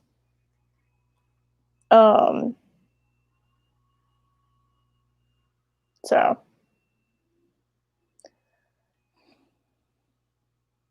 yeah, exactly. So it makes prosecuting very difficult. Yep, that's absolutely true. Yes, the body. If you accuse someone of something, you have to provide evidence that they have done what you're accused of. That's why. Yes. That's why when people just take accusations at their word, it's like, and then tell you to prove that you're not this thing that you've been accused of. That's literally not at all how the court of law works. Yeah, It is. It's not how it works. Innocent until proven guilty. If you're going to go and accuse someone of something, you have to be able to back it up. Because then you're just pointing the finger, just making just baseless accusations.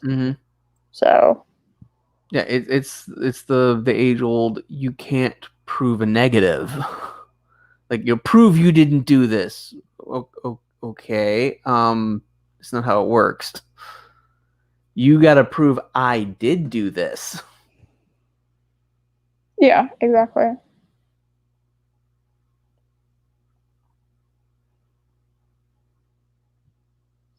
I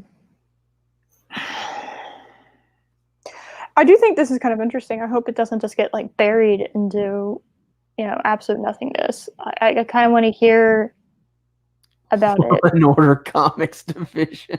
Oh shit! Oh my god! Because I would love to be able to. I don't know anything about this bill, dude. I think I don't really have a fantastic opinion. Fables is really good.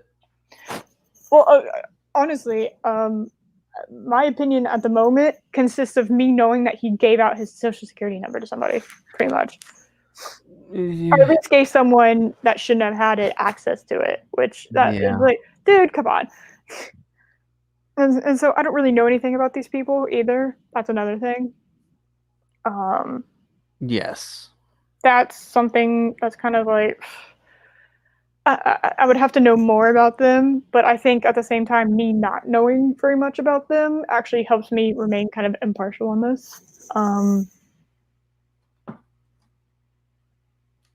If she did embezzle the money, she should be brought to justice. If she did not embezzle the money, then,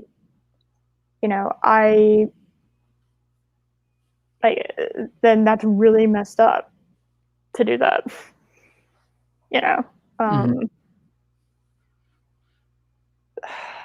It's they clearly do think they have a case, at least. But she also has a pretty good defense, unless there's a lot more. Yeah, see, that really bothers me, because it's like, just imagining me giving, anytime something asks for your social security number, it's immediately put in the, why do you need my social security number? That's the immediate question. Birth date, not even really my birth date am I questioning that as much as, why do you need my social security number?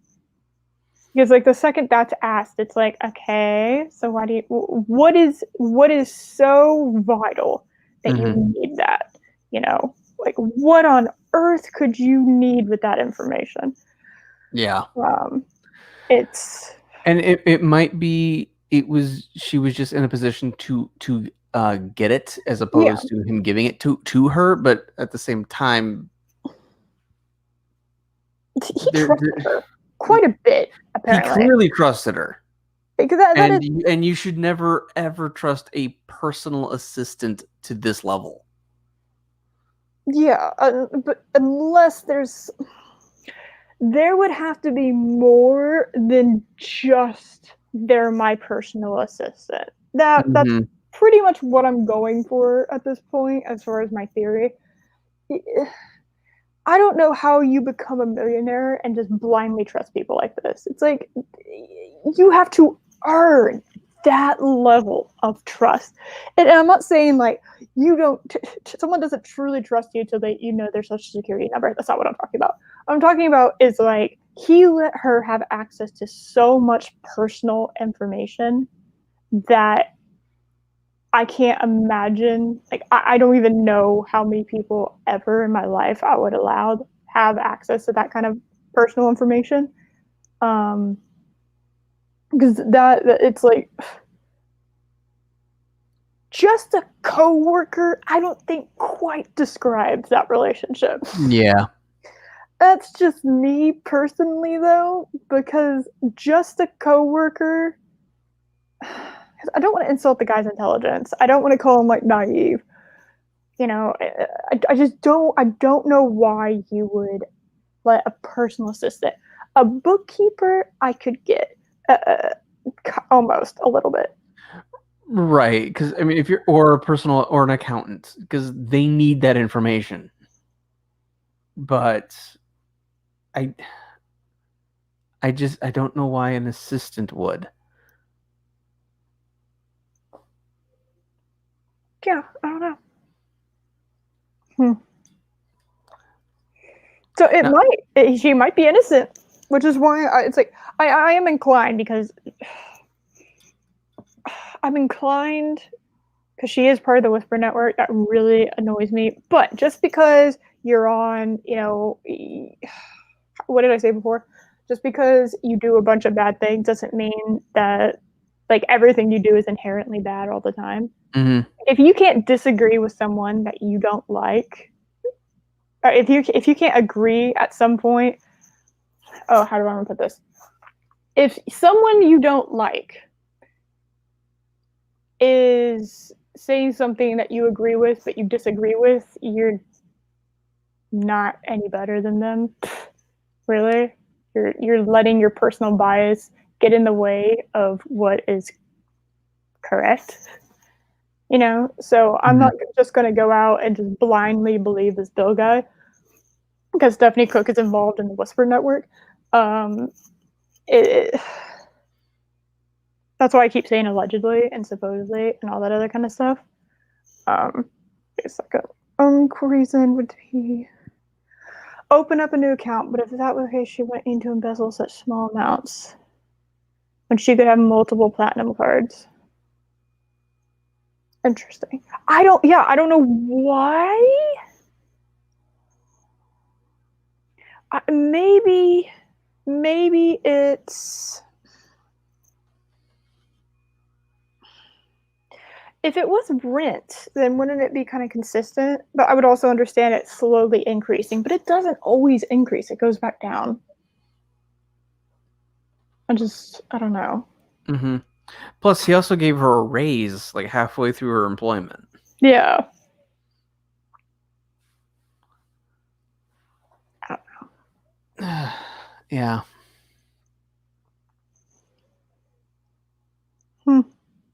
That's the other thing that's a little confusing. It doesn't, based on the numbers that we're seeing, he was paying her pretty well, so it's hard to see a motive outside of she's greedy. Yeah, and yeah, that could be the option, but like I don't know. I'd have to really think about it to go from like, yeah, you're getting paid really well, but like, does she crave power? Like, is that her personality? Is she someone who? I mean, she's in the Whisper Network, allegedly. Yes, allegedly. That's.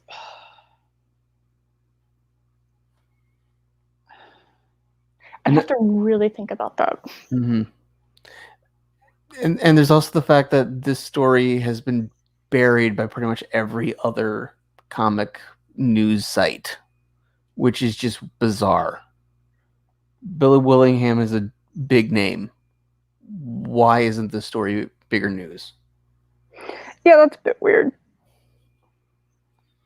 I don't like it when stories, possible like big stories like this, get buried. But there's another reason it could be getting buried, Mm-hmm. Because it's not truth, that would be awful, if all of this came out and it wasn't real. Because I definitely got caught up in it if that was the case. That's kind of a bummer. I don't know. We do require more information. Yes. And I like to try to look at both sides. And sometimes being biased is hard sometimes to not be. but I've always been someone who likes to know why. Like, why is it the way it is? Why does this happen? Why are people acting like this? Why does this, I like to ask the question why, and I try to figure it out. And I cannot give you a why at the moment as to why he would give her so much access if she was just a personal assistant, just a coworker.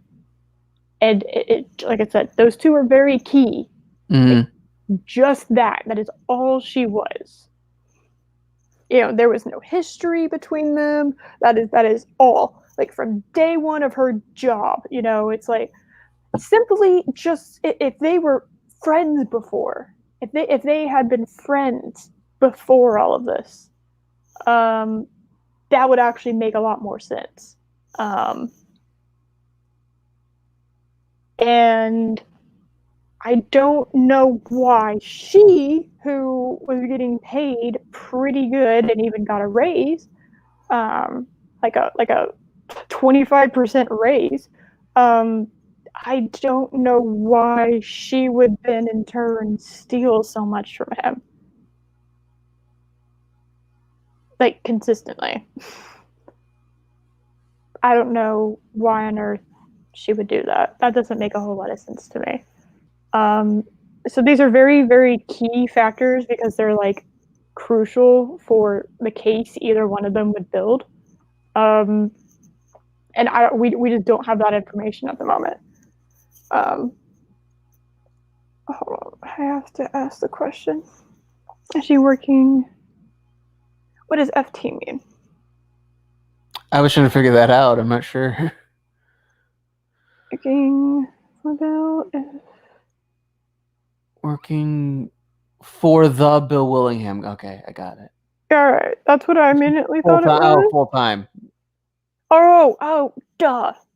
Okay, she working full time. We've been at this for 4.5 hours. All right, yep, that is true. My throat's actually starting to get a little bit energy wise. I'm fine, but my throat's kind of like, stop, please stop talking. Oh my god. Was she working full time for Bill? So then, who made the international ATM? Which was, see, she just has to raise reasonable doubt. And yes, thank you for clarifying that. It's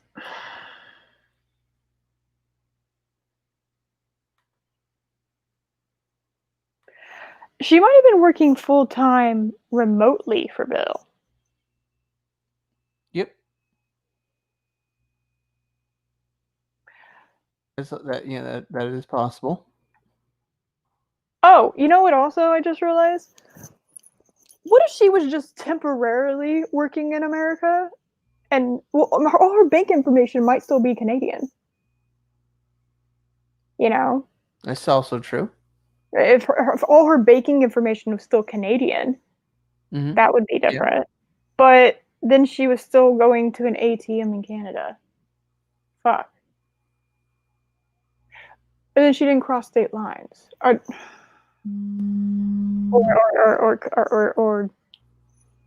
country lines, or whatever.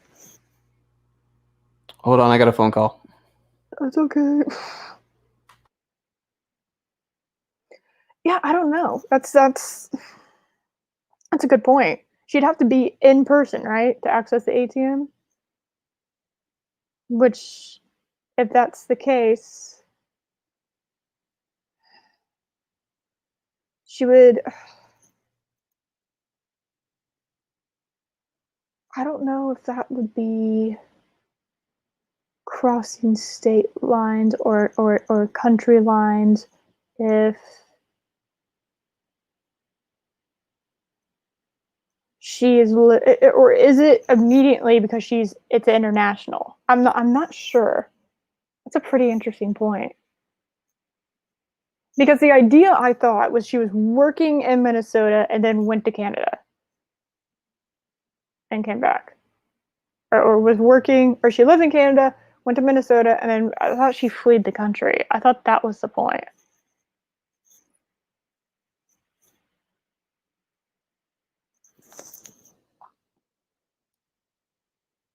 She was working remotely the whole time in Canada. Would it fall under Canadian law then? Surely not, because like he's pretty wealthy, so he would have like good counsel, and they would tell him if it fell under Canadian law. So now I don't even know. I don't know. We only have 2014 and 2015 too, so. And I don't know where also in Minnesota she worked. She might have worked like right on the border too. Yeah, that's what I'm saying. Yeah, I don't know.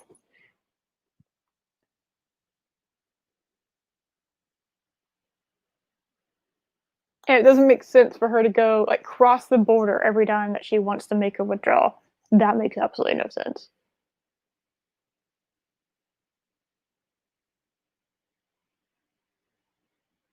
I don't know. That's even more confusing. I actually don't know about that.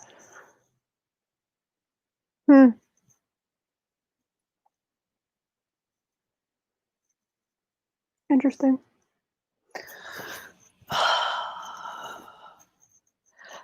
Well, let me actually look it up real quick.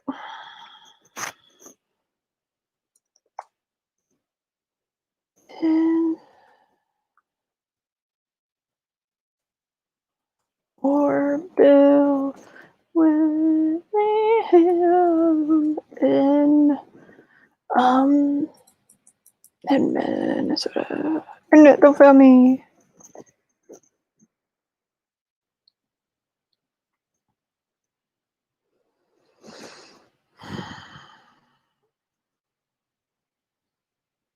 Let's see.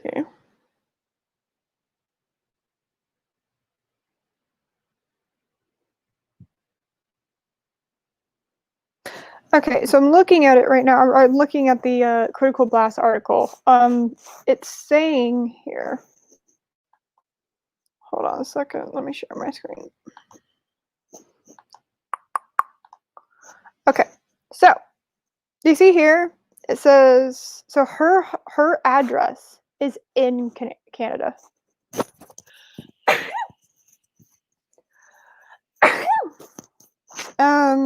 So she was in Canada. That's what that was.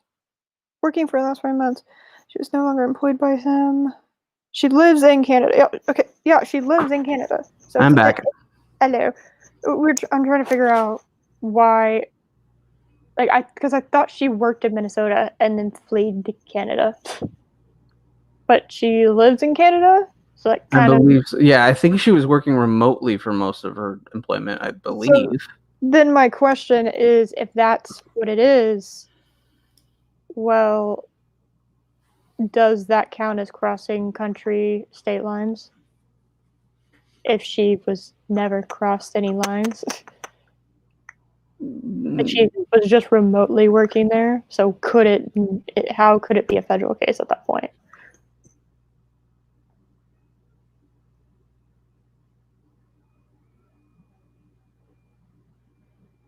I don't know.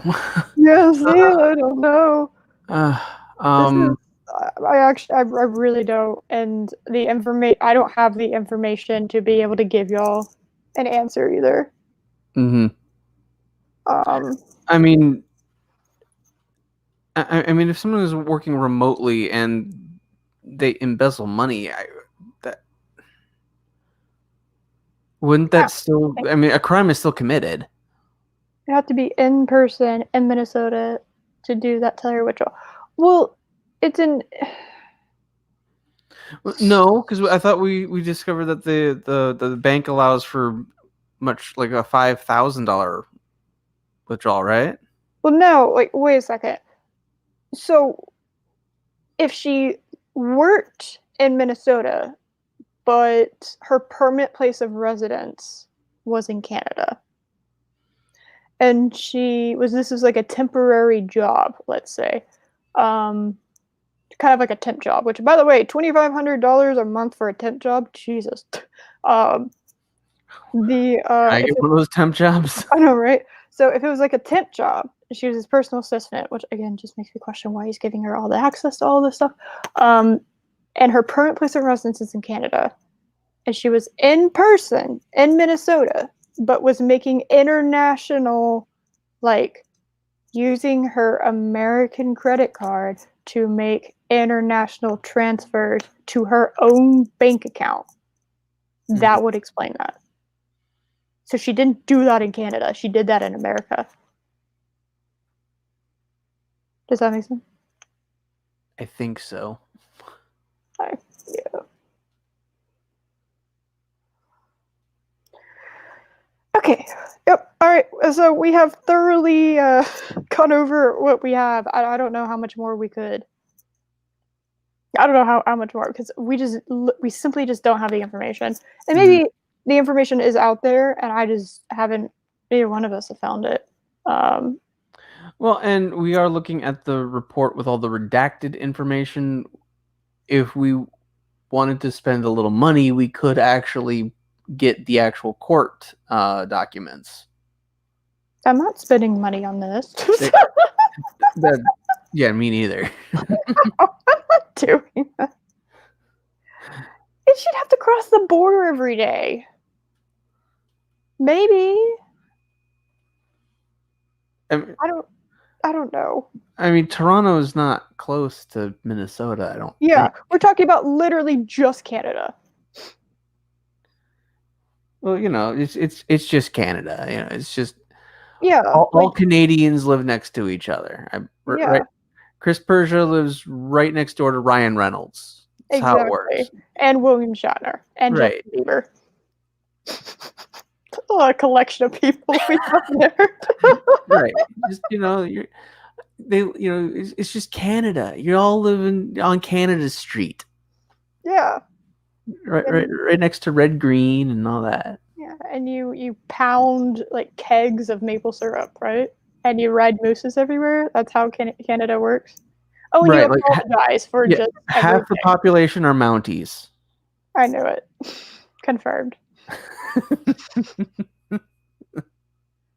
Oh, it's okay. We actually forgot to. But yeah, she's in Toronto. And I wish I could be confident about my geography skills. I am not.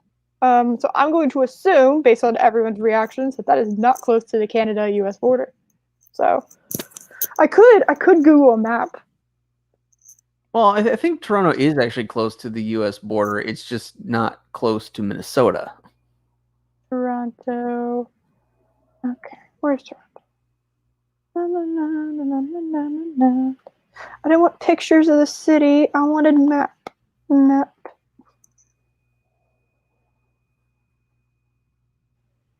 Okay.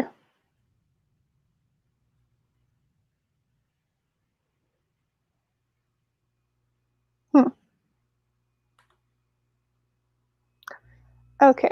Canada map, because that didn't tell me anything. It did exactly what I asked it to, but it just didn't tell me what I wanted to know.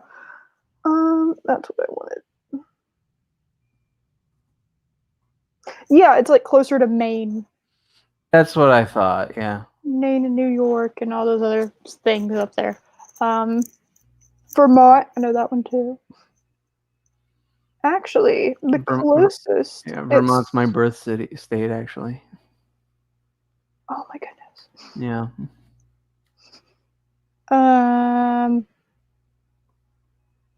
It borders. Who would know? It borders Lake Ontario. Did anyone know that Ontario bordered Lake Ontario? Well, I did. I didn't know that. That's news to me. Yeah, that's right. It's way closer to. It's closer to Maine than I think it would be. Yeah.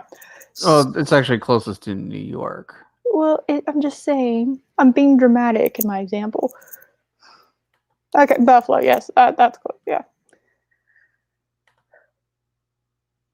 I don't either. That's why I gave up being a meteorologist. I'm bad at geography. It is one of my weakest subjects.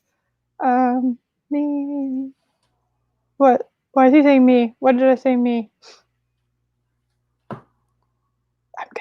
I don't get the joke. I don't get the joke. Oh. Yeah, that's a small distance. That sounds about right. Like a hop, skip, and a jump. That's kind of just a little bit. Could do that in one day, going 1,000 miles an hour.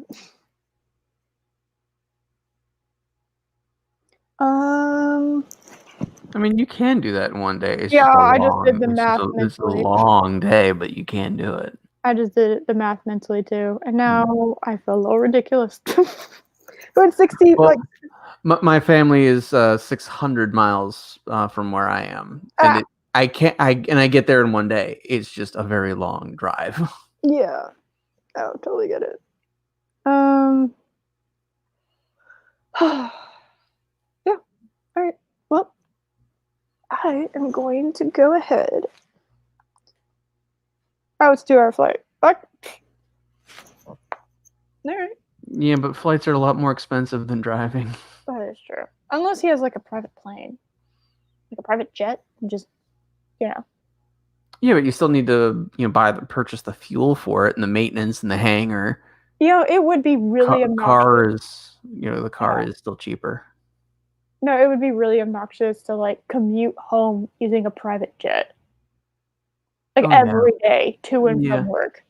It would be. I would imagine. I don't have access to any of that. You don't have your own private jet? No. Oh. I know. So yep. I just I'm a cybernetic alien fox, so I have a spaceship. Oh my goodness. Is it? I'm building lore here. Yes. Lore building. Gotta love it. So yeah, that's all we got at the moment. I don't know. Is there another Whisper Network article out? I don't believe so. Okay. That's why, we're alien foxes. That's why Becky's purple. I like it. Yep. Nice. I like it. Excellent. I guess if there's anything that goes on, if I remember to, I'm gonna try to dig into this because now I'm very, very, very interested in this. See if I can get any information. See if there's any more articles or anything out there. I don't know. I think. I don't think there's any more Whisper Network articles yet. Yeah. It looked like it was going to be like once a month, and then it didn't happen. So, kind of a bummer. Well, it might be they've been like locking things down, so she's having a harder time getting information. Yeah. So, or they might have done like a purge, so she may not have access any longer. Yeah. Well, the ideal how to do that correctly would have been get all the information, like gather all of it, get all the screenshots, and then go public. Because like once you go public, you've pretty much let the cat out of the bag. So there's a spy. Yeah. So anyway. And I'm hoping that's what she did. Yeah, that would be the obvious move. I am hoping that's what she did, but I don't know. But if there's any more information, I guess we will bring it to you people. You lovely people who have been around for like almost 5 hours. You wonderful, crazy people. Thank y'all for sticking around with us for this long. Yes. Appreciate it. And your comments and your help. It's been fun. It's been a great discussion. So wait, hold on. What? When they're 19 can legally purchase it. Oh, their drinking age is lower than ours. Lame. Oh my god. Wait, does Canada have one thing that's good that the US does not? Oh my goodness. I was gonna say hockey, but no, that Toronto, the Tampa Bay Leafs. No, not Tampa Bay. Oh my god, Tampa Bay Lightning just won the Stanley Cup, so it's here in America. America. All right, so I know I said I was gonna do videos. literally have not had time to do videos. Those will come out when they are ready. The legal age. Wait, what? It used to be 18 in the United States. Yeah, and then they went all like crazy, and we're like, no, and which just gave like mobsters and like the mafia something to trade. It just fueled crime families into existence. So when isn't the cup? I don't know anything about hockey. Was it 93? I think the last time a Canadian team won the Stanley Cup. I think it was Montreal was the last one that won. Yeah, obviously. I know things. I know what you people are talking about. Anyway. So but yes, you said videos will come as you can. Yes, they will come as I can get them. I'm a perfectionist, so it might be a minute. But streams will continue on Saturdays. And probably unless we dig up something or until part 3 of the Whisper Network thing comes out. Which it might have, and we just missed it because both of us have been very busy. So the series will be put on hold for the time being. And I totally know exactly what I'm going to be doing next week. Don't doubt it for a second. Have complete faith that I know exactly what I'm doing. I have faith. Yes. I have faith because I simp for Eris. Oh my God, no. No. God, no. Oh my goodness, no. Oh, anyway. That's getting clipped. Yeah, thanks for that. Oh my God. So we will see y'all, or I guess we will see y'all next time that there's some information on this. I personally will see you tomorrow? Question mark? I don't know. Maybe I think MCU Mondays have become MCU Sundays on Jesse's channel. So I will see y'all then, and then of course like on Saturday, or if I just pop up on a random stream. I don't know. My name literally has chaos in it. I don't have a plan. Well, bye everyone. Thank y'all so much for coming. Bye everyone.